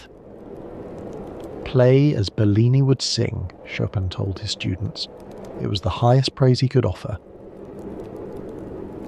When Bellini died in 1835, at the age of 33, Chopin was devastated. He had lost not just a friend but a teacher, someone who had shown him what the piano might become if it could only learn to sing. And he knew the painters, Eugène Delacroix above all. Delacroix, the leading painter of French Romanticism, became one of Chopin's closest friends. They met through George Sand in 1838, and the connection was immediate. Delacroix, like Chopin, was an artist of intensity who concealed his fire beneath a reserved manner. He understood what Chopin was trying to do with the piano in the same way that a fellow painter might understand. In 1838, Delacroix painted a double portrait. Chopin at the piano, George Sand behind him, listening. It was never finished. Later, after some unknown dispute or simply through the chaos of artistic estate sales, the painting was cut in two. Today, Chopin and Sand hang in separate museums, forever separated, a metaphor more apt than anyone could have planned. The portrait shows a younger Chopin than the daguerreotype taken the year of his death. His face is softer, less haunted, but there is already something in the eyes, a distance, a melancholy, as if he is listening to music that the viewer cannot hear. Delacroix wrote in his journal, "Chopin is the truest artist I have ever known. The rest of us labour to create our work. Chopin simply opens a door and the music flows through." The friendship between Chopin and Delacroix was a meeting of kindred spirits. Both men were obsessed with craft, with the technical means by which emotion could be conveyed through art. They spent hours discussing the parallels between painting and music, the ways that colour in a painting might correspond to harmony in a composition, the ways that brushwork might parallel phrasing. Delacroix was fascinated by Chopin's creative process. Unlike many composers who worked systematically, Chopin composed in bursts of inspiration, followed by painstaking revision. He would improvise at the piano for hours, searching for a melody, a harmonic progression, a rhythmic pattern. When something emerged that satisfied him, he would begin the agonizing work of writing it down. Chopin suffers over his compositions, Delacroix observed. He shuts himself in his room for days, weeping, walking, breaking his pens. He changes and destroys and starts again 100 times. This perfectionism was both a blessing and a curse. It meant that every note Chopin published was exactly as he intended it. But it also meant that composition was torment, a process of endless revision that exhausted him physically and emotionally. A single page of music might take weeks to complete. A single phrase might be rewritten dozens of times. And all the while his lungs were failing, his energy was declining, and he knew that time was running out. During his Paris years, Chopin produced an astonishing body of work. Unlike many Romantic composers who wrote symphonies, operas, and grand orchestral pieces, Chopin wrote almost exclusively for solo piano. It was a limitation that became a universe. The Nocturnes, Opus 9, published in 1832, established the form that would become his signature. The nocturne was not Chopin's invention. The Irish composer John Field had coined the term for his own dreamy piano pieces, but Chopin transformed it into something deeper. A Chopin nocturne is not simply night music. It is the sound of consciousness at the edge of sleep, when thoughts dissolve into feeling, and feeling dissolves into pure sensation. The right hand sings a melody, ornamented, floating, never quite predictable, while the left hand moves through gentle harmonies that seem to support the melody as water supports a boat. The effect is hypnotic. Contemporary listeners described falling into a kind of trance, a suspension of ordinary awareness. The music seemed to speak directly to some part of the mind that existed below language. John Field, the Irish composer who invented the nocturne as a genre, wrote pieces of considerable charm, but Chopin transformed the form entirely. Where Field's nocturnes were pleasant, Chopin's were profound. Where Field offered decoration, Chopin offered depth. The difference lay in harmony, in structure, in the quality of melodic invention. Chopin's nocturnes could move from tenderness to passion to despair within a few pages. They could explore emotional territories that Field never imagined. They could break your heart. The Nocturne in C-sharp minor, Tayet 27 No. 1, begins with a melody of almost unbearable sadness. A lament, a confession, a cry in the night.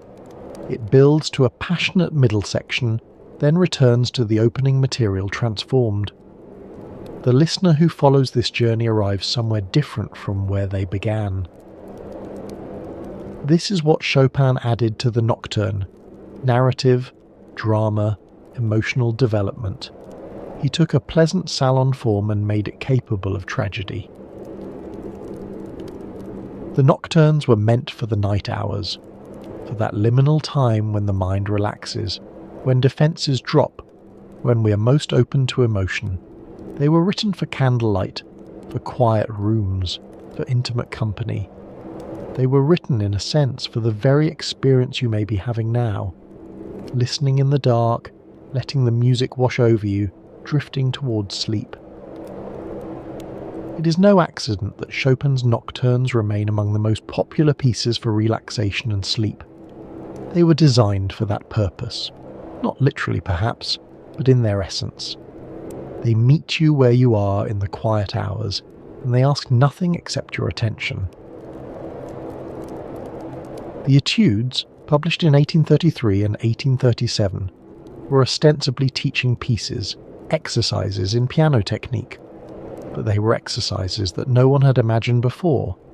Each etude isolates a particular technical problem, octaves, thirds, legato playing, but frames it within a complete musical statement. The revolutionary etude, written in response to the fall of Warsaw, is a fury of passionate running notes, anguish made audible. The ballades, there would eventually be four, were something entirely new. Chopin essentially invented the piano ballade as a form. These were large-scale narrative works, each telling a story that the listener could almost but not quite follow. The first ballad, in G minor, is one of the most performed pieces in the piano repertoire. Schumann said of it, "I have a new ballad by Chopin. It seems to me his most inspired, though not his most perfect work." The ballades may have been inspired by the poetry of Adam Mickiewicz, the great Polish romantic poet who was also living in exile in Paris. Chopin never confirmed this connection, but the parallels are suggestive. Mickiewicz wrote epic poems about Polish history and legend. Chopin wrote ballades that seemed to tell stories without words. The fourth ballad, in Fa minor, composed in 1842 during the happy years at Nohant, is perhaps Chopin's greatest single work. It is a piece of extraordinary complexity and emotional depth, a narrative that seems to encompass an entire life. It begins quietly, almost tentatively, and builds through variations and developments to a conclusion of shattering power. Pianists speak of the Fourth Ballad with reverence. It is technically demanding, of course. All of Chopin's major works are. But the technical demands are not the point. The point is the emotional journey, the sense of having lived through something profound in the space of 12 minutes. When Chopin performed the Fourth Ballad in private, listeners wept. They could not have said exactly what the music meant, but they felt its meaning in their bones. The mazurkas, 61 in total over his lifetime, brought the Polish village into the Parisian salon. These were not authentic folk dances, but transformations of folk material. The rough country music refined and deepened until it became art music of the highest order. To play a Chopin mazurka was to hear Poland, to remember what had been lost. And the polonaises, grander, more ceremonial than the mazurkas, were statements of Polish national pride disguised as salon music. The revolutionary polonaise, the heroic polonaise, these were declarations of identity by a man who would never see his homeland again. The waltzes, more than 20 of them, were perhaps the most immediately popular of Chopin's works. They were dance music nominally, but dances that no one could actually dance to. The tempos were too flexible, the harmonies too complex, the structures too free. They were the idea of the waltz, the essence of the waltz, distilled into something that existed only for listening. The Grande Valse Brillante, Opus 18, became a favourite of the salons. It was dazzling but accessible, technically demanding but melodically memorable. Chopin himself performed it frequently, and it helped establish his reputation among audiences who might not have appreciated the more searching depths of the nocturnes. The scherzos, 4 of them, were larger, more dramatic works. The word scherzo means joke in Italian, but there's nothing humorous about Chopin's scherzos.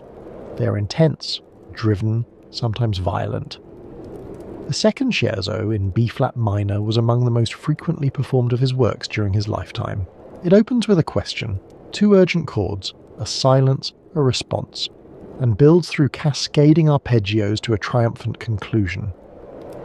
These diverse genres, nocturnes, etudes, ballads, mazurkas, polonaises, waltzes, scherzos, together formed a complete world. Chopin wrote almost nothing outside the piano, but within the piano he explored every possibility. He found, in this single instrument, enough range to express everything he needed to say. Through all this creativity, Chopin's health was deteriorating. The coughs came more frequently, the fatigue deepened. Friends noticed that he tired easily, that he needed to rest after any exertion. The vigorous young man who had arrived in Paris in 1831 was becoming visibly fragile. In 1835, a doctor examined him and delivered an alarming verdict. Chopin showed signs of consumption. Tuberculosis in the 1830s was not simply a disease. It was a cultural phenomenon, almost an identity. Consumptive, pale, feverish, creative had become a romantic archetype. Byron wished to die of consumption because he said the ladies would find it interesting. Keats had died of it in Rome in 1821. In the popular imagination, consumption was the artist's disease, the price of genius. But for those who actually suffered from it, there was nothing romantic. The disease attacked the lungs, causing bloody coughs, chronic fatigue, night sweats, and progressive wasting. In the era before antibiotics, there was no cure. Treatment consisted of rest, fresh air, and the hope that the body's own defences might arrest the disease. For many, this hope was futile. The physicians of Chopin's era were not entirely ignorant about tuberculosis. They understood that it was contagious, that it ran in families, that certain climates seemed to help or hinder its progress. What they lacked was any effective treatment. They could observe the disease, document its progress, offer palliative care, but they could not stop it. The standard advice for consumptives was to seek out warmer, drier climates. Italy was popular, as was the south of France. Majorca, with its Mediterranean sun and mild winters, seemed ideal. Physicians assured their patients that a change of air might make all the difference. Sometimes it did. Some patients recovered, or at least stabilized, in more favorable environments. But tuberculosis was unpredictable. What helped one patient might do nothing for another, and the journey itself, the stress of travel, the disruption of routine, the exposure to new pathogens, could sometimes accelerate the disease rather than slow it.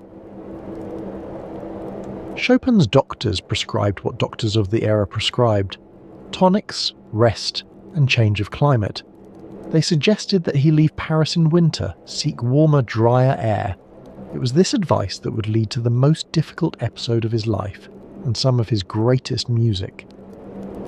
In the autumn of 1838, Chopin departed for Majorca with George Sand and her 2 children.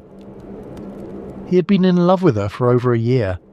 She believed the warm Mediterranean air would heal him. Neither of them understood what they were walking into. The decision to travel to Majorca was made quickly, perhaps too quickly. Sand was eager to escape Paris, where her relationship with Chopin was causing scandal. She was also concerned about her son Maurice's rheumatism. Majorca seemed to offer solutions to multiple problems: a warm climate, a retreat from gossip, a chance to work in peace. For Chopin, the appeal was simpler. He wanted to be with Sand, and his doctors had recommended a change of air. He did not particularly want to leave Paris with its salons and its concerts and its familiar routines. But love made him willing to try. They gathered their belongings, made their arrangements, and set off into the unknown. It was a journey that would test everything: their love, their patience, their faith in each other. And it would produce some of the most extraordinary music ever written. Amantine Lucille Aurore Dupin, who wrote under the pen name George Sand, was one of the most famous women in Europe. She was a novelist of extraordinary productivity and influence, the author of dozens of works that sold in the tens of thousands. She was notorious for wearing men's clothes, for smoking cigars, for taking lovers of both sexes. In an era that confined women to domestic roles, she had made herself a public figure, a working writer who supported herself and her children by her pen. Chopin and Sand met on October 24, 1836, in the salon of the Countess Marie de Gouges, who was herself the mistress of Franz Liszt. According to some accounts, Chopin was initially repulsed. He reportedly asked Liszt, "Is she really a woman?" Sand, for her part, was intrigued. She wrote to a mutual friend asking if Chopin was still engaged to his former pupil, Maria Wodzinska. If so, she would back off. But the engagement had already dissolved, and within 2 years, Chopin and Sand had become lovers. It was an unlikely match: the reserved, fastidious Polish aristocrat and the bold, unconventional Frenchwoman. But something in each of them answered something in the other. Sand saw in Chopin a genius who needed nurturing. Chopin saw in Sand a force of nature, a protector, someone who could manage the practical world while he devoted himself to music. To celebrate their union, Sand proposed a winter in the Mediterranean. Her son Maurice was recovering from rheumatism. Chopin's lungs were struggling. The warm air of Majorca, she believed, would heal them all. It was a catastrophic miscalculation. Sand would later describe the Majorca journey in her book Un Hiver a Majorque, A Winter in Majorca. It is a remarkable document, part travelogue, part polemic, part love letter to the landscape and bitter denunciation of its inhabitants. Sand's gift for prose served her well in capturing both the beauty of the island and the horror of what she and Chopin endured there: time and wounds. But at the moment of departure all was optimism. They were escaping Paris, escaping winter, escaping the constraints of conventional society. They were beginning an adventure. The journey itself was arduous. They travelled by stagecoach to Lyon, then down the Rhône River by steamboat to Avignon. From there, they continued to the Mediterranean port of Perpignan, then crossed into Spain and made their way to Barcelona. From Barcelona, they took a small packet boat across the Mediterranean to Mallorca. The crossing was rough. Chopin was seasick, weakened, miserable. Sand did her best to care for him and keep the children calm. By the time they arrived in Palma, Chopin was exhausted. But the sun was shining, the air was warm, and they allowed themselves to hope. The party arrived on November 8, 1838. Chopin, Sand, her son Maurice, age 15, and her daughter Solange, age 10. They had brought a servant, a mountain of luggage, and optimistic expectations. At first, everything seemed promising. They rented a villa called Son Vent, the Wind House, at the foot of the mountains outside Palma. The weather was warm. Chopin explored the island and wrote enthusiastic letters to friends in Paris. "The sky is like turquoise," he wrote, "the sea like lapis lazuli, the mountains like emeralds, the air is just what I need." He wandered through olive groves and almond orchards, marvelling at the landscape. He felt stronger than he had in months. Perhaps the doctors had been right. Perhaps this was what he needed. Sand was equally enchanted. She explored the local villages, observed the customs of the Majorcan peasants, began gathering material for the book she would later write. The children played in the gardens. For a few brief weeks it seemed that they had found paradise. Then the rains began. By early December, the sunny Mallorca of travel brochures had become a cold, damp nightmare. The rains were incessant. The villa, charming in good weather, had no heating and poor drainage. Moisture seeped through the walls. On December 3rd, Chopin wrote to a friend, "I have been ill for the last 2 days like a dog." Word of Chopin's condition spread through the local community. The residents of Palma understood what his coughing meant: consumption. In an era before antibiotics, tuberculosis was both deadly and contagious. The people who had been happy to rent lodgings to Parisian tourists wanted nothing to do with a dying man. The landlord of Son Vent demanded that they leave immediately. Worse, he demanded payment for everything Chopin had touched: furniture, bedding, dishes, which would need to be burned. Sand was furious. She wrote blistering accounts of Majorcan, cruelty and ignorance. But the family had no choice. In the midst of winter, with Chopin increasingly ill, they needed somewhere to go. The situation was desperate. They had come to Mallorca seeking health and peace. Instead, they found themselves outcasts, rejected by the local population, stranded without shelter. Chopin was growing weaker by the day. The children were frightened and miserable. Sand was at the end of her rope. It was at this moment of crisis that they learned of a possibility. The former Carthusian monastery at Valdemossa, high in the mountains above Palma, had cells available for rent. The monastery had been secularized in 1835 when the Spanish government dissolved the monastic orders. The former monks' quarters were now used as summer residences by local families, but in winter they stood empty. They found shelter in the Real Cartuja de Valdemossa, a Carthusian monastery that had been secularized 3 years earlier. The former monks' cells were available for rent, and the authorities were less particular about their tenants' health. The cells were cold, damp, and largely unfurnished. The village of Valdemossa was remote, accessible only by rough mountain roads. Supplies were difficult to obtain, and Chopin's condition was worsening by the day. The monastery itself was beautiful. There is no denying that. The cloisters, The gardens, the views over the valley below, all were magnificent. Sand, who had an artist's eye for landscape, described the setting in rapturous terms, but beauty cannot heat a room, and the cold was relentless.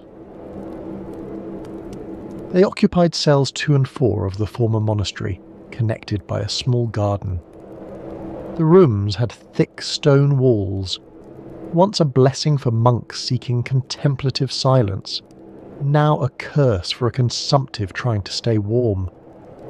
There was no glass in the windows, only wooden shutters that let in draughts and rain. Sand set about making the cells habitable. She hung curtains, arranged furniture, created a semblance of domestic order. But the fundamental problems remained: cold, damp, isolation. Chopin huddled in his cell, coughing, composing when he could, suffering always. Sand later described the months at Valdemossa as a nightmare. The rain fell in torrents, she wrote. The monks' cells were open to all the winds of heaven. The only heating was a small iron stove that made us cough more than it warmed us. Chopin was confined to his cell, too weak to venture out, his coughs echoing off the stone walls. The locals avoided them. They believed that my companion was a consumptive, Sand wrote, which in their primitive minds was equivalent to being a plague victim. No one would transport them, no one would serve them. They were pariahs. Lauria. Isolation was complete. The local peasants would not sell them food directly. Transactions had to be conducted through intermediaries. The local doctors would not treat Chopin. They feared contamination. Even the donkeys that might have carried supplies up the mountain were withheld, their owners afraid that the animals might be infected. Sand, who had travelled the world, who had known the salons of Paris and the courts of Europe, found herself reduced to the most primitive conditions. She cooked on a makeshift stove. She nursed Chopin through fevers and hemorrhages. She kept the children occupied and educated despite the chaos. She maintained somehow the discipline to continue her own writing. Her accounts of this period are remarkable documents. They reveal a woman of extraordinary resilience, but also of considerable anger. She never forgave the Majorcans for their cruelty.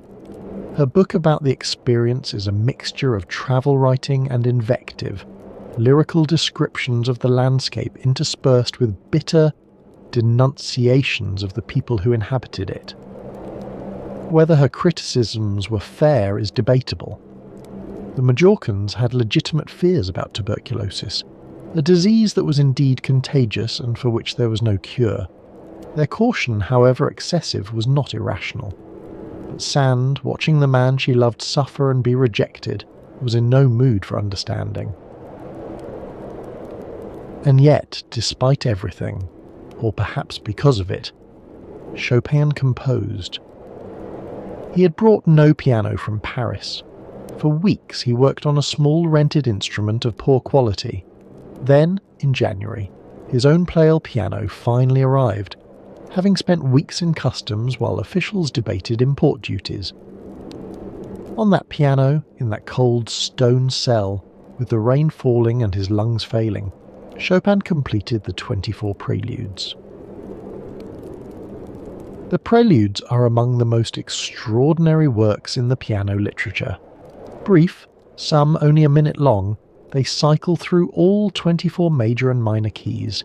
Each is a complete world. The fourth prelude, in E minor, is often called the suffocation prelude, a slowly descending melody over obsessively repeated chords, like the last breaths of a dying man. The 15th prelude, the raindrop, is said to have been composed during a storm while Sand was travelling. The repeated A-flat note suggests water dripping endlessly. Whether or not these programmatic interpretations are accurate, the preludes undeniably carry the weight of that terrible winter. They are dark, introspective, at times despairing. They are the sound of a man confronting his own mortality. But they are also the sound of defiance. To compose at all under those circumstances was an act of will. To compose works of such concentrated beauty was something approaching heroism. The stone walls of Valdemossa, the hostility of the locals, the rattling cough that would not stop. None of it silenced him. The music continued. Chopin's letters from this period reveal his state of mind. "I dream of music," he wrote, "but I cannot write anything because here there are no pianos." And then, when the piano finally arrived, "Now I have music. At last I have music." The instrument was his lifeline, his connection to everything that mattered. Sand later wrote that watching Chopin compose was like watching a man possessed. He would play the same passage over and over, varying it slightly each time until something clicked. Then he would rush to the manuscript paper, afraid of losing what he had found.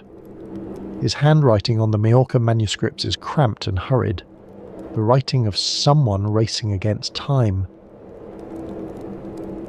The preludes were not the only works completed during the Majorca winter. He also worked on the second ballade and the third scherzo, but the preludes remain the most complete expression of that period, a cycle of miniatures that range from the achingly beautiful to the almost unbearably bleak. On February 11th, 1839, the party finally left Majorca. The departure was as miserable as the stay. No one in Valdemossa would agree to transport them. They had to hire a cart from a distant village. The journey to Parma took hours over terrible roads. Chopin hemorrhaged blood during the trip, a terrifying sign of how far the disease had advanced. When they reached Barcelona, they burned or threw away nearly everything they had brought. The locals insisted, and Sand no longer had the energy to fight. Chopin's bed, his linens, his clothes from the island, all were destroyed for fear of contagion. They returned to France by ship. Chopin was so weak he could barely stand. A French naval physician who happened to be on board took charge of his care. "One more hemorrhage," the doctor reportedly said, "and he would have died on the crossing." The ship stopped at Barcelona, where Chopin was examined by a doctor who specialized in lung diseases. The diagnosis was blunt. Chopin's lungs were severely compromised. He might live for years, or he might die within months. There was no way to predict the course of the disease. From Barcelona, they sailed along the coast to Marseille. The sea was rough, and Chopin suffered terribly, but he survived. He arrived in Marseille weak, wasted, but alive. In Marseille they rested for several months. The climate was gentler than Majorca, the accommodations were comfortable, and slowly, very slowly, Chopin began to recover. He never regained full strength. The Majorca winter had permanently damaged his lungs, but he stabilized, enough to travel, to return to Paris, to resume his life. But he did not die. Not yet. And ahead of him lay nearly a decade more of music. In May of 1839, Chopin and Sand arrived at Nohant, Sand's country estate in the Berry region of central France. It was here, in the following years, that Chopin would find something approaching peace. The contrast with Majorca could not have been greater. Nohant was comfortable, familiar, safe. Sand had grown up here. She knew every corner of the house, every path through the gardens. For Chopin, it became a second home, the only stable domestic life he had known since leaving Warsaw. The house itself was substantial but not grand. A country manor with thick walls and tall windows surrounded by gardens that gave way to farmland and woods. There was a music room with a good piano where Chopin could work undisturbed. There was a routine, meals at regular hours, walks in the afternoon, quiet evenings by the fire. Sand had inherited Nohant from her grandmother, and it was the one place where she felt truly at home. Each summer, from 1839 to 1846, Chopin would join her there, composing, teaching her children, recovering what strength he could. He missed only the summer of 1840, when illness kept him in Paris. The years at Nohant were Chopin's most productive. He composed the second and third ballades.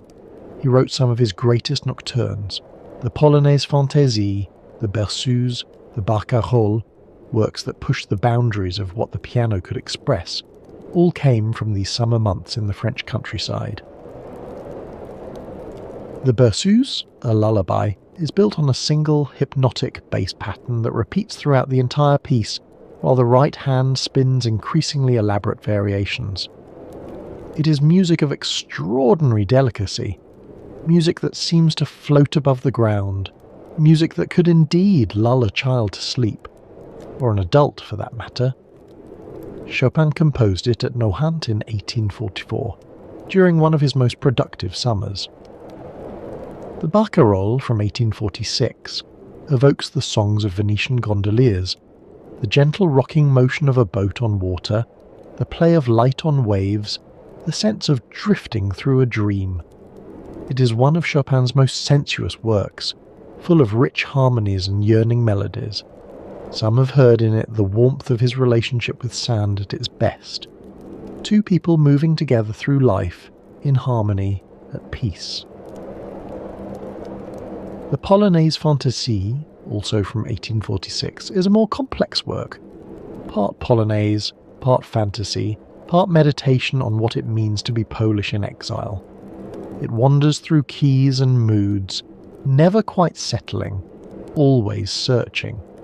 Some pianists consider it Chopin's most forward-looking work, anticipating developments in harmony and form that would not become common until decades later. Sand managed his life with maternal efficiency. She arranged his schedule, protected him from unwanted visitors, made sure he rested. She called him her third child, a description that reveals both the tenderness and the imbalance of their relationship. For his part, Chopin taught Sand's children piano, played cards with the household and worked. Always he worked. The music poured out of him even as his body failed. The household at Nohant was lively. Sand's children, Maurice and Solange, were growing up. Friends came to visit for weeks at a time. There were theatrical performances, amateur dramatics in which the household participated. Chopin sometimes played the piano for these entertainments, providing incidental music for the plays they staged. But his days followed a pattern. He rose late, his health did not permit early rising, and spent the mornings at the piano. He would work until lunch, then rest, then perhaps walk in the gardens if he felt strong enough. In the evenings he might play for the assembled company, improvising on themes suggested by the guests, demonstrating his latest compositions. Visitors to Nohant left accounts of these musical evenings. They described Chopin playing in the candlelight, his face pale, his hands moving with uncanny precision over the keys. They described the silence that fell over the room, the sense that something sacred was happening. Even casual listeners understood that they were in the presence of genius. One visitor wrote, "Chopin played for us after dinner. I cannot describe what I felt. It was as if he were not playing the piano at all, but speaking directly to my soul in a language I had never heard before, but somehow understood perfectly." These summers at Nohant were an island of stability, in a life increasingly marked by illness. Here, Chopin could work without the exhausting demands of Paris, the teaching, the social obligations, the endless carriage rides across the city. Here, he could breathe. But all things end. The relationship between Chopin and Sand did not end with a single dramatic rupture. It frayed slowly over years as illness, family conflicts, and fundamental incompatibilities took their toll. Sand was a restless spirit. She needed activity, engagement, conflict. Chopin was increasingly fragile, both physically and emotionally. He needed quiet, routine, protection from disturbance. As the years passed, these needs became harder to reconcile. Sand's children complicated matters. Maurice, her son, had never liked Chopin. He resented the presence of this frail foreigner who claimed so much of his mother's attention. Solange, her daughter, was more sympathetic to Chopin, which created its own problems as mother and daughter had a difficult relationship. In 1847, the tensions exploded. The catalyst was Solange's marriage. Now 17, she had grown into a beautiful and willful young woman, much like her mother in fact. She attracted the attention of Auguste Clezinger, a sculptor who was handsome, charming, and deeply untrustworthy. Sand saw through Clezinger immediately. She recognized him as a fortune hunter, a man of volatile temperament who would make her daughter miserable. She forbade the match. But Solange, perhaps precisely because her mother opposed it, was determined to proceed. Chopin found himself caught in the middle. He liked Solange, had always liked her better than the hostile Maurice, and he was reluctant to interfere in what he saw as a private family matter. When Sand demanded that he condemn Clezinger, he declined. It was a fateful decision. Solange announced her engagement to Auguste Clezinger, a sculptor of talent and terrible character. Sand opposed the match. Chopin quietly supported Solange's choice. When the marriage happened anyway and quickly descended into scandal, Clezinger demanded money. There were physical altercations at Nohant. The newlyweds were essentially exiled. Sand blamed Chopin for having sided with her daughter. She believed that Chopin was in love with Solange. There is no evidence that this was true, but Sand's jealousy was ferocious. She wrote to Chopin demanding that if he wished to remain in her life, he must never mention Solange's name again. Chopin could not accept this condition. He had watched Solange grow from a child into a young woman. He had taught her piano, played games with her, been a quiet presence in her life for nearly a decade. Whatever Sand believed about his feelings, he could not simply pretend that Solange did not exist. The demand was impossible. The final exchange of letters was painful. Sand accused Chopin of betrayal, of disloyalty, of putting her daughter before her. Chopin responded with wounded dignity, insisting that he had done nothing wrong. Neither would yield. The relationship that had sustained him for 9 years was over. On July 28, 1847, Sand wrote her final letter to him. "Goodbye, my friend." The brevity of the farewell was devastating. After everything they had shared, the years at Nohant, the terrible winter in Mallorca, the music he had composed in her presence, it came down to 3 words. "Goodbye, my friend." Not lover, not beloved, friend. They had been together for 9 years. They would see each other only once more, a chance encounter in March of 1848 in the stairway of a friend's house. They exchanged a few words. Sand asked about his health. Chopin replied that he was well. He was not well. He was dying. The break with Sand left Chopin devastated. She had been more than a lover. She had been a caretaker, a protector, a manager of his fragile existence. Without her, he was adrift. Friends noticed the change immediately. He became withdrawn, melancholy. He composed almost nothing in the months following the separation. The creative energy that had sustained him through years of illness seemed to have deserted him. His health, already precarious, deteriorated further. The coughs came more frequently. The fevers returned. He lost weight he could not afford to lose. By the autumn of 1847 he was visibly wasting away. And yet, even in this state, he continued to maintain his social position. He dressed impeccably. He attended salons when his health permitted. He kept up appearances with a determination that bordered on the heroic.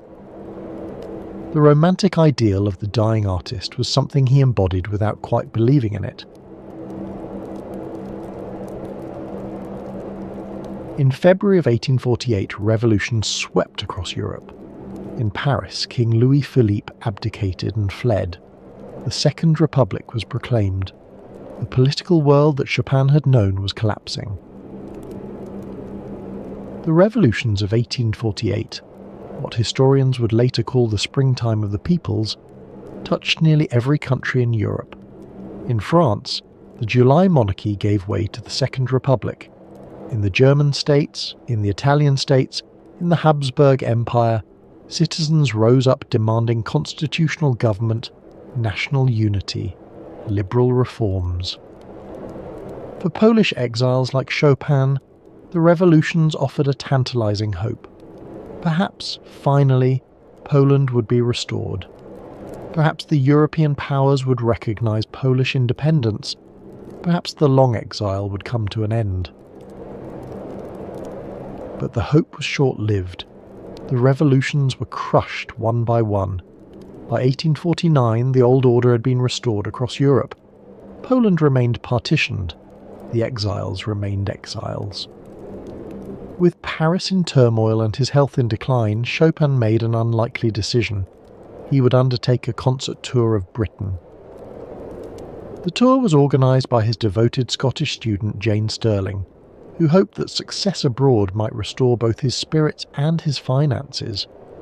Chopin's expenses had always been high, and with the disruption of the revolution, his teaching income had collapsed. He arrived in London in April of 1848. Over the following months he performed in London, Manchester, Glasgow and Edinburgh. He played for Queen Victoria at Buckingham Palace. He was celebrated, feted, exhausted.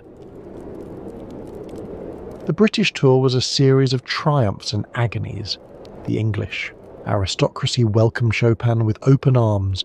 He gave recitals in the finest houses, met the leading figures of British society, was presented at court.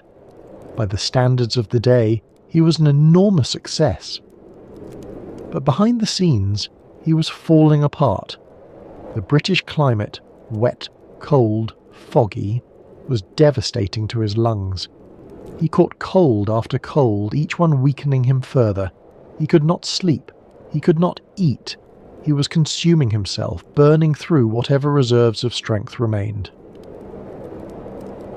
His letters from this period are heartbreaking. To his family in Warsaw he tried to maintain an optimistic tone, but to close friends he was honest about his condition. "I am nearer the coffin than the altar," he wrote to one correspondent. "I feel weaker day by day." The performances continued despite everything. Chopin was a professional. He honoured his commitments. But those who attended his concerts noted the change. Where once he had played with fire and passion, now there was only a fragile beauty, a whisper of what had been.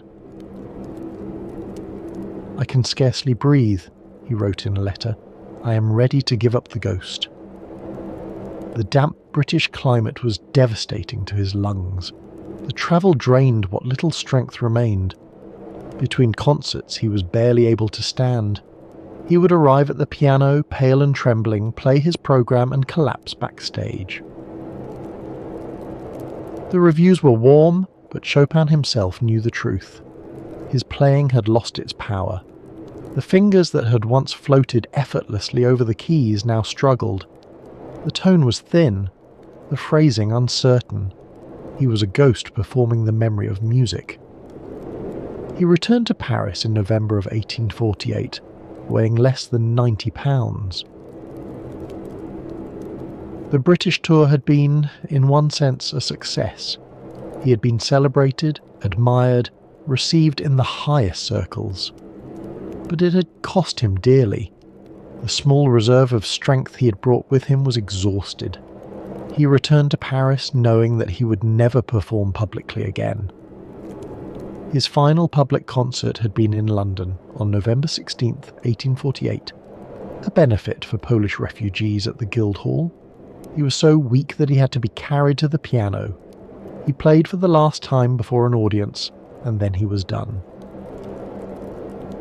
Jane Sterling, his devoted student and the organiser of the British tour, remained hopeful. She believed, or wanted to believe, that Chopin might recover, that he might return to Scotland and make a new life there. Some have speculated that she hoped to marry him. But Chopin had no such illusions. He knew what was happening to his body. In a letter to a friend, he wrote, "I have never cursed anyone, but now I am so weary of life that I am near to cursing. I feel that I am useless to anyone and to myself." The year 1849 began with Chopin confined largely to his apartment. He could no longer teach. The effort of speaking was too great. He could no longer compose. The concentration required was beyond him. He could barely play. Friends visited constantly, bringing flowers, books, gossip from the outside world. The pianist and composer Delfina Potocka, one of his oldest friends and perhaps a former lover, came to sing for him when he was too weak to leave his bed. The visitors who saw him in these final months were shocked by his appearance. The elegant, fastidious Chopin, who had always dressed impeccably, who had always maintained an air of refinement, was now a shadow. His clothes hung loose on his wasted frame. His eyes, always large, seemed enormous in his hollowed face. He looked, as one visitor put it, like a beautiful ghost. And yet his mind remained sharp. He could no longer play, but he could listen. He asked visitors to bring him music, to describe concerts they had attended, to keep him connected to the world he could no longer participate in. He maintained his interest in everything: politics, literature, the gossip of the salons. The disease had claimed his body, but not yet his spirit. His apartment became a kind of salon in itself, a gathering place where friends came to pay their respects, to share news, to simply sit in his presence. The dying Chopin, confined to his bed, presided over these gatherings with the same quiet grace he had always shown. In June, Chopin's sister Ludwika arrived from Poland. She had not seen her brother in years. The change in him must have been shocking.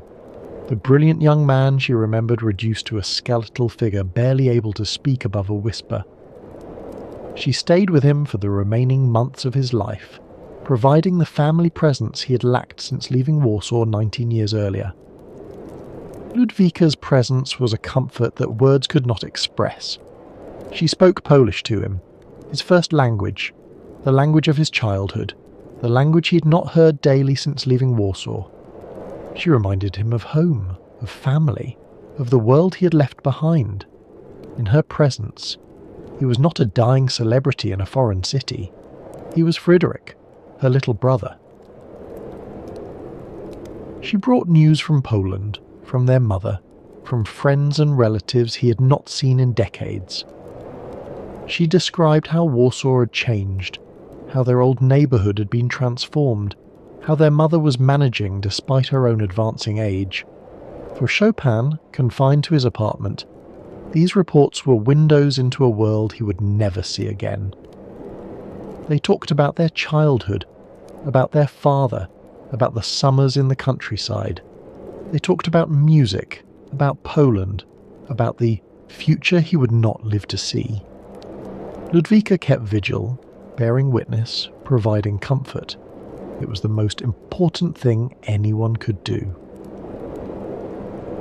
In September, Chopin moved to a new apartment, a sunny suite at his 12 Place Vendôme, in one of the finest buildings in Paris.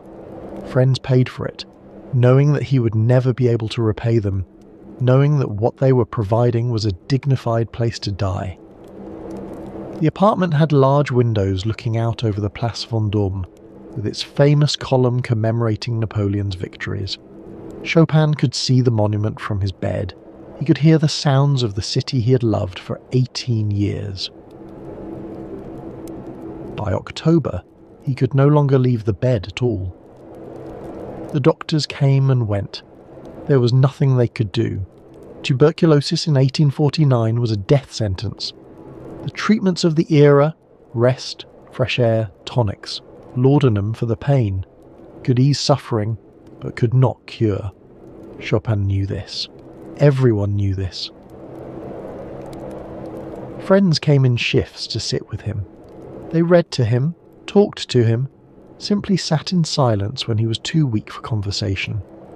The apartment on the Place Vendôme became a kind of shrine, a gathering place for those who loved him and wanted to say goodbye. The Countess Potocka came again and sang Polish songs, the music of his childhood. He asked his friend Auguste Franchomme to play cello. He asked for Beethoven, for Mozart. On October 15th, his condition sharply worsened. A priest was called to administer last rites. Chopin received the sacrament calmly, confessing his sins, accepting the blessing. He lingered 2 more days. On the night of October 16th, the Countess Potocka visited him. Chopin asked if she would sing. With what? She asked. There was no piano in the sick room. A piano was brought from the salon. Potocka sang an aria by Bellini, Chopin's beloved composer of operatic melody. Then she sang a hymn to the Virgin Mary. Tears ran down Chopin's face.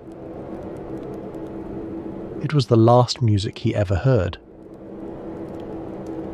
The scene has been described many times, by many witnesses, each adding their own details, their own interpretations. Some accounts are surely embellished. Memory is imperfect, and the death of a genius invites myth-making. But the essential facts are not in doubt. On the night before he died, Chopin asked for music, and music was brought to him. It was fitting. Music had been his life, his identity, his reason for being. From the age of 4, when he first touched a piano, to this final night at 39, music had been the constant. Everything else, love, health, country, had been taken from him, but the music remained. And now, as the music filled the room, as Potocka's voice rose above the gentle piano, accompaniment, Chopin wept. Not from sadness necessarily, perhaps from gratitude, perhaps from the simple, overwhelming beauty of sound, perhaps from the knowledge that this was goodbye, not just to life, but to the art that had given his life meaning. In the early hours of October 17th, 1849, Chopin's physician, Dr. Jean Crevellier, was summoned to the apartment. The end was clearly near. According to those present, Chopin was peaceful in his final hours. He had suffered terribly, but the suffering was nearly over. His sister Ludwika held his hand. Friends gathered in the adjoining rooms, speaking in whispers. At some point in the night, Chopin spoke his last recorded words. "The earth is suffocating," he whispered. "Swear that you will make them cut me open, so that I will not be buried alive." The fear of premature burial was common in the 19th century, not unreasonably given the limits of medical technology. But Chopin's words also carried a deeper resonance. The earth is suffocating. For 11 years his lungs had been suffocating, unable to draw enough breath to sustain life. Now that suffocation was nearly complete. At 2 o'clock in the morning of October 17th, 1849, Frédéric Chopin died. He was 39 years old. Dr. Crevellier confirmed the death in the traditional manner, by holding a mirror to the patient's lips to check for breath, and by illuminating the pupils with a candle to check for response. There was neither. The death certificate listed the cause as tuberculosis of the lungs and larynx. The news of Chopin's death spread quickly through Paris and then across Europe. Newspapers printed obituaries. Friends wrote letters of condolence. The musical world mourned one of its brightest lights. Franz Liszt, who had been Chopin's friend and rival for nearly 2 decades, was devastated. He would later write a biography of Chopin, a florid, romantic account that captured the legend, if not always the facts. But the grief was genuine. They had disagreed about music, about performance, about almost everything. But Liszt had recognized Chopin's genius from the beginning. Hector Berlioz wrote, "Chopin was dying all his life, but while he lived, what sounds he drew from the piano." Delacroix, who had been closer to Chopin than perhaps any other artist, wrote in his journal, "What a loss! What miserable rogues fill the marketplace while that beautiful soul is extinguished." Per Chopin's last wish, Cuvelier performed an autopsy. What he found confirmed what everyone had known for years. Chopin's lungs were devastated by tuberculosis. The left lung was nearly destroyed, the right was severely compromised. It was remarkable that he had survived as long as he had. But the autopsy had another purpose, one that Chopin had specifically requested. "I want my heart to go home," Chopin had told his sister. His body would be buried in Paris, the city that had been his home for 18 years, but his heart would return to Poland. Cuvelier carefully removed the heart and placed it in a crystal urn. The urn was then filled with alcohol, probably cognac, to preserve the tissue. The container was sealed with wax. 2 months later, in January of 1850, Ludwika Jędrzejewicz departed Paris to return to her family in Poland. Hidden beneath her travelling cloak was the small oak casket containing her brother's heart. The journey was not simple. Poland was partitioned between Russia, Prussia and Austria. Border crossings were complicated, suspicious. The Russian authorities in particular were vigilant against anything that might arouse Polish national sentiment, and the heart of a famous Polish exile was precisely such a symbol. But Ludwika succeeded. Past Austrian customs, past Russian border agents, she smuggled her brother's heart into Poland. For the next 3 decades, the heart was kept privately, its location known only to the family. Finally, in 1882, it was immured in a pillar of the Holy Cross Church in Warsaw, the church where Chopin had attended Mass as a child, where his father had served on the parish council. For decades under Russian rule, the heart was the only public monument to Chopin that the authorities would allow. It became a focus of covert nationalist devotion, a symbol of the Poland that survived only in memory and music. Chopin's funeral took place on October 30th, 1849, at the Church of the Madeleine in Paris. 3,000 people attended. The Church of the Madeleine was one of the grandest in Paris, a neoclassical temple with Corinthian columns, modelled on ancient Roman architecture. It was the church of high society, the place where the elite came to worship. For Chopin, who had spent his life among the aristocracy, it was the fitting final venue. The wait for the funeral, 13 days after his death, was not unusual for the era. Time was needed to organise a service of this scale, to assemble the musicians, to notify friends and acquaintances across Europe. But there was another reason for the delay. The Madeleine initially refused to allow women to sing in the choir, and Chopin had specifically requested female voices for the Mozart Requiem. After much negotiation, the church relented. Women would sing hidden behind a black curtain so that they could not be seen by the congregation.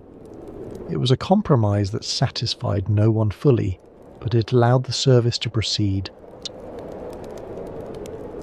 Per his explicit request, Mozart's Requiem was performed, the same Requiem that Mozart himself had left unfinished at his death. The Madeleine's organ was not powerful enough for the occasion, so a curtain was erected across the entrance to reduce the acoustic space. Behind that curtain, the great singers of the Paris Opera performed the solos. Chopin had specifically requested the Mozart Requiem because of its significance. Mozart too had died young, leaving a legacy of extraordinary music. Mozart too had been taken before his time. In choosing the Requiem, Chopin was placing himself in a lineage of genius cut short, not out of vanity, but out of a deep identification with his predecessor. The orchestra included some of the finest musicians in Paris. The soloists were stars of the opera. The mourners included the most distinguished figures in French cultural life. It was a funeral befitting a man who had transformed the piano into a vehicle for poetry. Also performed were two of Chopin's own preludes, the fourth and sixth from Opus 28, orchestrated for the occasion. His music would be heard at his own funeral. The poetry of the piano would speak one last time on his behalf. At the graveside in Père Lachaise Cemetery, Chopin's own funeral march, the third movement of his Piano Sonata No. 2 in B-flat minor, was played on wind instruments. It was the music he had written himself for such moments, and it accompanied him into the earth. The Polish soil that friends had given him when he left Warsaw 19 years earlier was scattered on the coffin. His body rested in French earth, but Polish earth covered it. The grave was marked with a statue of Euterpe, the muse of music, weeping over a broken lyre. It was designed by August Clesinger, the very man whose marriage to Solange had precipitated Chopin's break with George Sand. The irony was not lost on those who knew the history, but Clesinger was a talented sculptor, and the monument is beautiful. The grave in Père Lachaise became, and remains, a place of pilgrimage. Visitors come from around the world to leave flowers, to pay their respects, to stand in the presence of genius. The cemetery itself is a city of the dead, with elaborate tombs and monuments lining its winding paths. Chopin's grave is among the most visited. George Sand did not attend the funeral. She had not been invited, and it is unclear whether she would have come if she had been. In her later writings she rarely mentioned Chopin, and then only in passing. The great love of her middle years had become a silence. Some have speculated about her feelings in those days after Chopin's death. Did she regret the harshness of their parting? Did she grieve privately for the man she had once called her third child? We cannot know. Sand was a prolific writer who documented much of her life, but on this subject she was largely silent. What we do know is that she lived another 27 years, continuing to write, continuing to hold court at Nohant, continuing to be one of the most famous women in France.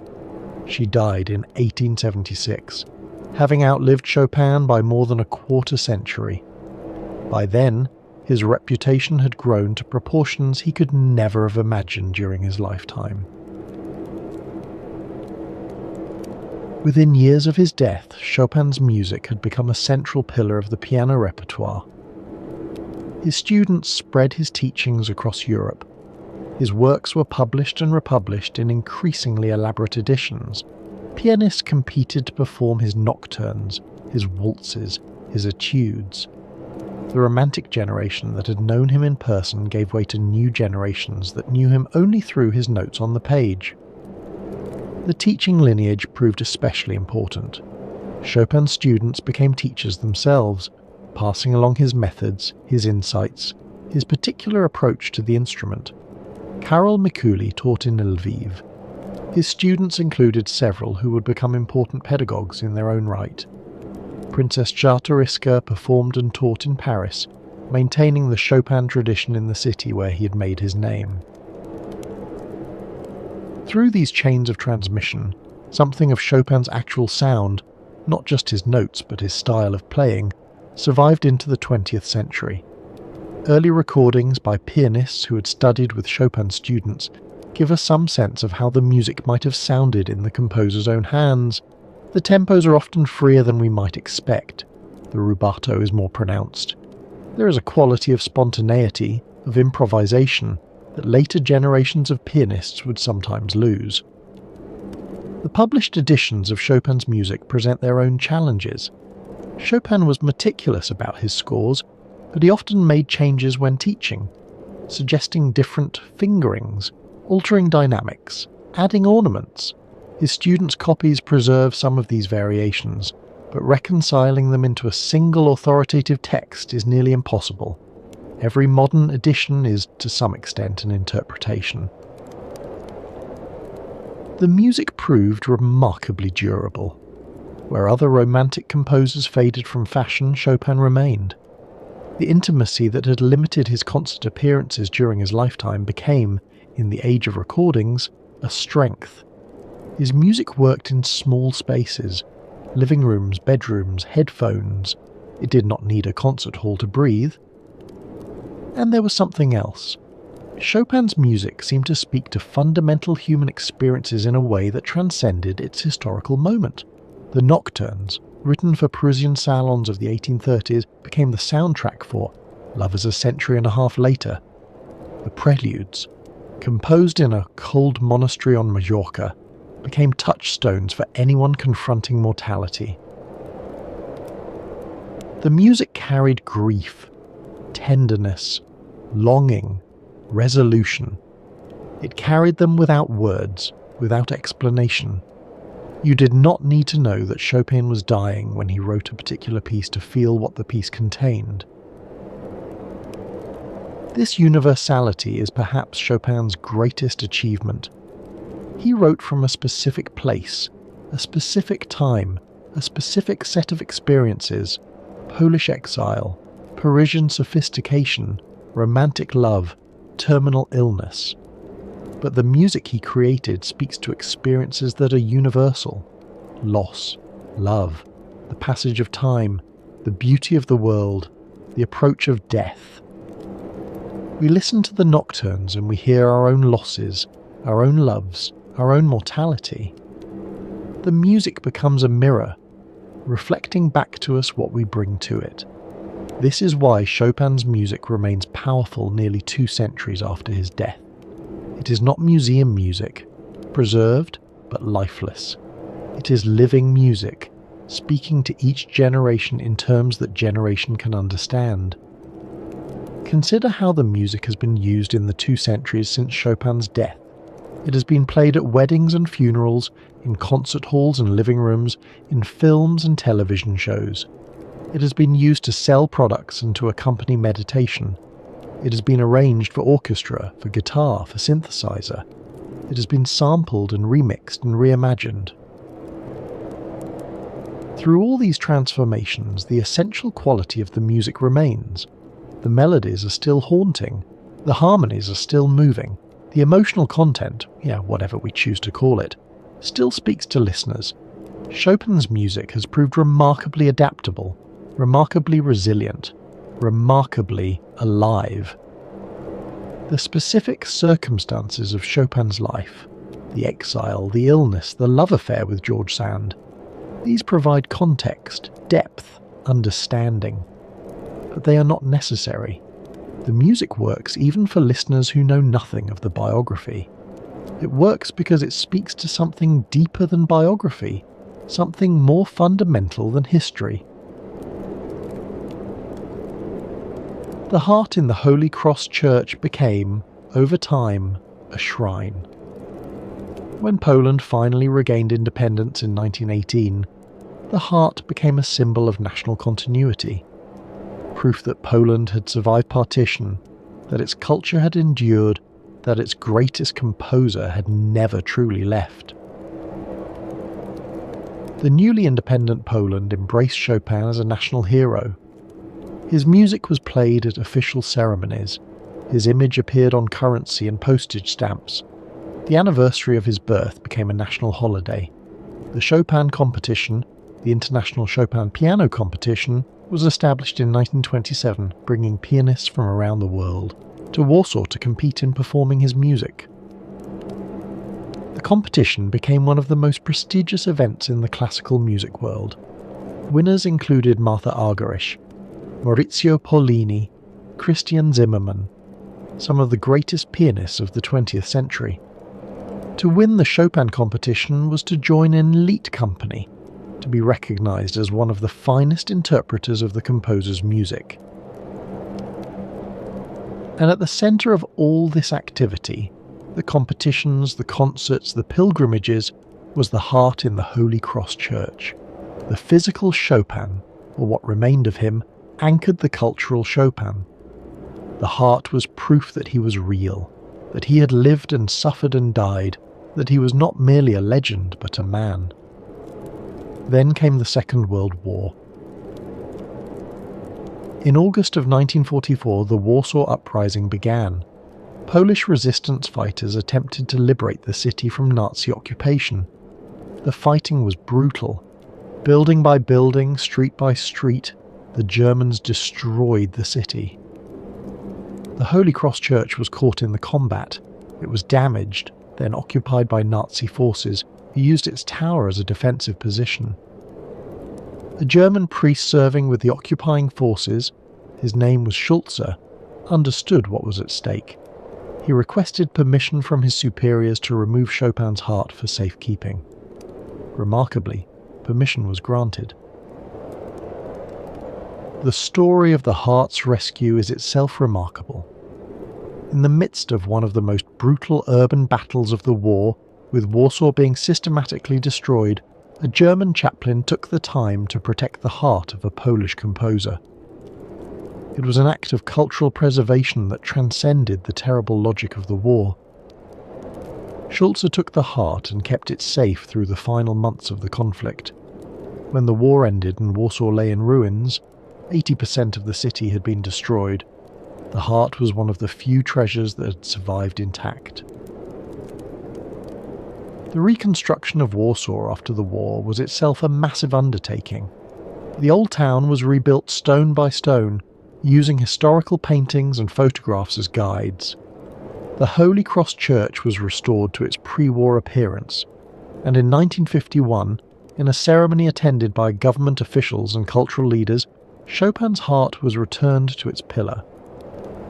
The heart had survived partition, World War and communist rule. It had witnessed the destruction of the city and its rebirth. It remained, as it had always been, a symbol of Polish cultural resilience, proof that some things cannot be destroyed by bombs or bullets. The inscription on the pillar comes from the Gospel of Matthew. For where your treasure is, there will your heart be also. The heart became more than a relic. It became a symbol of Polish identity, of cultural survival, of the nation's refusal to be extinguished by partition and occupation. When Poland was not allowed to exist as a country, Chopin's heart kept the idea of Poland alive. Pilgrims came to the Holy Cross Church to pay their respects. Polish exiles around the world knew that a piece of their greatest composer had returned home. The heart was a promise that Poland would endure, that its culture would survive, that one day the nation would be reborn. Through decades of foreign rule, through the upheavals of the 20th century, the heart remained. It was a fixed point, a constant, a reminder that some things cannot be destroyed. For more than a century and a half, Chopin's heart rested undisturbed in its crystal urn. But there were concerns. The seal might have degraded, the cognac might have evaporated, the heart might be decaying, turning to dust in its hidden chamber. Some historians and scientists urged that the urn be opened and examined. Others argued that Chopin's remains should be left in peace. In 2014, the decision was made to conduct a secret examination. Late at night, when the church was closed to the public, a small group gathered. Church officials, scientists, medical experts. They removed the pillar's covering, they extracted the sealed casket, they opened it. What they found was remarkable. The heart was still submerged in liquid, cognac, or something similar. After 165 years, it was still largely preserved. The tissue had darkened but remained intact. The scientists were able to conduct a visual examination without disturbing the specimen. They found lesions on the pericardium, the sac surrounding the heart. These lesions were consistent with pericarditis, an inflammation typically caused by tuberculosis. The pattern of damage matched what would be expected from long-term TB infection, spreading from the lungs to the heart. In 2017, the findings were published in the American Journal of Medicine. The conclusion was clear. With a high degree of certainty, Chopin died from tuberculosis. The death certificate had been accurate. The romantic legend of the consumptive artist was also the clinical truth. Some researchers have speculated that Chopin might also have suffered from cystic fibrosis, which could explain his lifelong respiratory problems and some other symptoms. But the 2014 examination could not confirm or rule out this possibility. What it could confirm was the presence of TB.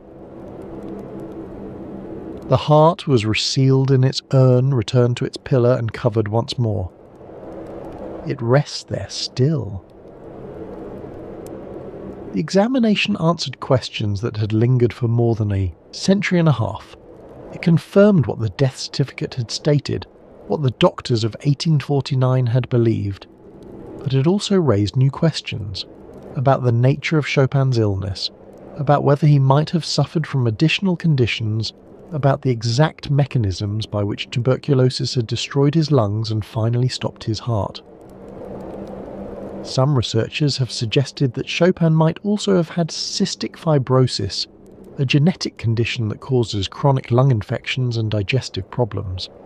His lifelong respiratory issues, his thin frame, his difficulty gaining weight, all could be consistent with CF, but the 2014 examination could neither confirm nor rule out this possibility. The heart, however well preserved, could not answer every question. What we know for certain is that tuberculosis was present. The lesions on the pericardium tell that story clearly. Whatever else might have contributed to Chopin's suffering, TB was undeniably part of it. The heart, having given up its secrets, was sealed once more. The scientists photographed their findings, wrote their reports, and returned the relic to its resting place. The ceremony was quiet, respectful, brief. By dawn, the heart was back in its pillar, waiting for the next century of pilgrims. The examination had lasted only a few hours, but it had bridged nearly 2 centuries. Modern science had reached across time to touch the heart of a romantic composer, and what it found was exactly what the doctors of 1849 had believed. Chopin died of tuberculosis. It would be too simple to say that tuberculosis made Chopin the composer he became. He was a genius before the disease struck, and he would have been a genius regardless. The early works, composed before he knew he was ill, or before the illness had made itself impossible to ignore, were already masterpieces. The Piano Concerto No. 1 in E minor, written when he was 20, is brilliant and assured. The Etudes of Opera 10, composed around the same time, are revolutionary. The genius was there from the beginning. What tuberculosis provided was context. It gave him a reason to turn inward, to reject the spectacular virtuosity of the concert hall, to seek an intimacy that his lungs would have demanded anyway. It gave him a deadline, a sense of urgency, a knowledge that every composition might be his last. But illness shaped how that genius expressed itself. The preference for salons over concert halls was not merely aesthetic, it was physical necessity. Chopin could not sustain the demands of large-scale public performance. His lungs could not support the projection required, so he developed a style suited to intimate spaces, subtle, nuanced, dependent on details that would be lost in a vast hall. The pianos of Chopin's era were lighter, more delicate instruments than the modern concert grand. The Pleyel pianos that Chopin preferred had a singing tone in the upper registers, a responsive action that allowed for the most subtle gradations of touch. They were ideally suited to the intimate salon, where their relatively modest volume was not a limitation but a virtue. Chopin's relationship with the Pleyel company was more than commercial. Camille Pleyel became a friend, a patron, a provider. The company gave Chopin pianos to use, arranged for instruments to be shipped to wherever he was travelling, supported his career in countless ways. In return, Chopin's endorsement helped make Pleyel the most prestigious piano manufacturer in France. This style, born of limitation, became the foundation of a new kind of piano music. Before Chopin, the piano was an instrument of power and display. Virtuosos like Liszt played to overwhelm, to dazzle, to demonstrate superhuman technical ability. Chopin showed that the piano could also whisper, suggest, imply. He showed that the softest passages could carry the deepest emotions. The nocturnes, in particular, embodied this approach. They were music for the edge of sleep, for the quiet hours when the mind turns inward. They asked the listener to come close, to lean in, to meet the music on its own terms. This is music that does not demand attention. It invites attention.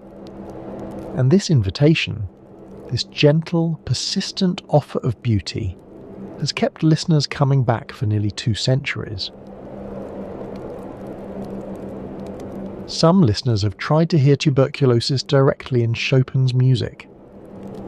They point to the breathing quality of his melodies, the way phrases rise and fall like the chest of someone struggling for air. They point to the repeated notes in pieces like the Raindrop Prelude, obsessive, insistent, like a pulse or a dripping cough. They point to the long sighing descents in the late nocturnes, the sound, perhaps, of someone accepting the inevitable. The Raindrop Prelude, the 15th of the 24. Prelude is perhaps the most famous example. The repeated A-flat that sounds throughout the piece has been interpreted as the sound of rain falling on the roof of the monastery, or as the drip of water in the cloister, or as the beating of a heart. George Sand claimed that Chopin composed the piece during a storm while she was away, and that when she returned she found him in a kind of trance. Whether this story is accurate is uncertain. Sand was a novelist and she understood the power of a good narrative, but the music itself is undeniably evocative. The repeated note creates a sense of obsession, of something that cannot be escaped. The melody that floats above it is peaceful, resigned, beautiful. It is music of acceptance, of rain, of time, of mortality. These interpretations are speculative. We cannot know what Chopin consciously intended. We cannot know whether the patterns we perceive in his music correspond to patterns he experienced in his body. But it is undeniable that his music carries an extraordinary weight of feeling, and it is at least plausible that living with a fatal disease, knowing, for 11 years, that each composition might be his last, intensified the emotional depth of what he created. The certainty of death focuses the mind wonderfully, as Samuel Johnson observed, and Chopin had that certainty from at least his mid-20s until his death at 39. Every nocturne he composed as a dying man. Every prelude, every ballade, every mazurka, all of them are the work of someone who knew that time was running out. Perhaps this is why the music feels so urgent, so necessary, so deeply felt. It is not the idle entertainment of someone with endless years ahead. It is the testimony of a man racing against his own mortality. Consider the late nocturnes, particularly the nocturne in E major, Tone 62 number 2, one of his final works. It is music of extraordinary serenity, of acceptance, of peace. The melody floats above gently moving harmonies, unhurried, contemplative. There is no struggle here, no protest against fate, only beauty. The late works have a quality that the earlier works lack, not because they are better, necessarily, but because they are different. There is a wisdom in them, a patience, a willingness to let the music breathe. The young Chopin composed with brilliance and passion. The dying Chopin composed with depth and resignation. Both are beautiful, but there is something in the late works that only time and suffering could have taught him. The Nocturne in E major opens with a simple melody that seems almost to float above the piano, unsupported by the usual accompaniment patterns. It breathes, it sighs, it meanders without hurrying. There is nothing to prove here, nothing to demonstrate, only the pure expression of feeling. Some pianists say that the late nocturnes are the hardest to play, not technically but emotionally. They require a maturity, a stillness that cannot be faked. A young pianist can play the notes, but the music eludes them. It takes a lifetime to understand what Chopin was saying in those final works. To compose such music while dying, to find tranquility in the midst of suffering, requires something more than talent. It requires a particular kind of wisdom, a particular relationship with mortality. Chopin had 11 years to make his peace with death. Perhaps, by the end, he had done so. What Chopin created was an art of intimacy. Time were ones. In an age that celebrated the grand, the spectacular, the overwhelming, vast symphonies, enormous operas, virtuoso display, Chopin insisted on the small, the quiet, the personal. His music was for the parlour, not the concert hall. It was for the friend, not the crowd. This intimacy has proved remarkably durable. Symphonies require orchestras, operas require stage machinery, but a Chopin nocturne requires only a piano and a listener. The music scales to any space. It works in a concert hall, certainly, but it works equally well in a bedroom through headphones in the small hours of the night when you cannot sleep. It is music that meets you where you are. This adaptability is part of Chopin's genius. He composed for a specific audience, the sophisticated listeners of Parisian salons, but the music he created transcends that original context. It works in contexts he could never have imagined, in concert halls with modern amplification, through recordings played on gramophones and later on digital devices, through headphones on airplanes and in hospitals and in the bedrooms of people who have never heard the name Pleyel. The salon for which Chopin composed no longer exists. The aristocratic world that supported him is gone, but the music remains, finding new audiences in each generation, adapting to new technologies, new listening environments, new cultural contexts. The technology of music reproduction has changed dramatically since Chopin's death. He composed for live performance, for a single listener or small group, for a specific moment in time. He could never have imagined recordings, radio, streaming, headphones. He could never have imagined his music reaching millions of listeners simultaneously, or being available at the touch of a button. And yet the music has adapted remarkably well to these new technologies. The intimacy that was a feature of salon performance translates beautifully to headphones.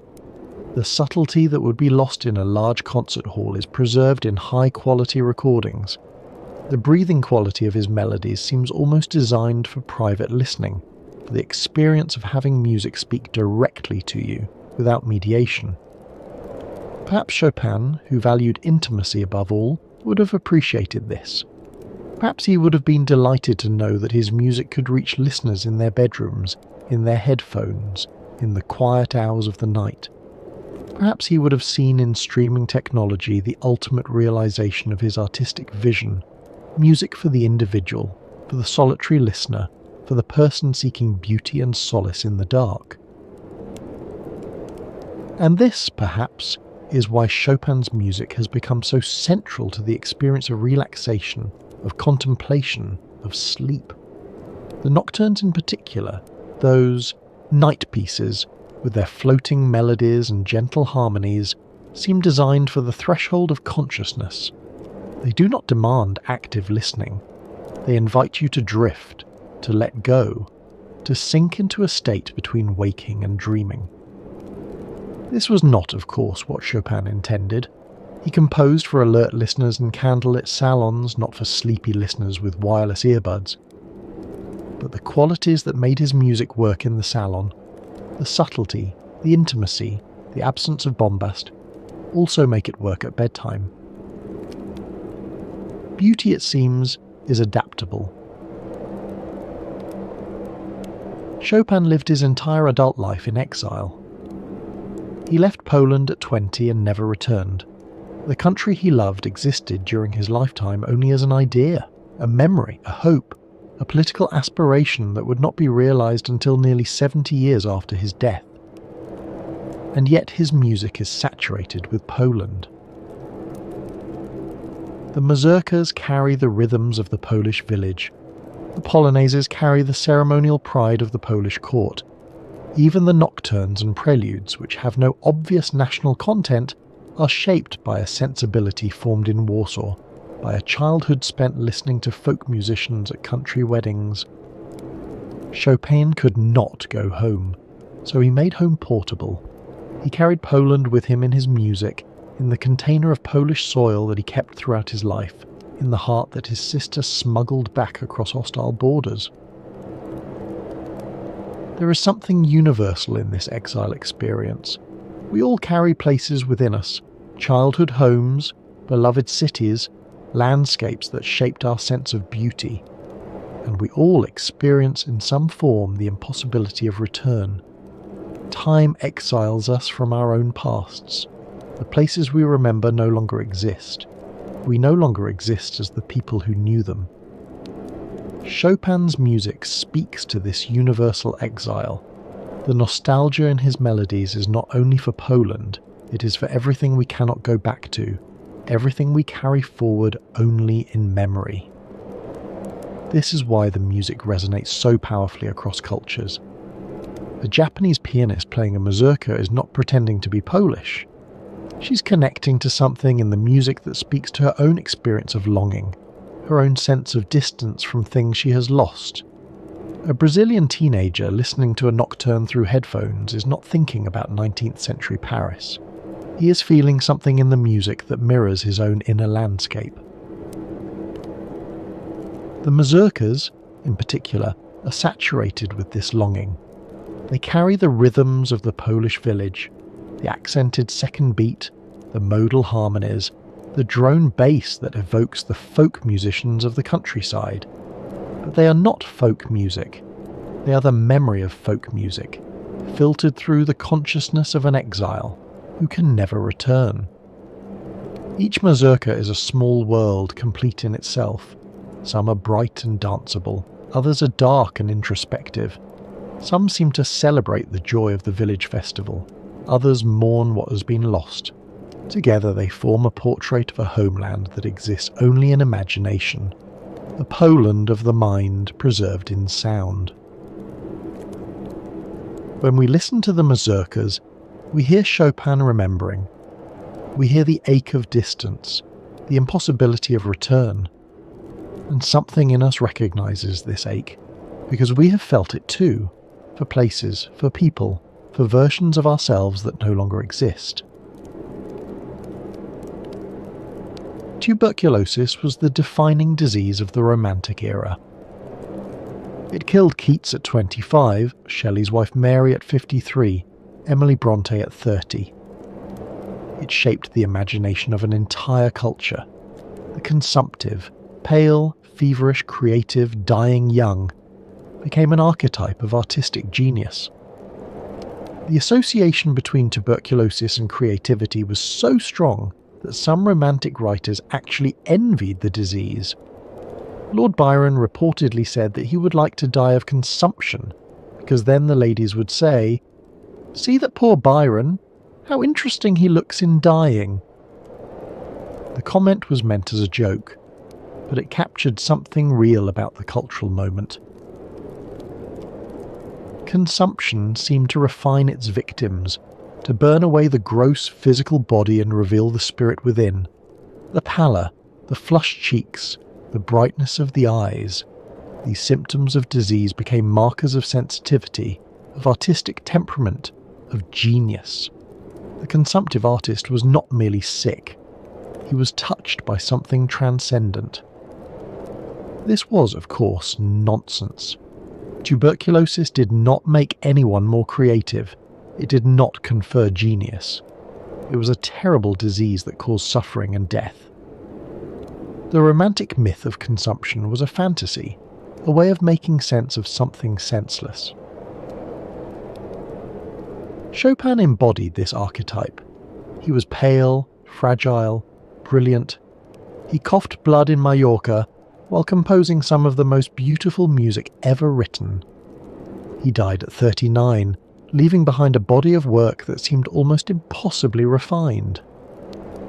The legend of the consumptive artist, that suffering produces genius, that early death is the price of beauty, is, of course, a dangerous fantasy.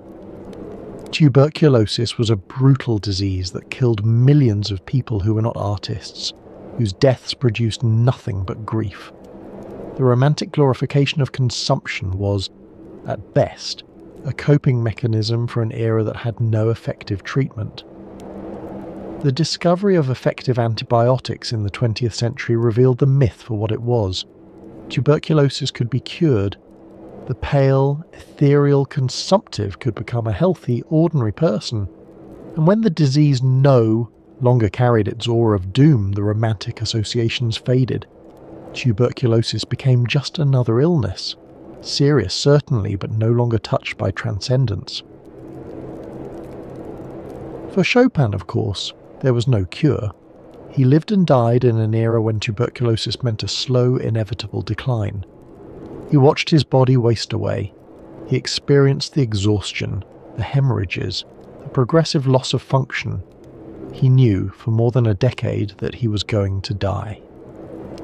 And yet, there is something in the experience of living with a fatal diagnosis that concentrates the mind. There is something in the certainty of limited time that clarifies priorities. Chopin knew from at least his mid-20s that he would not live long. He knew that every composition might be his last. Did this knowledge make his music better?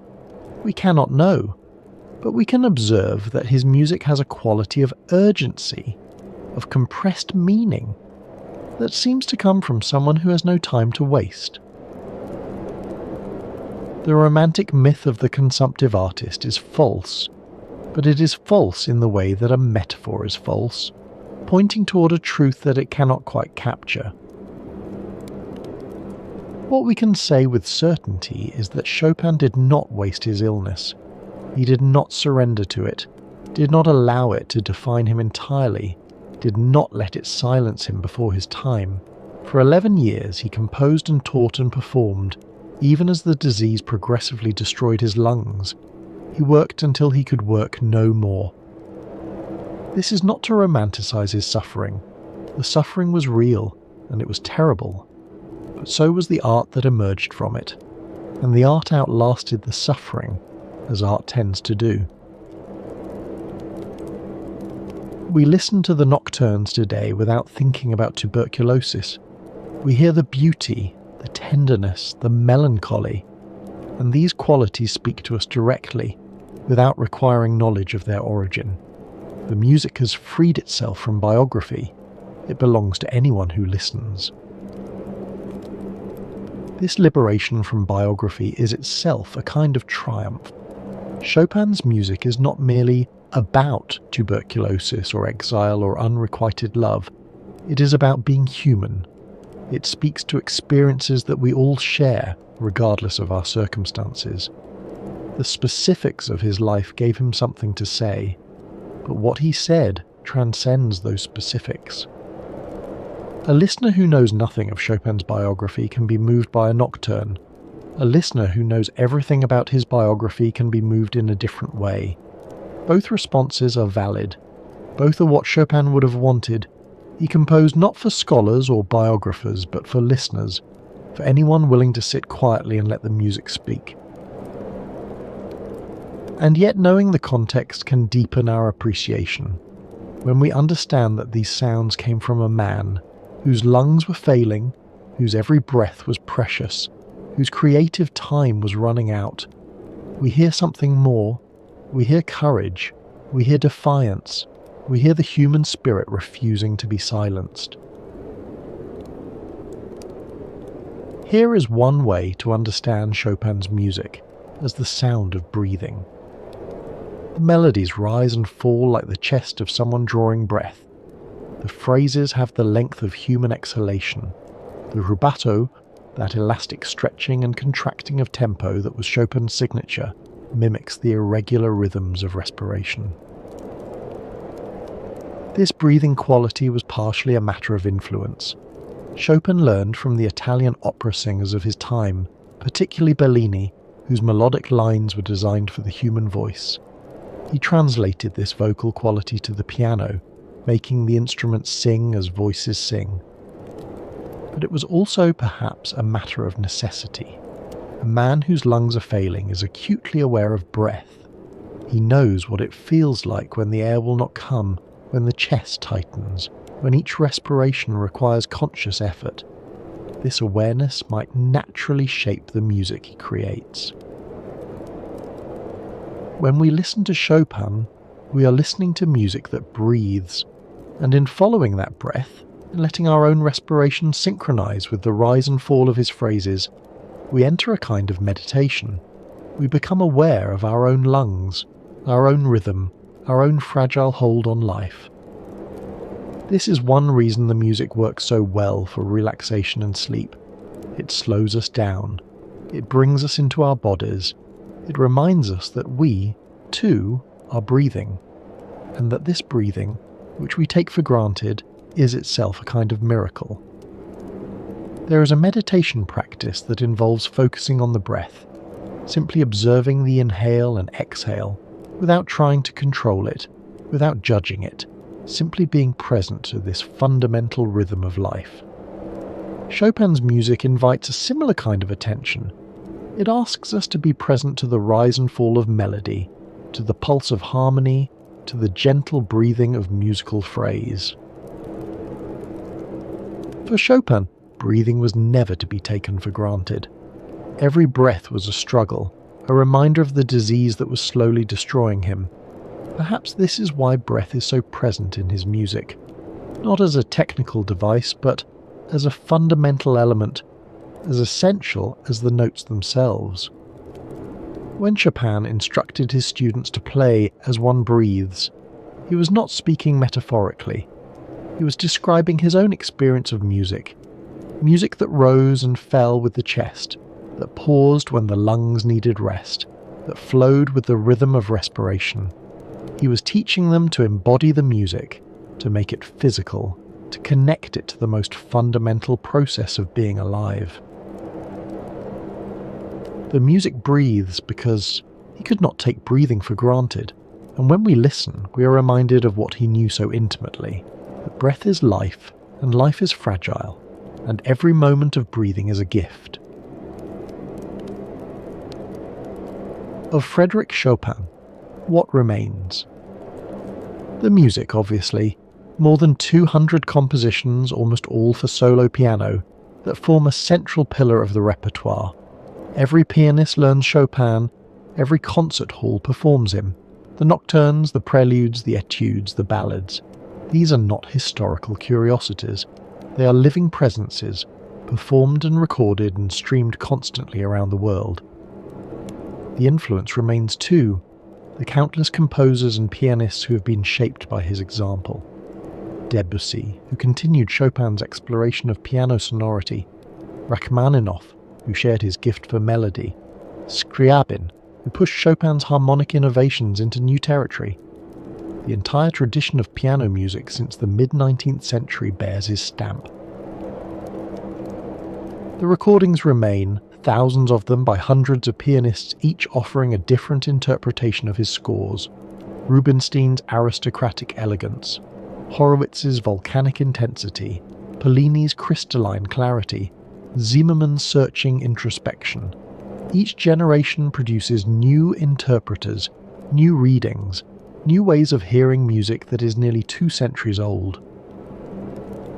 The manuscripts remain, his handwritten scores, preserved in archives and libraries, bearing the evidence of his creative struggle. The crossed-out passages, the revisions, the second thoughts, the physical artifacts of a genius at work. The body, buried in Père Lachaise Cemetery in Paris, in a grave marked by a statue of Euterpe, the muse of music.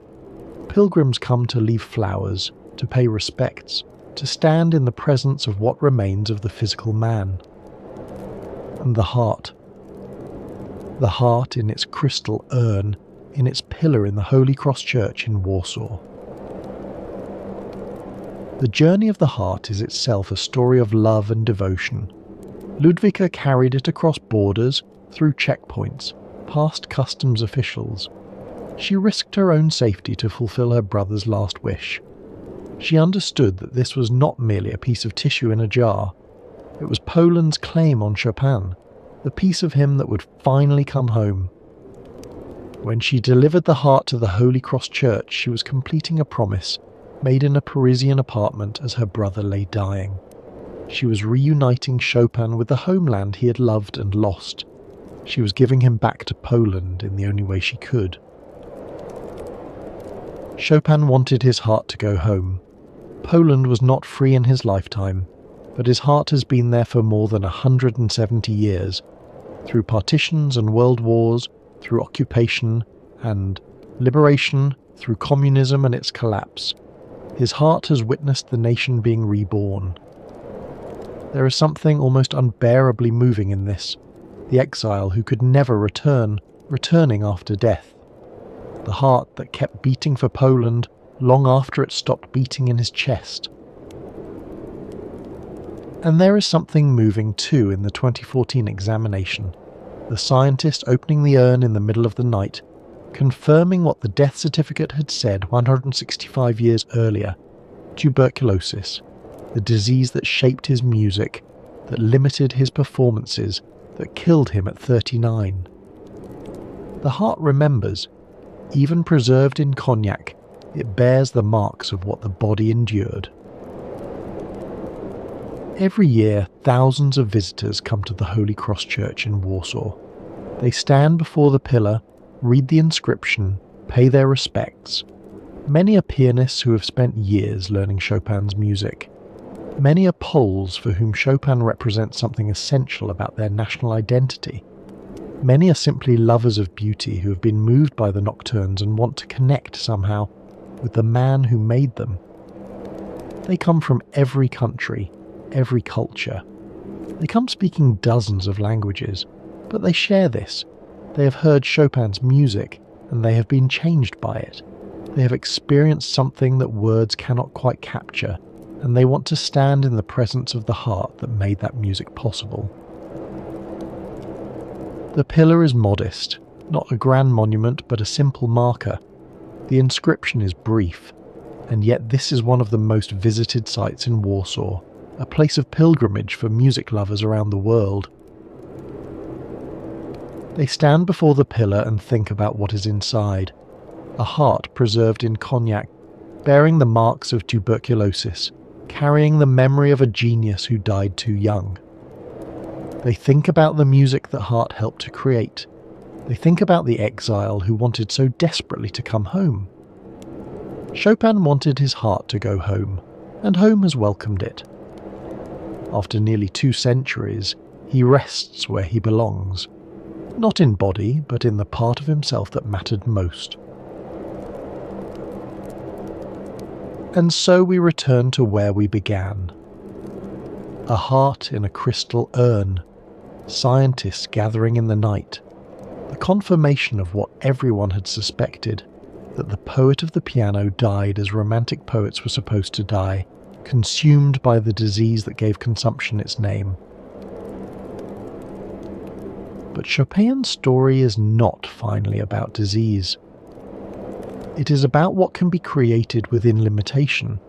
It is about making intimate art in an age of spectacle.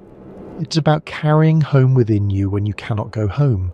It is about loving something, music, country, another person, even when that love offers no guarantees. The music he left behind is not music of despair. It is melancholy, yes, it is touched by loss, but it is also beautiful, and beauty is always an affirmation. To make something beautiful is to say, this matters, this deserves to exist, this is worth the effort of creation. There is a kind of hope in Chopin's music, not hope for recovery, not hope for a miracle, but hope that beauty endures, hope that what we create outlasts us, hope that our suffering is not wasted if it can be transformed into something that brings consolation to others. Every nocturne is an act of hope. Every prelude is an assertion that art matters. Every mazurka is a refusal to surrender to despair. The music says, I am dying, but I am still here. I am suffering, but I am still creating. I am in exile, but my heart knows where it belongs. Chopin spent 11 years dying of tuberculosis. He spent those same 11 years creating some of the most beautiful music ever written for the piano. The two facts are inseparable. The dying and the creating were the same life. We cannot know what Chopin would have composed if he had lived longer. We cannot know whether the late style, the increasing complexity of the Polonaise Fantaisie, the searching harmonies of the final mazurkas, would have continued to develop. We cannot know what masterpieces were lost when his hands could no longer play. But perhaps that is not the right question. Perhaps the question is not what we lost, but what we have. And what we have is extraordinary. A body of work that has brought joy and solace to countless millions, that continues to be played and loved nearly 2 centuries after its creation, that speaks to something deep and universal in the human experience. The nocturnes, the preludes, the etudes, the ballades, the mazurkas, the polonaises, these are not museum pieces, they are living presences. They are played tonight somewhere in the world. They will be played tomorrow night, and the night after, and the night after that. They have become part of the fabric of human culture. At this moment, as you listen to these words, someone somewhere is playing a Chopin nocturne. A student in a practice room, working through the fingering. A professional preparing for a concert. An amateur at home, playing for the pleasure of it. A child learning what the piano can do.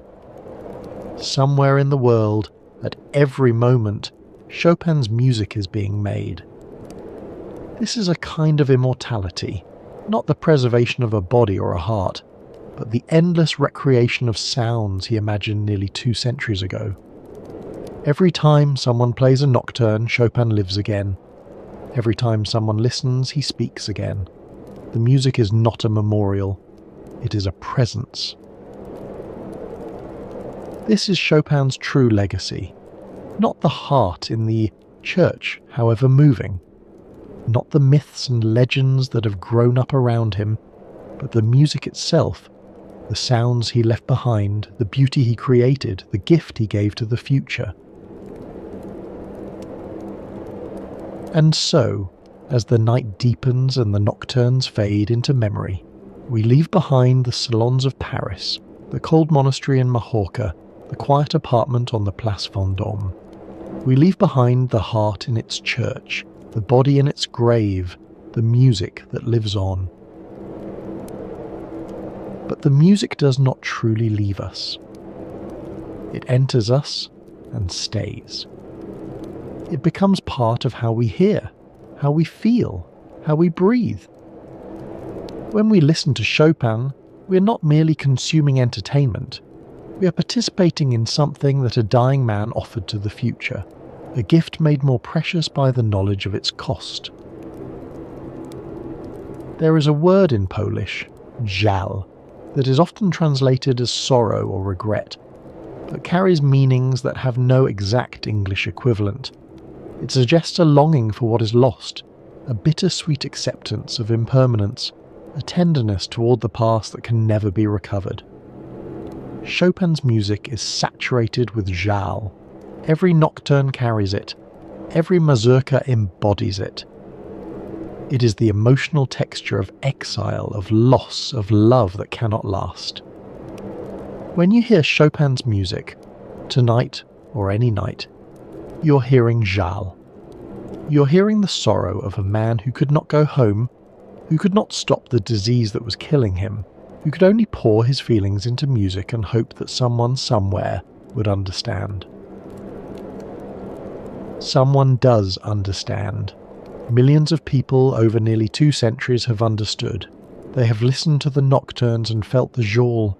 They have recognized in Chopin's music something of their own experience, their own losses, their own longings, their own mortality. This is the miracle of art, that one person's suffering can become another person's consolation, that music written in 19th century Paris can speak to a 21st century listener in Tokyo, or Sao Paulo, or Lagos. That sounds made by fingers on ivory keys can travel through time and space to touch hearts that Chopin could never have imagined. Next time on the Sanatorium, we'll explore another chapter in the history of tuberculosis. But that journey is for another night. For now, rest well. Let the memory of those nocturnes carry you gently into sleep. Let the melodies you have heard, even if only in imagination, continue to play in your mind.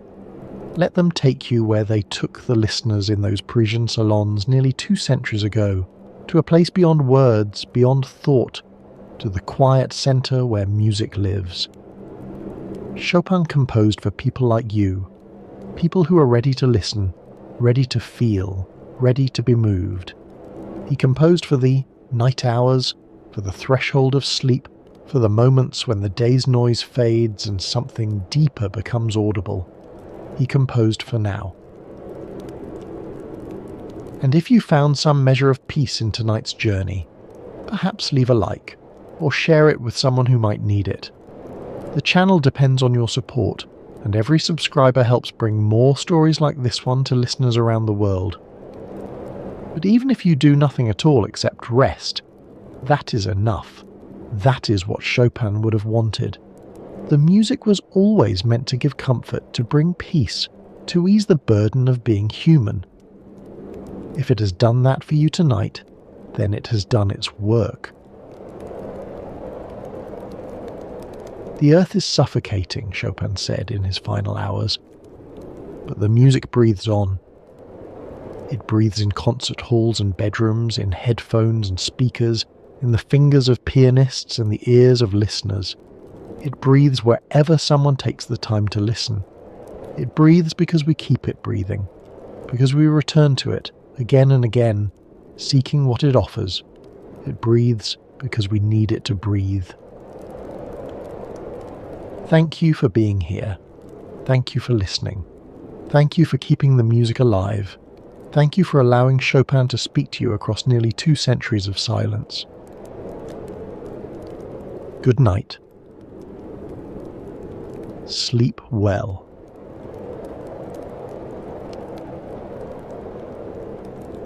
The man who changed how Americans die kept embalmed bodies in his closets.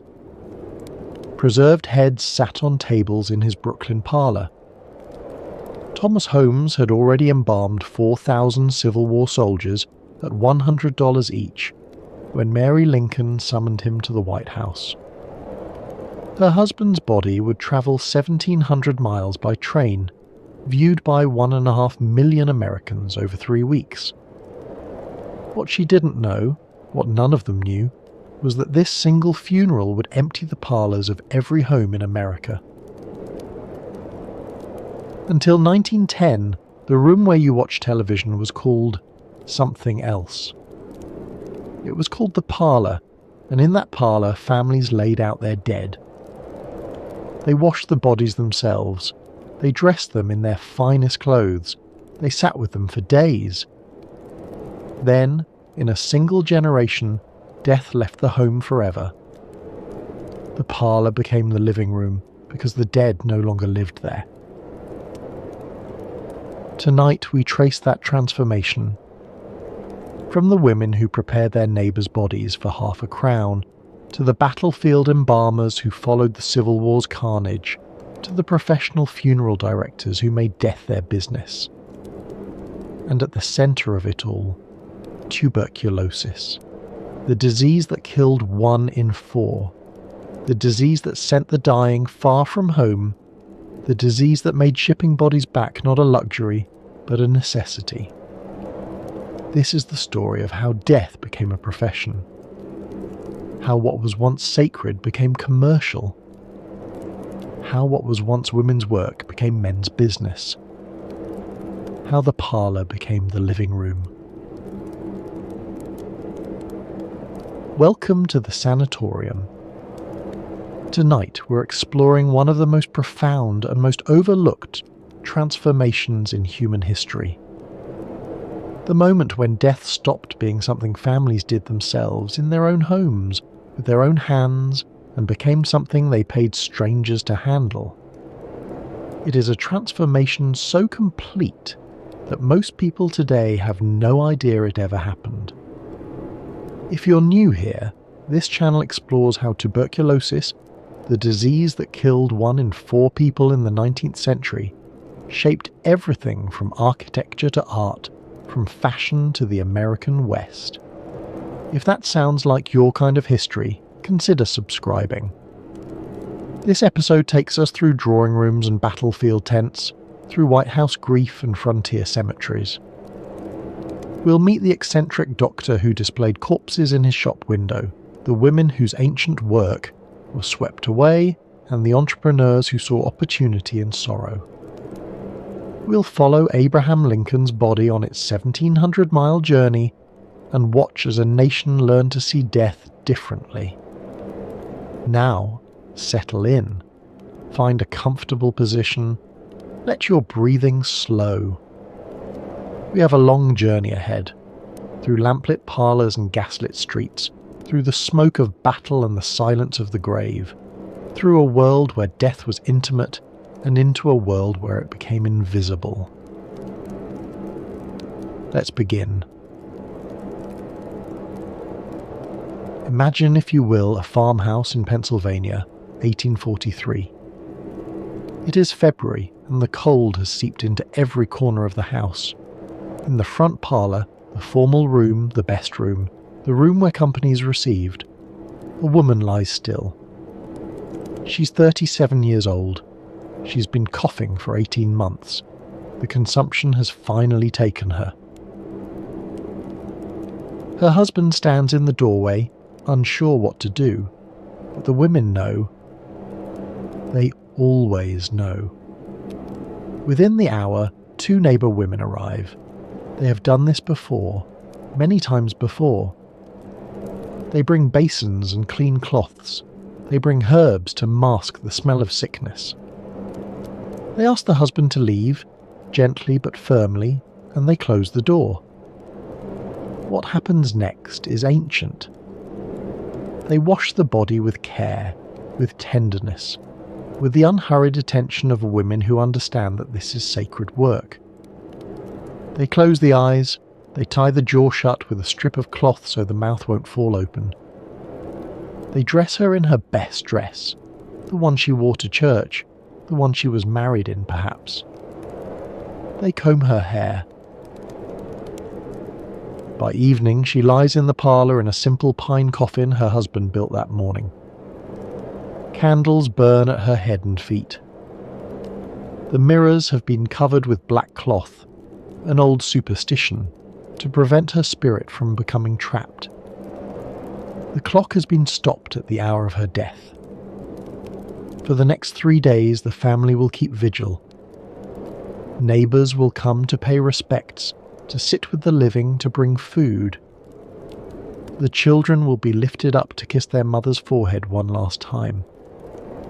And then, on the 3rd day, the men of the community will carry the coffin to the churchyard, and she will be buried in ground her family has owned for generations. No strangers will touch her. No chemicals will be injected into her veins. No one will charge a fee. This is how human beings had handled death for thousands of years. In homes by hands that knew the deceased, surrounded by community. Death was not hidden away. It was not outsourced. It happened in the same rooms where families ate and argued and celebrated. And then, in the space of a single generation, all of it changed. This is that story. To understand the transformation we're about to trace, we must first understand the world that existed before it. In early 19th century America, death was everywhere. It was woven into the fabric of daily life in ways we can scarcely imagine today. A woman might bear 8 children and bury 4 of them before they reach the age of 5. A man in his prime might be felled by typhoid, cholera, or consumption before his 40th birthday. Death was not something that happened in hospitals, behind closed doors, managed by professionals. Death happened at home, in the same bed where you were born, surrounded by the same faces that had surrounded you all your life. And when death came, families knew what to do. The knowledge had been passed down through generations, mother to daughter, neighbour to neighbour. How to close the eyes, how to wash the body, how long to wait before burial. These were not mysteries. They were simply part of life, as natural and necessary as knowing how to bake bread or mend a fence. The women who performed this work were called many things. Layers out, watchers, sometimes simply the women who help. In England, they were paid half a crown for their services. In America, sometimes they were paid, sometimes they simply came because that was what neighbours did. Often, these were the same women who served as midwives, ushering life into the world at one end and ushering it out at the other. Historian Carol Weaver, studying Philadelphia city directories from the early 1800s, found these women listed as professionals, alongside nurses and midwives. They advertised their services. They had reputations to maintain. Death work was women's work, and it was respected work. But there were limitations to what families and neighbours could do. The human body, once life has left it, begins to decay. In summer, this process accelerates rapidly. Funerals had to happen quickly, within 2 or 3 days at most, and burial had to follow immediately. This meant that when someone died, their loved ones had to be nearby. A son working in a distant city might not make it home in time. A daughter married across state lines might never see her mother's face again. The undertaker, as he existed in this era, was not the figure we know today. The word itself simply meant someone who undertook tasks, any tasks. But by the early 19th century, it had come to be associated with the men who made coffins. These were carpenters and cabinet makers, furniture builders who added coffin making as a sideline. The oldest funeral home in America, founded in Williamsburg, Virginia, in 1759, was started by a cabinet manufacturer named Anthony Hay, who simply began making coffins in addition to tables and chairs. These men did not handle bodies. They did not perform funerals. They built boxes, simple pine for the poor, polished hardwood for those who could afford it, and families did the rest themselves. And then came the 1860s. And then came the war. And then came a scale of death that would shatter every assumption about how the dead should be handled. Between 1861 and 1865, approximately 620,000 Americans died in the Civil War. To put that number in perspective, it was roughly 2% of the entire population. In today's terms, that would be nearly 7 million deaths. And here was the terrible mathematics that changed everything. Most of these men died far from home. They died in Virginia and Tennessee and Georgia, in places their families had never seen. They died by the thousands in single afternoons. And their families, mothers, wives, children waiting in Massachusetts and Ohio and Pennsylvania, wanted them back. How do you send a body from Gettysburg to Boston in July, across 400 miles of railroad without refrigeration? You don't. Not unless you find a way to stop decay. And so, out of the carnage of war, a new profession would be born. Out of the desperate need to reunite families with their dead, out of the terrible mathematics of 600,000 deaths in places far from home, a transformation would begin that would eventually reach into every home in America. The neighbour women would be displaced. The parlour would be emptied of its dead. The ancient ways of handling death, ways that had persisted for countless generations, would be swept away by the demands of modernity. Death was about to become a business. And business, once established, does not easily relinquish its territory. Before we can understand what was gained, we must understand what was lost. For centuries, the preparation of the dead was women's work. It was intimate work, performed by hands that had often known the deceased in life. And it was work that carried a particular kind of knowledge that was passed from mother to daughter, from experienced neighbour to young bride, in an unbroken chain stretching back beyond memory.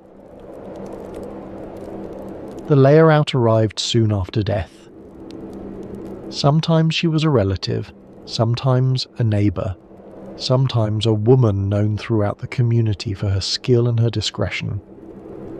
She brought her own supplies, basins, cloths, sometimes herbs or oils. She asked the family to give her privacy, and she began. The work followed a ritual order. First, the eyes were closed, gently pressed shut while still pliable, before rigor mortis set in. A coin might be placed on each eyelid to keep them closed. The jaw was tied shut with a strip of cloth wrapped under the chin and over the top of the head. Without this, the mouth would fall open as the muscles relaxed, an indignity no family wanted to see. Then came the washing. The body was undressed and bathed with clean water, sometimes scented with lavender or rosemary. This was not merely practical. It was an act of care, a final service to someone who could no longer care for themselves. The layer-out worked slowly, respectfully, talking softly to the deceased as she worked, as though they might still hear.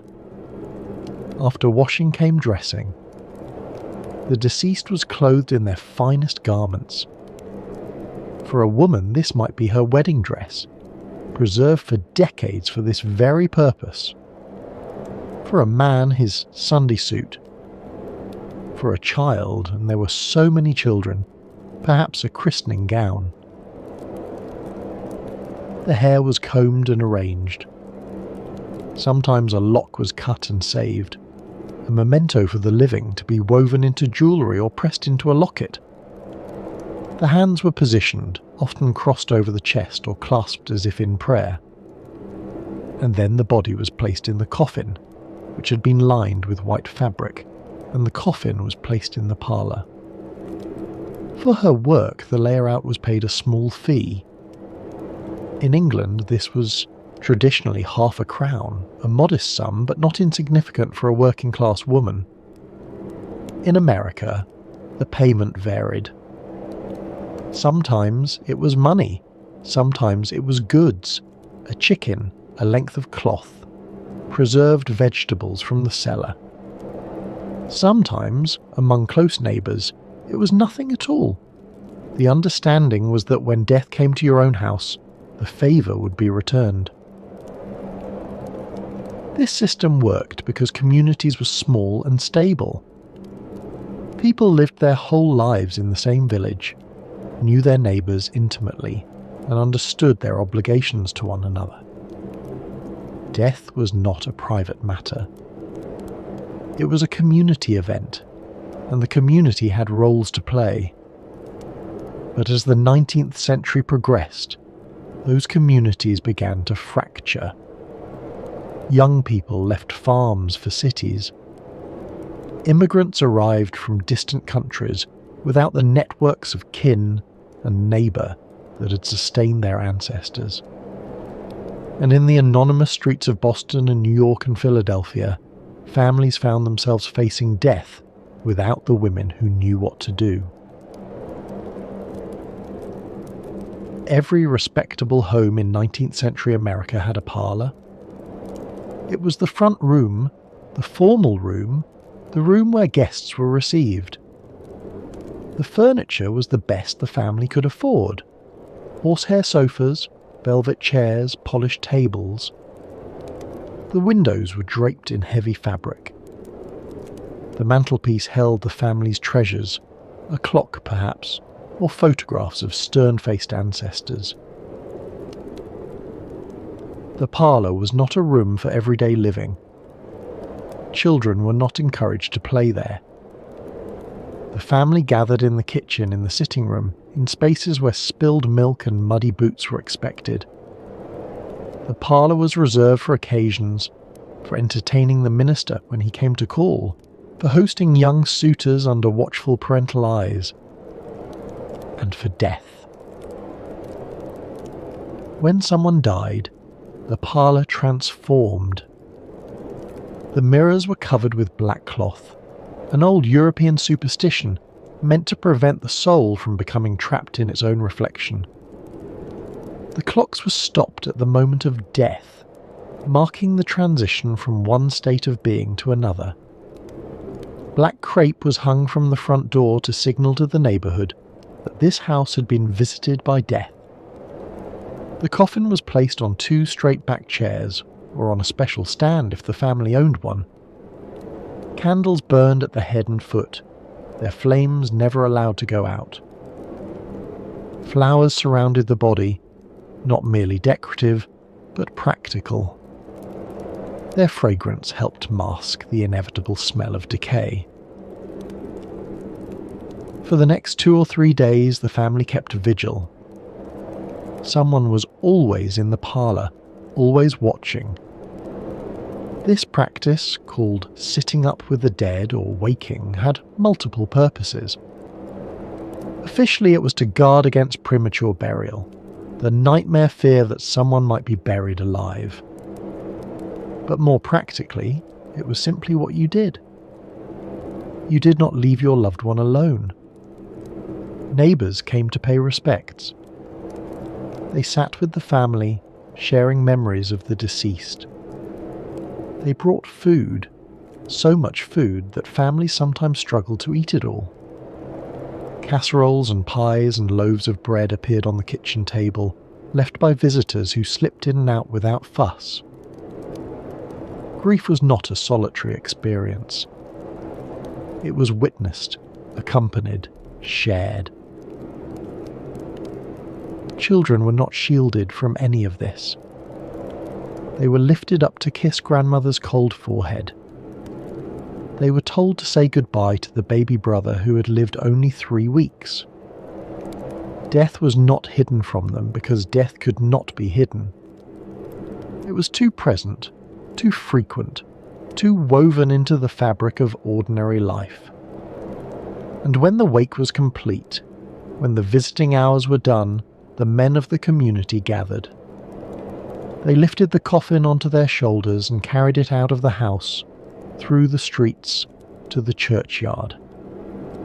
The funeral procession was a public event, a community marking the passage of one of its members. And at the graveside, the family watched as their loved one was lowered into the earth. This was the parlour's purpose. This was why the room existed. Not for entertaining, not for formal visits, but for this, The final dwelling place of the dead, the threshold between one world and the next. The parlour was the death room, and everyone understood this. It was simply how things were, how things had always been, how things would always be, or so it seemed. No one in 1843 keeping vigil in that farmhouse parlour could have imagined that this room would be renamed, that its purpose would be erased, that within a few generations Americans would have no idea what a parlour was for. They would have found it inconceivable that death could happen anywhere but here, in this room, surrounded by family, attended by neighbour, women who knew the ancient rituals. The professionalisation of death was unimaginable, because death was not yet a profession. It was simply life. Of all the diseases that haunted the 19th century, none claimed more lives than tuberculosis. It went by many names. Consumption, because it seemed to consume the body from within. Phthisis, the ancient Greek term. The White Plague. But whatever you called it, the numbers were staggering. At its peak, tuberculosis killed 1 in 4 people in Europe and North America. 1 in 4. To live in the 19th century was to know tuberculosis intimately. Everyone had lost someone, a parent, a sibling, a child, a friend. The coughing was everywhere, in churches and workplaces and crowded tenement rooms. The blood-flecked handkerchiefs. The slow wasting, as the body grew thinner and paler over months or years. But tuberculosis did something else, something that would prove crucial to our story, crucial to the transformation we are tracing tonight. It made people die far from home. It scattered the dying across continent, separated them from their families, their communities, their neighbour women who knew what to do. And when they died, in sanatoriums in the Alps, in boarding houses in Denver, in tent camps in the Arizona desert, their families wanted them back. Because there was no cure, doctors prescribed the only treatment they believed might help: fresh air, rest, and sunshine. This meant sanatoriums, institutions built in the mountains of Switzerland, in the Adirondacks of New York, in the high deserts of the American Southwest. Patients were sent away from their families, away from the miasmas of the city, to spend months or years breathing clean air and hoping for recovery. Many never came back. Not alive, at least. By 1880, Denver had earned a grim nickname, the world's Sanatorium. Health seekers flooded into Colorado by the thousands, drawn by promises of dry air and high altitude. They came from New York and Boston and Philadelphia, leaving behind everything familiar. Some recovered, many did not. And when they died, in Denver, in Colorado Springs, in Tucson, in places their families had never seen, a terrible